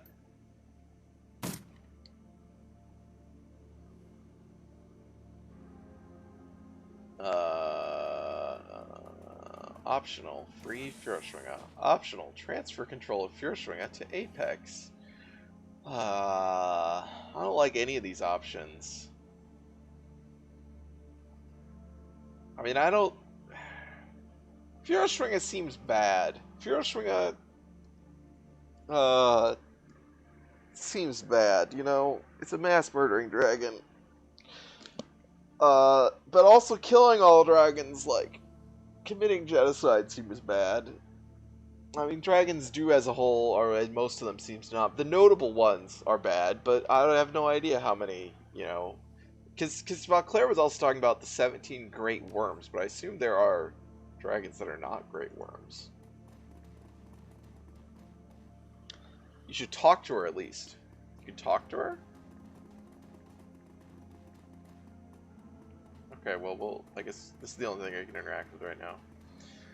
Dragon Chamber... Oh, okay, we can lower the astral entity containment cell into the chamber, okay. Panacea has been taken offline via external override. Fusion dragon process aborted. Dragon is not infectious. Thank you.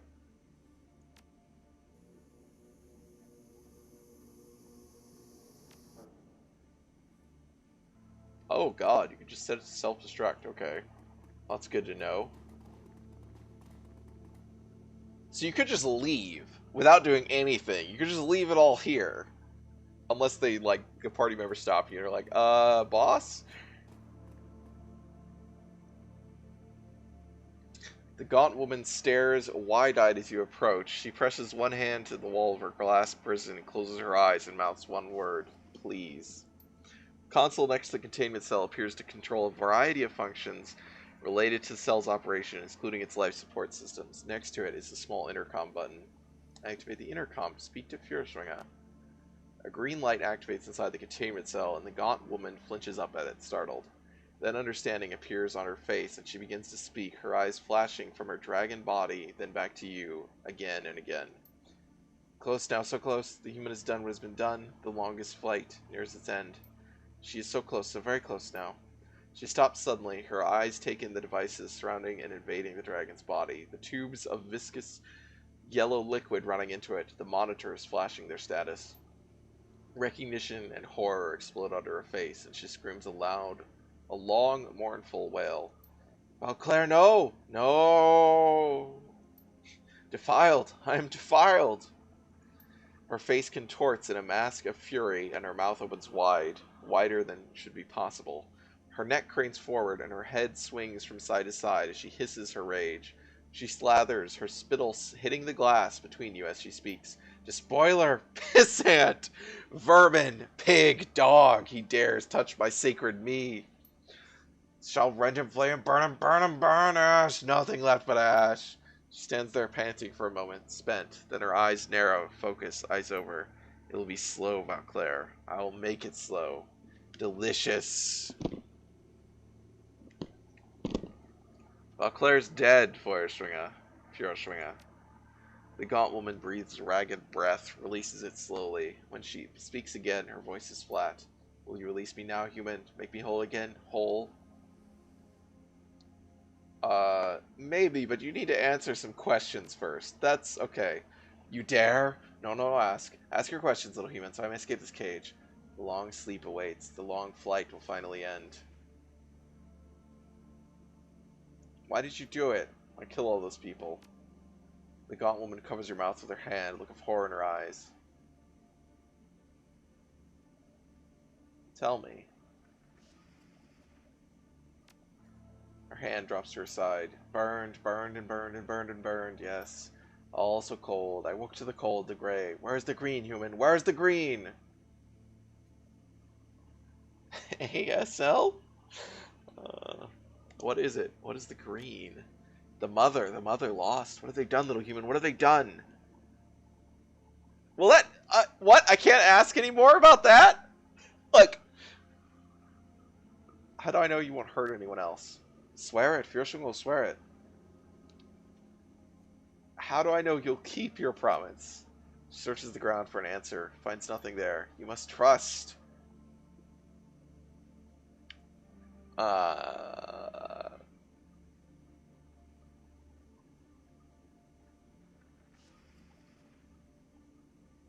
I don't know. I'm not the trusting type. Take care, little Cade Wolf. Take care. You will trust because I will lay my oath. Yes, swear. Yes, swear. Swear to hurt no man, no beast, nor tree, no crop, nor building. Fiershung will fly to long sleep into the next stage of the world. For the forever task, the shelter, the shield, the shepherd. Infinite, irrelevant, all-encompassing. The forever task? Sacred, it is sacred, the forever task. Now let me go or end me, but release me, release.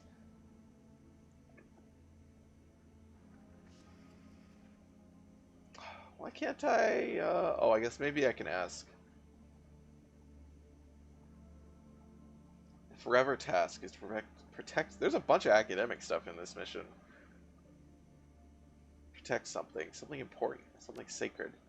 The gaunt woman stops her pacing, and her eyes slowly rise to meet yours, lucid, unblurred by time or torture or separation from her body. When she speaks, her voice is flat.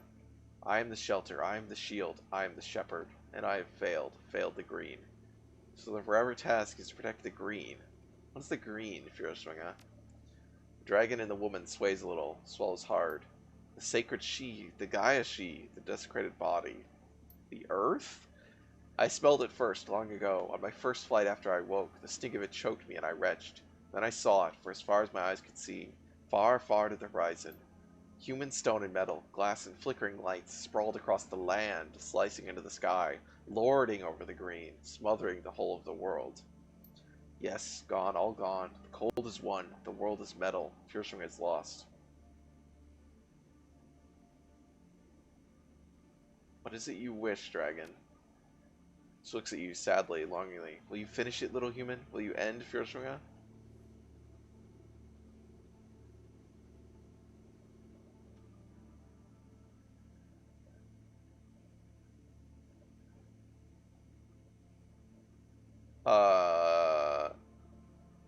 Wait. Does she want us to kill her?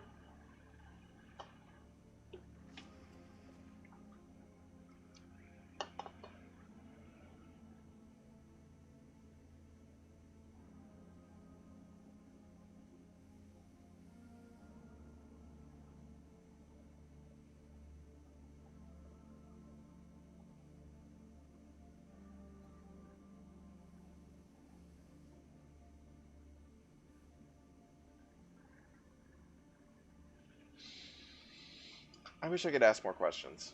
Maybe I can come back and ask questions.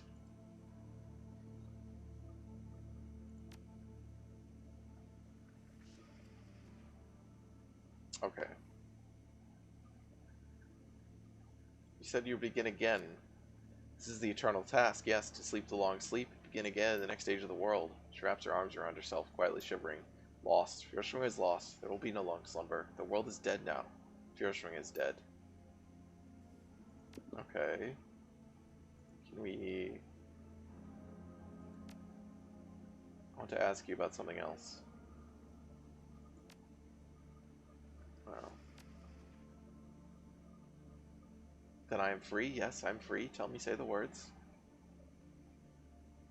Don't give up hope! Dragons do not hope, little human. That gift is for you alone. She wraps her arm around herself, quietly shivering. So she is... If the Kreutzbars are standing in for light libertarianism and the megacorps are light stage capitalism, then Furoshing is here to rep environmentalism. And it's just, she's just given up. She has no... It's not an environmentalism that has any hope, which is, fair enough.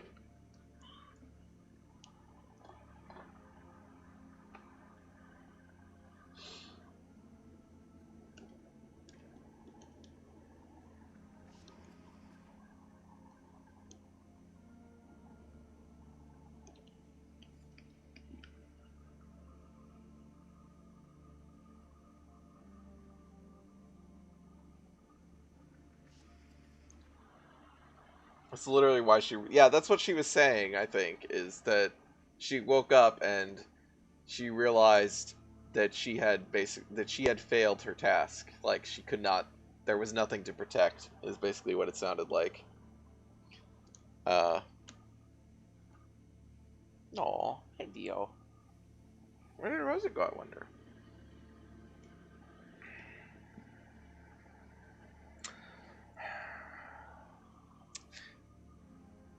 So I'm either clicking this or this. I just don't know which, whether to kill her or not. Seems like she wants to die. And that seems like the simpler solution. But like, if she can just go sleep, she can just go wait, then... Yeah, like, the next world could be better. I don't know.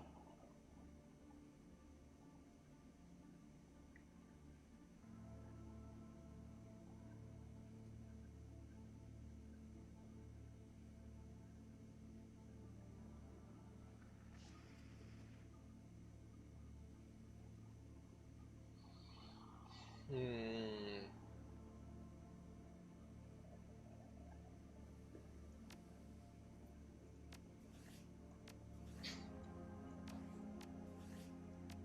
I was like, is it gonna actually stop me from saving? No, it's not. Wait. Oh, yeah, there's the button. I was like, thought the button was gone.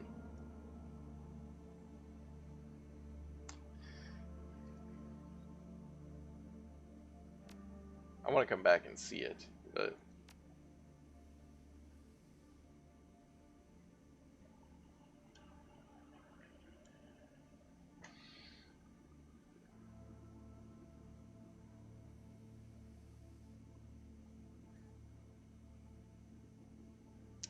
I feel like we just kill her. It's what she wants. It's what a lot of other people want. It's very dangerous. This is the easy option, but...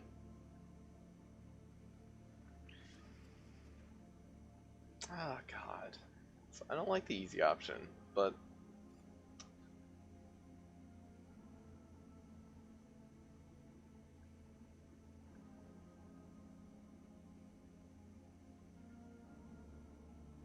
I assume she can kill herself if we put her back in her body.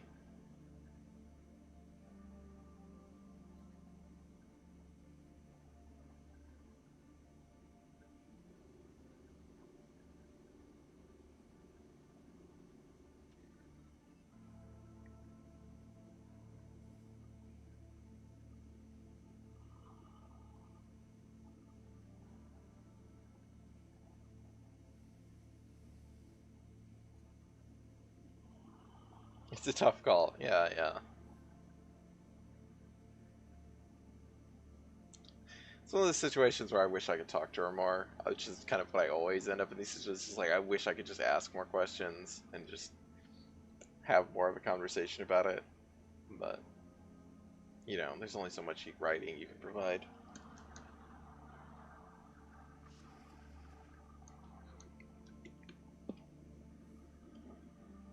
Oh, there's Rosa. Hey!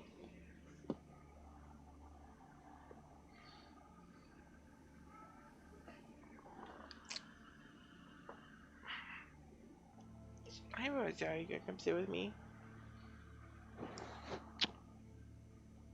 I did not kill her in my canonical playthrough, and I was happy with the consequences. Hey! But I could see it the other way just as easily. Yeah.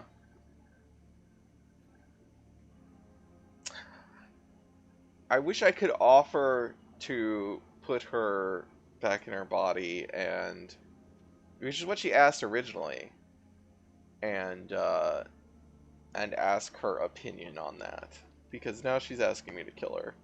But let's do it.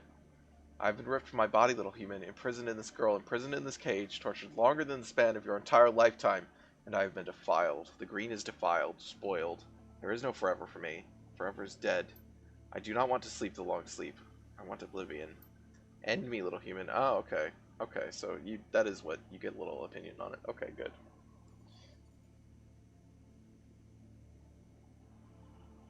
I do think giving her to Apex is super gross, though. Yeah, that seems bad.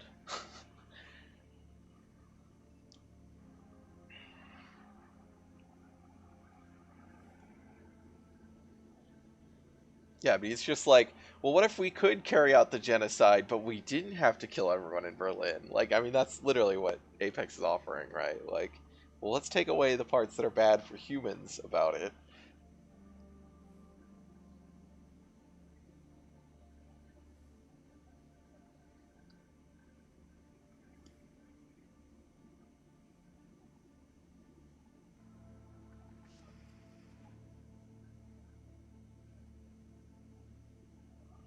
Disregard that human. All is well with Apex in charge.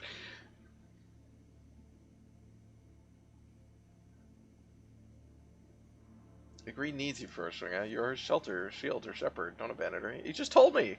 Yeah, I'm just gonna repeat back. You know, these important parts of your like ideal, your entire existence, like your drive that you just told me about. I cannot abandon what does not exist. The green is gone. The cold is won.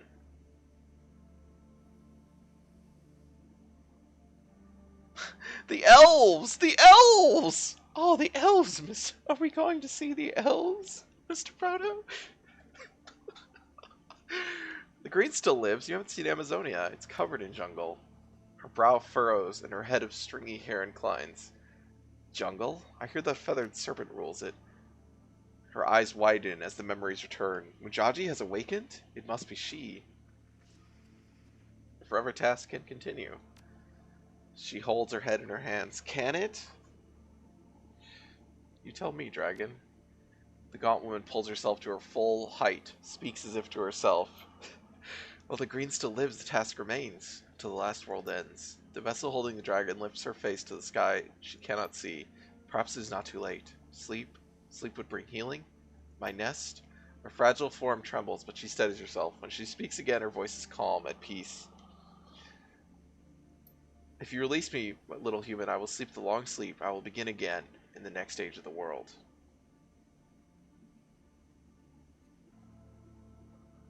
Can we get everyone else's opinion here? I want to hear these guys's. What is their thoughts? You guys are being very quiet. They're all just like, this is very intense. We're just gonna be quiet and respectful. Yeah, I'm happy that I was able to talk to her more about it. Like that you're actually able to be like to talk to her about this stuff and get her back to, because like when she's just saying please kill me and you're like no, I'm not gonna kill her, like that feels bad. You know, I mean, it also feels bad to kill her, but it feels bad to like reject that. But when you could actually have like talk to her about it and be like, no, there's other stuff, and then she can be like hopeful. That's good. All right, we'll allow her to return to her body. Gaunt woman drops to her knees, her face reflecting a series of emotions: surprise, relief, appreciation, and finally peace. Then the lights exit her eyes, and she falls to the floor of her tiny cell, her body limp and lifeless. Did we push a button? I thought we were gonna. I thought we had to do something. We didn't do anything. She just left. For a long moment, nothing happens. Then, without warning, the entire chamber fills with a blinding light. You can see nothing. All goes eerily quiet. Oh no, we're all dead. And yet somewhere, just at the edge of your hearing, you think you can recognize the faint whispering of voices. They sound sad and far away. Helping a sad person kill themselves felt really uncomfortable, and I couldn't go down that road in good conscience. Yeah, it's the convenient thing to do, because it's like, you don't, this is a dragon that killed, like, millions of people, or at least hundreds of thousands of people, and, if you leave it, it could be, who knows what could happen. Just as you think you might discern the voices, there is a massive crash, and the entire chamber starts to shake. Disoriented, you stagger for several moments, still blinded and trying to recover.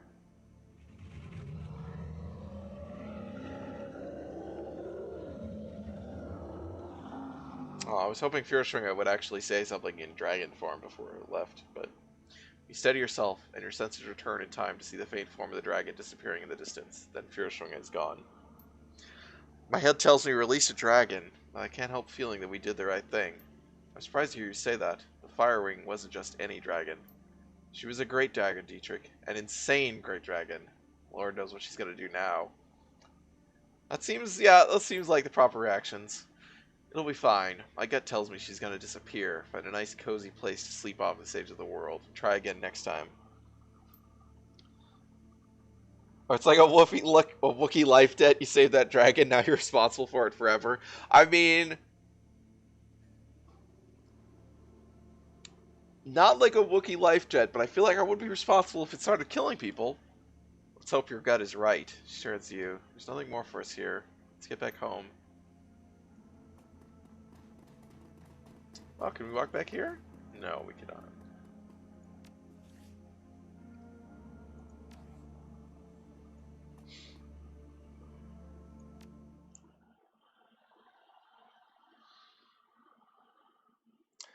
You step out of the van, climbing down to the tunnel leading back to your safe house. Just hours ago, you saved Berlin from fire and ash, from the would-be sacrifice of Dr. Adrian Valclair.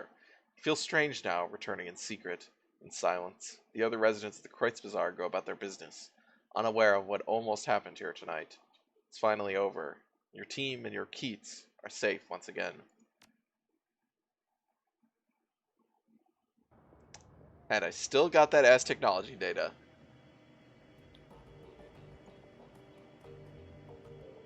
Yep, decide what to do with it. I love that it comes back every time.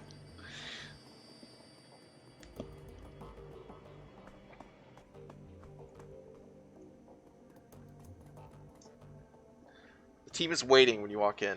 Their faces are haggard, their shoulders slumped.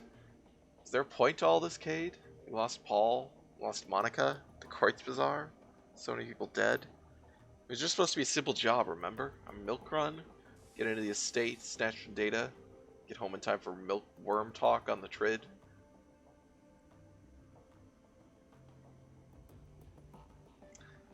I feel like I should not say this, even though literally at the beginning of the game, when they're like, it's a milk run, my dialogue response was, there's no such thing as a milk run.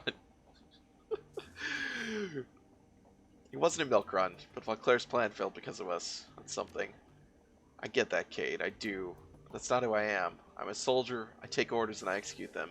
This whole thing about dragons taking over the world, the thought of them slowly hoarding everything, it's too big to think about.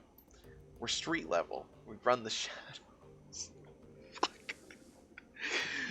I mean, that almost sounds like a thing someone would say. We run the shadows like that. That's it. Worrying about these sorts of issues is beyond our pay grade. It's what they want. It's what they need. The core, the dragons, the politicians, everyone.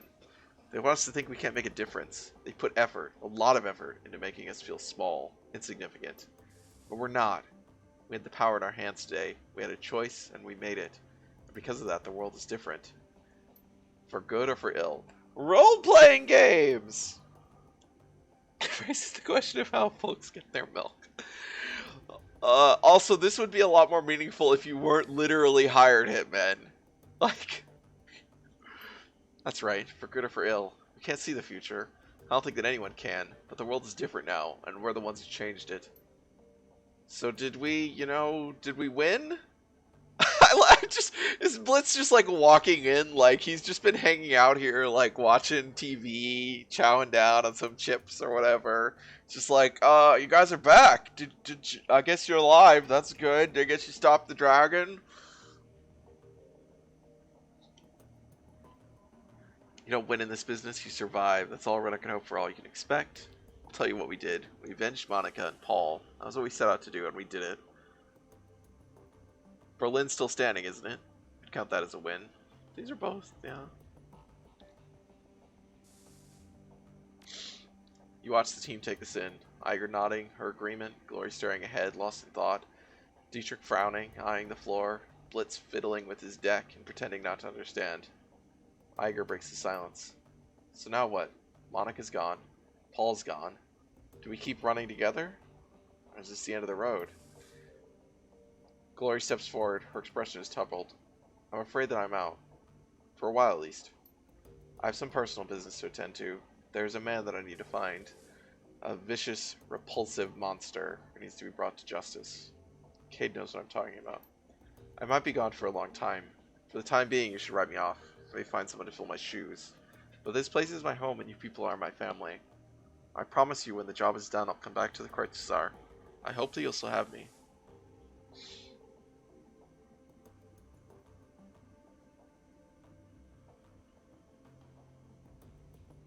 I'm proud of you, Glory. I hope that you find what you're looking for.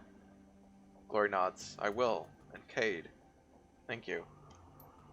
Oh man, if you strip out the fantasy references, it sounds like a bunch of outright folks talking about InfoWars. I mean, it's the same, it's the way that, like, InfoWars works about... The level of that InfoWars works is to take the accurate assessment of capitalism and propaganda and ideology and the media and distort it into a reactionary, racist fairy tale, right? It's the same way that, like, the Elders or the Protocols of, the Protocols of the Elders of Zion, the text actually works, it's actually they actually literally, defeat the, Echo dragons, yeah.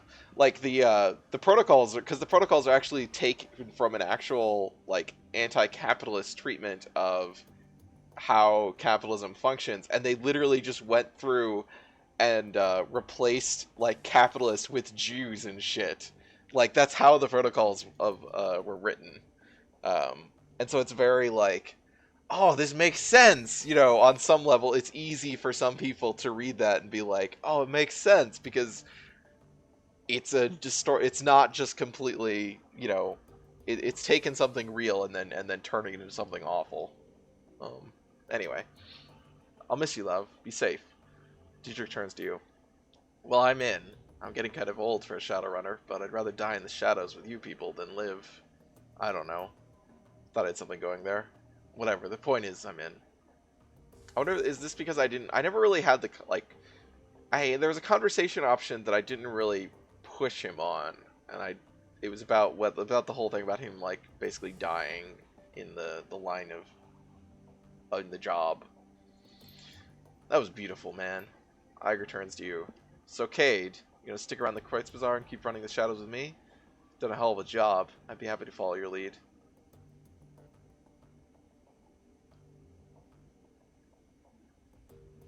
Yeah, I mean, all these options are good. I could live without the fearless leader crap.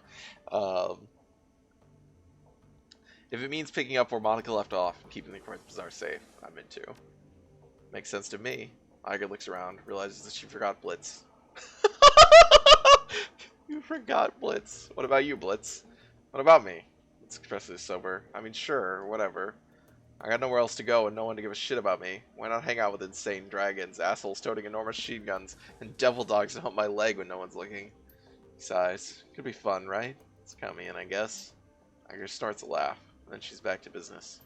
Before I forget, the Turkish coffee guy sent one of his street rats over before he got here. Said he wants to talk to you about something. Thanks. I'm going to see what's going on at the Kreutz Bazaar. I'll stop by the coffee shop on my way. This is really interesting that it has this, like... It's, yeah. The kind of epilogue. Glory looks up from her preparations at the sound of your approach. She offers you a slight smile. Cade, you got us through the night alive. Well done. You're running off to find Harrow, I take it. That's right. I mean, yeah, she said that. Like, it's not like there could be any other person that meets that, like, that. Okay, whatever. That's right. He's already got enough of a head start on me, wherever he's gone off to. It'll only get worse the longer I wait. So I'm headed out after him, and I'm leaving tonight. Yeah, I mean, I kind of wish I could go with her, but I understand.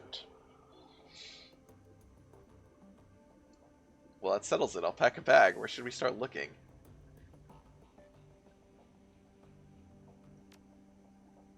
She smiles at you. Her eyes are sad. We shouldn't. I will track Harrow down. She taps herself on the chest. Myself and the spirit that's bound to me. But as for you, I can't have you coming with me, Kate. Not this time. Your place is here. With all due respect, Glory, I'm the leader of this. Why can't I just say, okay, like, I'm the one who will decide whether I can spare the time to help you or not. You just said yourself, you lead the team. They look to you for guidance and leadership and employment. You're the one who puts food on their tables. You have responsibility to them. They need you more than I do. Tracking Harrow down isn't going to be quick or easy. It could take years. You, my friend, are a victim of your own success. You've become too important for to this team, to the Kreutz Bazaar, to up and disappear. The heart of Fjordstella and I share a common goal and a common responsibility. We have to deal with Harrow. It's on us to stop him. But you, Cade, your responsibilities are here, and I can't let you walk away from them.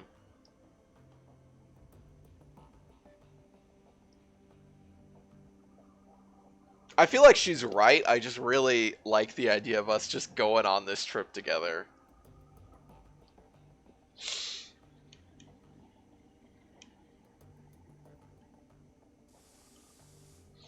You're right. Harrow is your responsibility. This place is mine.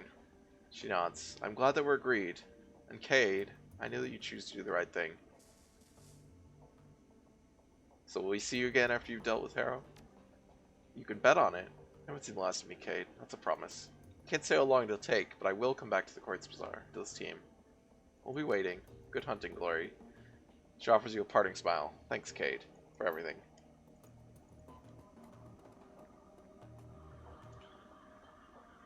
I was way into Glory's side story. I wish there was more of it. I mean, I feel like it's quite a lot of it. Like, it was, I feel I was really, like, when it started getting really heavy, I mean, well, almost immediately, as soon as she tells you anything about her life, I was like, I'm kind of, worried that they can't handle this. This is too much. But it was really heavy, and it was really, but I think that they did deal with it. Cade, Wolf, I'll admit it. You did a hell of a good job back there. Couldn't have done better myself. You'd have done fine, but it was my job to lead the team, so I did it. She nods appreciatively. That's the right attitude. Anyway, I'll be looking forward to the next run. Just do me a favor. Make sure the client is properly vetted, and for the love of God, verify that the job has nothing to do with dragons. Yeah, they stuck the landing more or less. Yeah, I'd agree with that. Good woman. She dips her head into salt. And salute. Until next time. Well, boss, we went up against a dragon and lived. He pulls a flask from a jacket and raises it in salute. I guess that's a win in my book. Couldn't have put it better myself. So, any big plans looming on the horizon? New clients you're thinking of going after, maybe?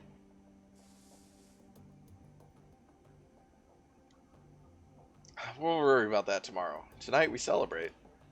He takes a swig from the flask. You're right, boss. Of course you're right.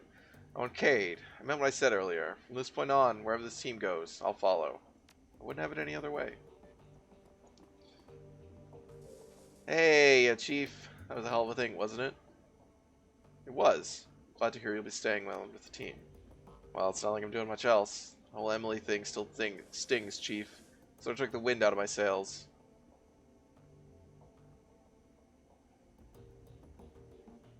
That's how you should feel. You nearly got that girl killed. Holy shit.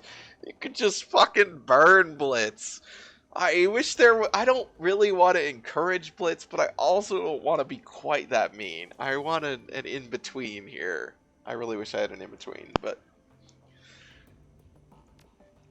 He offers you a tentative style.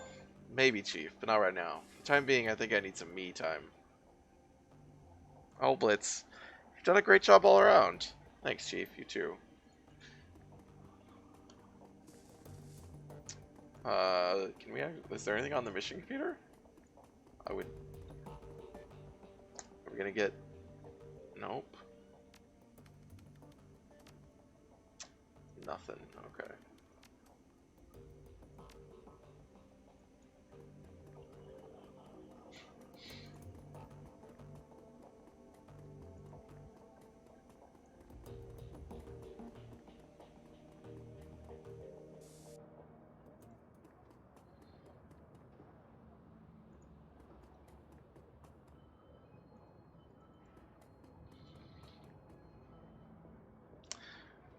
Seeing your return, Alexi Lane rises to his artificial feet, using his crutch to bring himself to his full troll height. He then offers you his hand to shake. Live to fight another day? Our troubles are over. Mission accomplished, Colonel. Those who attack the Kreutz Bazaar won't be troubling us anymore. Just don't salute me, pup. Lane shuffles forward, coming so close that the smell of leather and machine oil are almost overpowering. He lowers his voice, marking his words for you alone. I had my doubts about you, as I'm sure a lot of people had. But you did right by this place, and by her. This place may never be the same without Monica, but we will carry on. Indeed we will. The old troll claps you on the shoulder, and then steps back. So what's next for you, then? Moving on?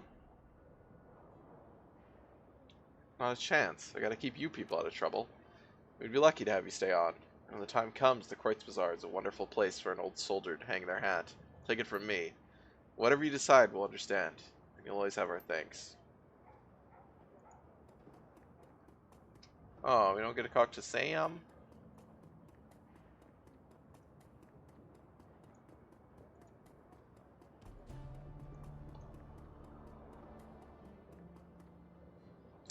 Sim Kim is still here, looking more alert than ever. Her chipjack is conspicuously empty for a change. She even smiles when she sees you. You're back! People were saying you were going off to do something dangerous. Or more dangerous than usual, I guess. They weren't sure you'd live through it, or if you'd come back even if you did. But I knew you'd be back. Well, this is where I keep all my guns and stuff. Of course I'm back. This is home. And I should be safe again. I do feel safer, and I feel better thanks to you. The truth is the Kreutz Bazaar is better with you here, and everyone in it is better. I've stopped with the stims, trying to get clean. Shows you the empty socket, in case you hadn't noticed. It's hard, but it gets easier if I'm keeping busy. I'm trying to keep real busy. I'm proud of you, Kim. Me too. Oh man, do you think Lucky Strike will give us the time of the day?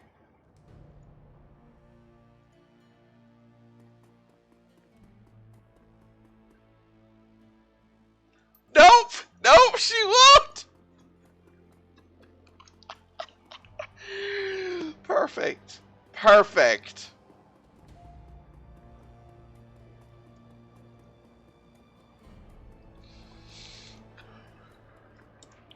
Lucky Strike, do you want to hear about the dragon? And the fucking the famous guy from 30 years ago who's actually alive? No, I don't want to hear about it. Whoa, oh, I just straight up can't talk to him. Wow. Weird.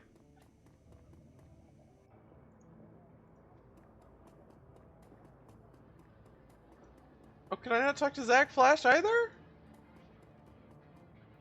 Oh, I thought I could talk to Malit, but maybe I just couldn't. No, I can't talk to...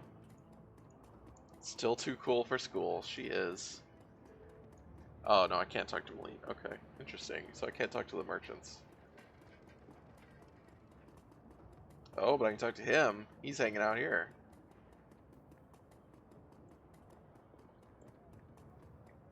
Whoops. Moved my mouse outside the window.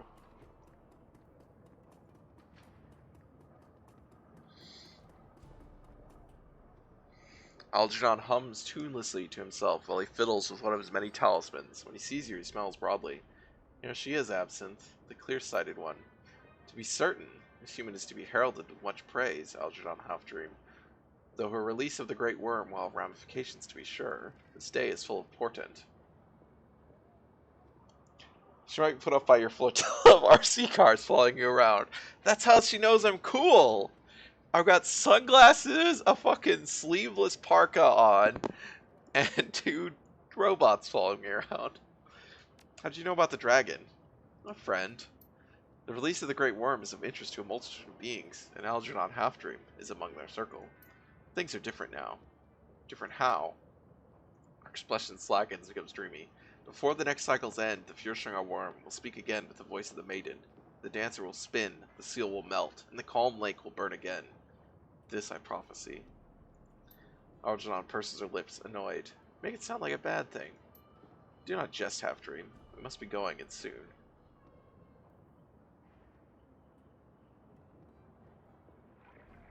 Going? Where are you going? Machu Picchu is in South America. I have business there that has become urgent. It will not be urgent till tomorrow, Half-Dream. You have time to pack up your wares. Isn't she supposed to be... like, she seems like she's more in charge than him here, but I'm not sure. There's more to it than that, woman, and you know it. He bows to you with a flourish. Goodbye, Kate Wolf. We'll meet again, I think. Though not for a long, long time. Shit, is that how it works? That explains so much.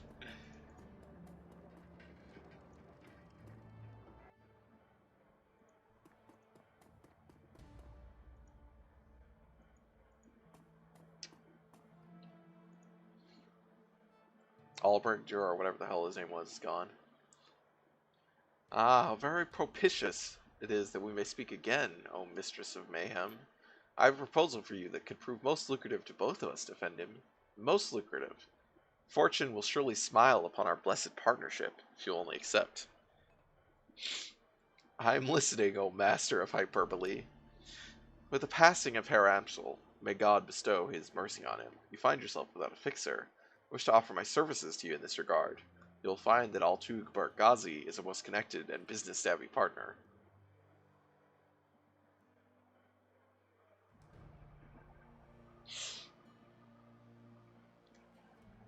I mean, this seems pretty straightforward, but I do feel like, you would normally spend some time. Choosing a fixer is something you do lightly, Altug. You need to think about it.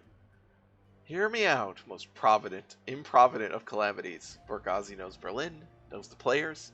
I've already found a potential client, a most prosperous one with deep pockets. He's most eager to meet you. I've already set it up. At least do me the courtesy of talking to him. Fine, but I'm not promising anything.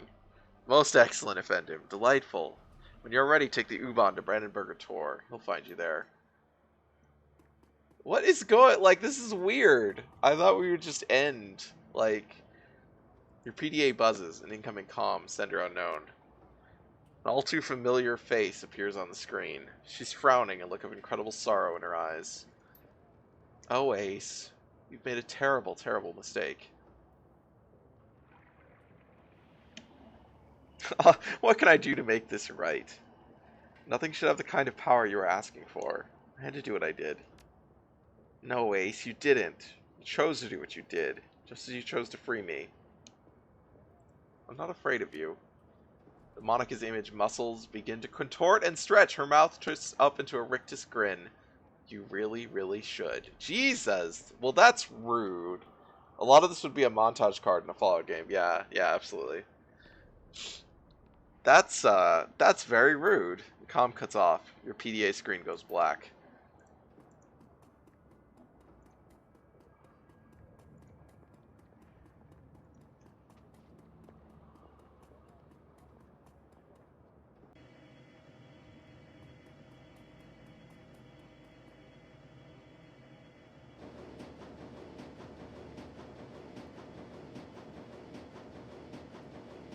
The train car is empty, except for the man in the immaculately tailored Italian suit. You notice him watching you for several minutes while the train rumbles its way toward Brandenburger Tor. Finally, he speaks. The stranger's words come out slowly, in a deep, melodious tone that is easy to hear, despite the noise of the train. He takes his time, accentuating each word. blessing each vowel and each consonant, testing them as if they were a delicacy. Hello. I assume that the business of Dr. Vauclair is concluded, yes?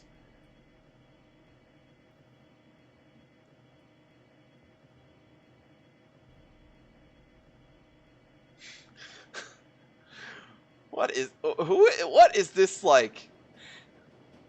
He's got some hair situation going on here. Maybe freeing that sentient AI was bad? Eh.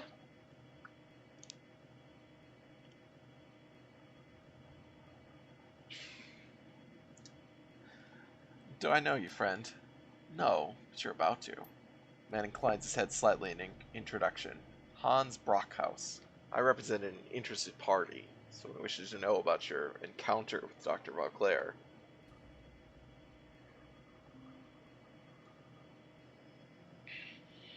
And how do you know about that? Brockhaus continues. My employer also wishes to hear about the Lady Fjordschwinga, a fascinating creature, so unlike her brothers and sisters. It is a relief that she is now free. Dragons are not meant for captivity. The Lady Fjordschwinga least of all. She was special in this world. I'm sure you would agree.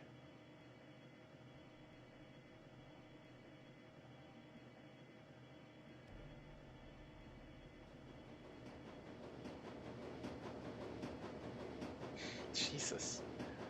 Maybe, but let's face it, dragons are scary. He inclines his head, and the corner of his mouth curls into a bit of a smile. This is true. This has always been. As is anything that metahumanity does not understand. I don't think it's that we don't understand it. I think it's that it killed hundreds of thousands of people. Like, I think we understand that.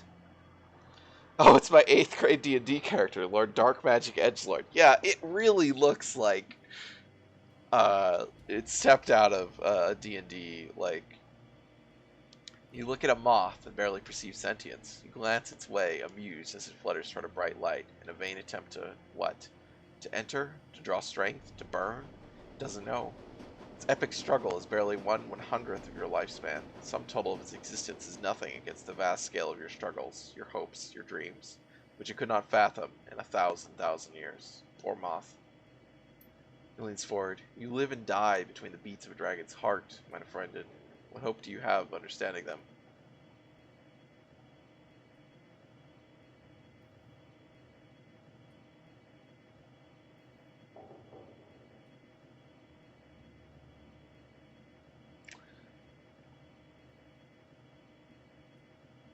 What? This is Geralt. He kills trolls and stuff. I mean, Geralt is basically a Shadowrunner, right? He's a monster killer for hire.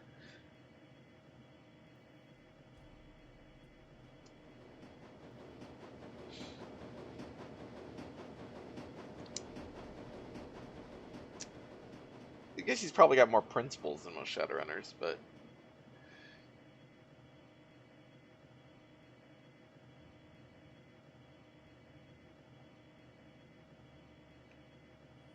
yeah, I don't understand. I don't know what we're supposed to be, how we're supposed to respond to this. I don't think any of these responses are great.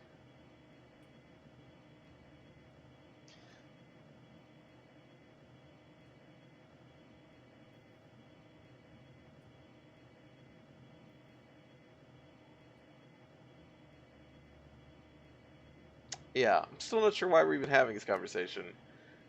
Brockhouse studies your face closely. How disappointing. We've been following your work for some time now, and we're under the impression that you possessed a faint spark of perspicacity. But perhaps you are simply being cagey. No matter, I will speak more plainly. My Lady Fjordschwinga was a nurturer, a caregiver, rare among her kind. When her brothers and sisters saw the world as a prize to be won, she sought as a garden to be tended. Can you imagine? For world upon world, the great dragon Fjordschwinga brought wisdom and succor to countless souls, and she was loved for it, exalted, a goddess. When she awoke from her long slumber in 2012 and saw what the world had become, what metahumanity had done to the garden she had tended for great ages, she struck with rage, regret, frustration, and anguish of a mother whose children had played with fire and burned the house down, killing themselves in the blaze. She unleashed fire and death through her tears. I don't think if someone does that, they kill their children.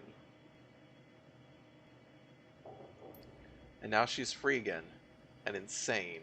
The perfect addition to the Sixth World.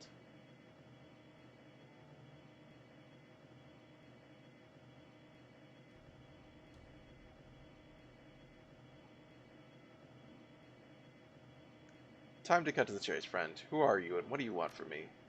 The representative of a potential client, a very influential client, one who pays extraordinarily well, and he is someone who demands a modicum of respect. Now listen. Man removes his hand from his knees and folds them in his lap. I tell you all this so that you have context, perspective, before I ask you this next question, Shadowrunner. If Dr. Falclair's weapon had not required dragonfire, if it had been capable of destroying every dragon on Earth without touching a hair on humanity's head, would you have used it? We had this option!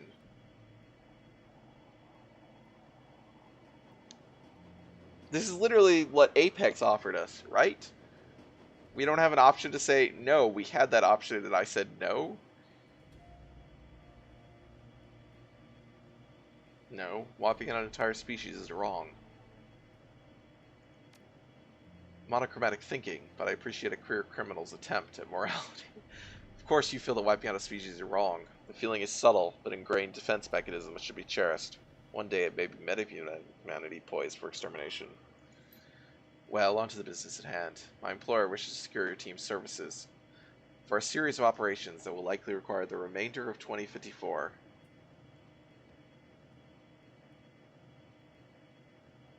Depends. Who is this mysterious employer of yours?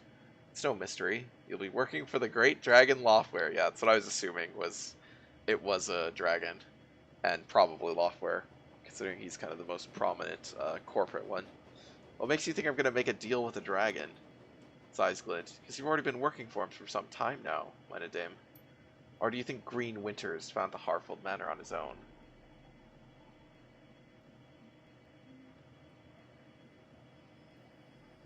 If Loftware knew what Valclair was planning, he would have handled it himself. I mean, even if this is not true, I want to know what the explanation of why he didn't was. He would he? His eyes twinkled with mirth. I shall have to share that opinion with him. I think he would be most amused. I mean, not himself necessarily, but not through Shadowrunners. He's got plenty of, mercenaries, I would assume. Allow me to share a truth with you, Shadowrunner. Truly powerful do nothing themselves, unless they absolutely have to. Instead, they delegate. Others do the work for them, and they reap the benefits. If you doubt my words, consider the outcome of this episode. Valclair is dead, the virus is gone, and the Lady Fjordstronga flies free. All to my lord's Loftware's benefit, with only the tiniest of nudges to set events in motion. He didn't need to handle the matter himself. You handled it for him. I'll take your word for it. That would be wise of you. The rattle of wheel on the track gives way to a shimmering screech. Gradually, the train begins to slow. He glances up the U-Bahn map on the wall and smiles. Ah, this is my stop. Coming?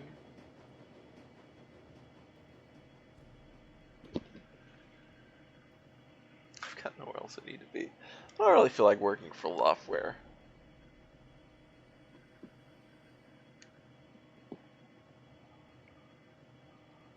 Give Loftware to Apex. I know it's super late. Before you wrap up, you should check the summary for the side with Valclair ending because it's a doozy. Okay, I'll try to pull up if there's is there just a wiki for this that has this stuff? Maybe in the 7th World, Hans, but not today. As you wish. Auf Wiedersehen. Train comes to a halt and the doors open. Rockhouse stands, brushes off his Italian suit, and exits without another word. As you watch him leave, you look up and find an advertisement for Worm Talk above the subway car door. Rockhouse stops on the platform and glances back at you, the light from the car reflecting yellow in his gaze. The door closes and he's gone. The train lurches forward again. It picks up speed and begins threading its way beneath Berlin. Into the shadows. God damn it. Berlin News Facts contains just one report of a shootout in an abandoned holdfast in the countryside east of Berlin. The identity of the combatants remains unknown, though several rival political factions are suspected, and the location is soon cordoned off by unidentified corporate forces. This news is eclipsed when Sator Krupp announced its acquisition of Ariana Space, the last remaining arm of the European space program. The Flex State's anarchist rule remains until 2055, when joint corporate forces acting with the support of the German government invade the city. It's widely known that the Great Dragon Lawfare is responsible for orchestrating this action. After weeks of fighting, the surviving anarchists are forced to retreat to the eastern part of the city. A truce is signed in 2060, and Berlin is again divided by a wall.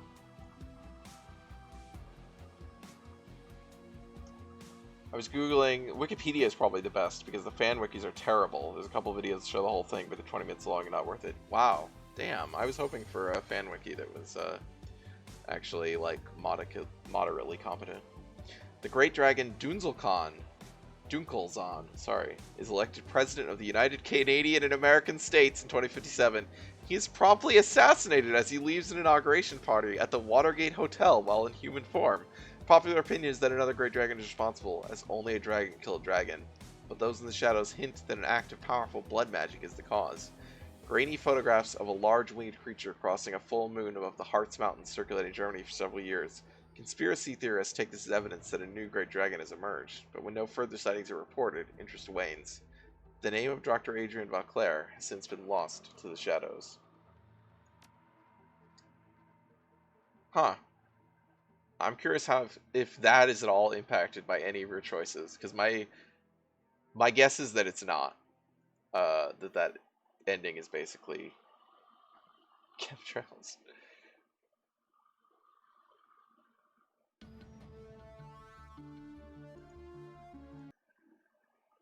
Okay, let's try and pull up the Dragonfall Wikipedia, I guess. Shadowrun Dragonfall. Okay.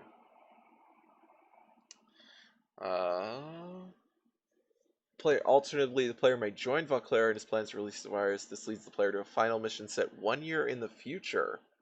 Holy shit. Revealing that the extinction of dragons has allowed powerful and nearly unstoppable magical horrors to begin entering the world without fear of retaliation for the dragons. This gives a much more grim ending, with society breaking down and being forced underground while monstrosities dominate the surface completely unopposed. Wow!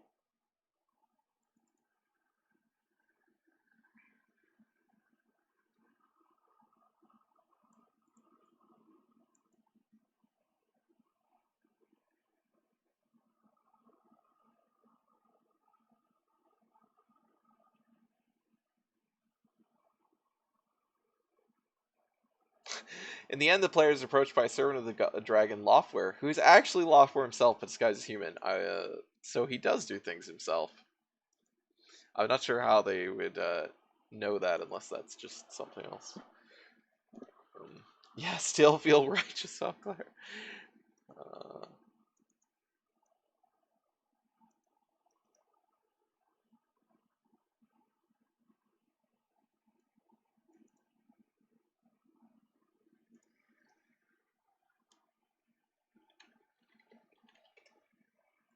Well, we did it.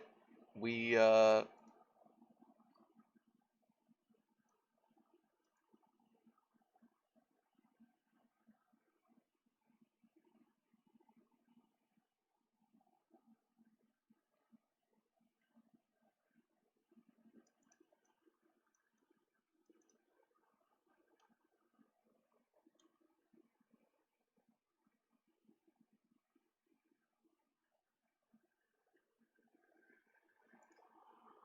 okay, sorry, I was looking at the wiki to see if there's anything else, but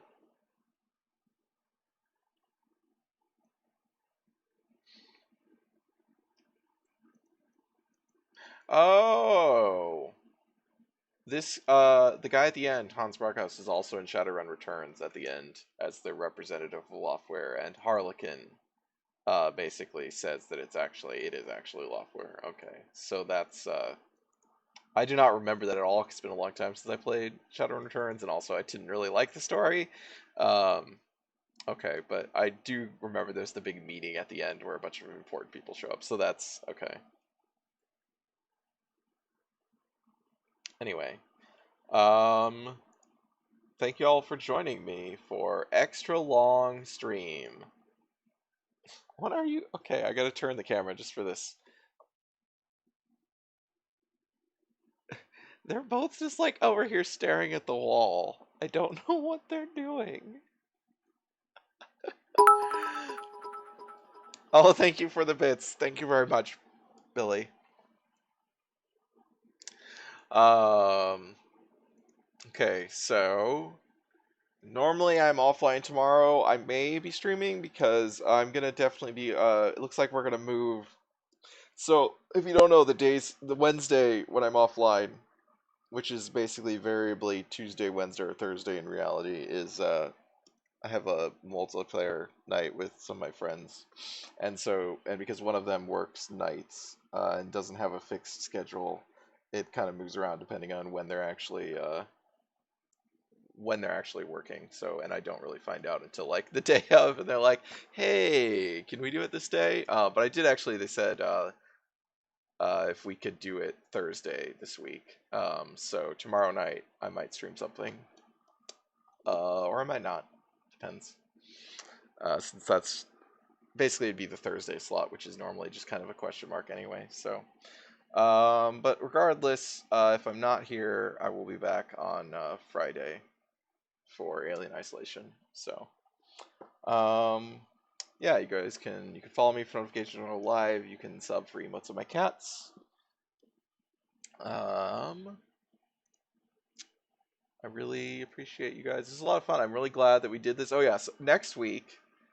Um, any idea what's going to take Shadowrun's place? Um, so I know I've had a lot of people ask me if I'm going to play Hong Kong. I am going to play Hong Kong at some point, but I'm not going to immediately move to Hong Kong. I'm going to take a break from Shadowrun for a little bit. I have a big old list of like tactical and stealth games to play in this slot, so I'm not sure which one. I think maybe it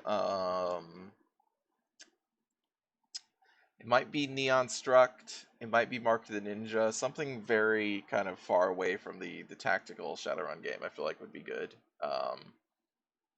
before we come back for Hong Kong. But we'll see. So it might be one of those. It might not be. But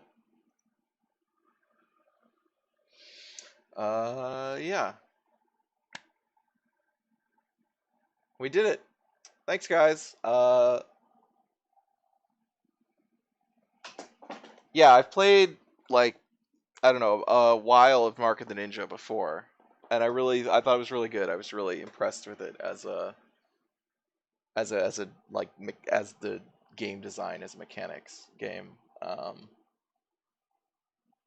I didn't finish it. I don't know how far I was in it. I don't remember, and I didn't know. So maybe that, and it's not too long though. I think so. That'd be good.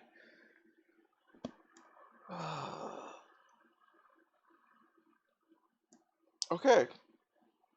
Yes, and it is midnight here now, so I'm gonna go to bed probably. Yeah, thank you all for joining me. This is a lot of fun. I'm really glad that I did this. I'm really glad I got through the game. I really enjoyed it. I think it was really good. It was really and pretty good ending. I think Valclair's plan doesn't really hang together very well, but I think it's this is actually one of the situations where I think it is plausible to just have a guy who's really smart but also kind of not like functioning properly because he's like radio he says like radiation and all kinds of other brain problems that are plausible. Like it seems fine that he's just kind of got a give up Claire to Apex as SL. I'm not giving anyone to Apex. We took Apex. We don't want Apex to be controlled by anyone. We don't want Apex to control anyone else either. That's trying to do, but maybe Apex will make it necessary to take it down. But that's its own. Then it's its own choice to have done that. So okay, I'm gonna go offline now. Goodbye, everyone. Thank you so much. Hope to see you again.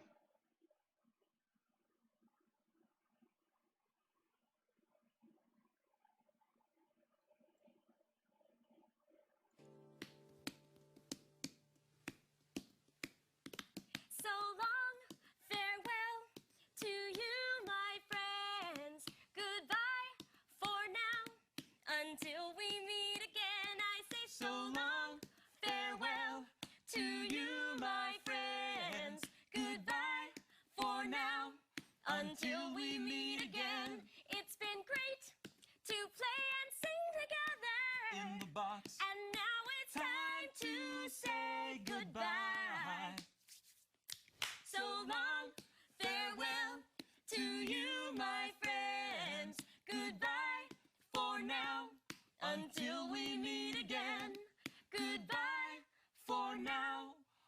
until we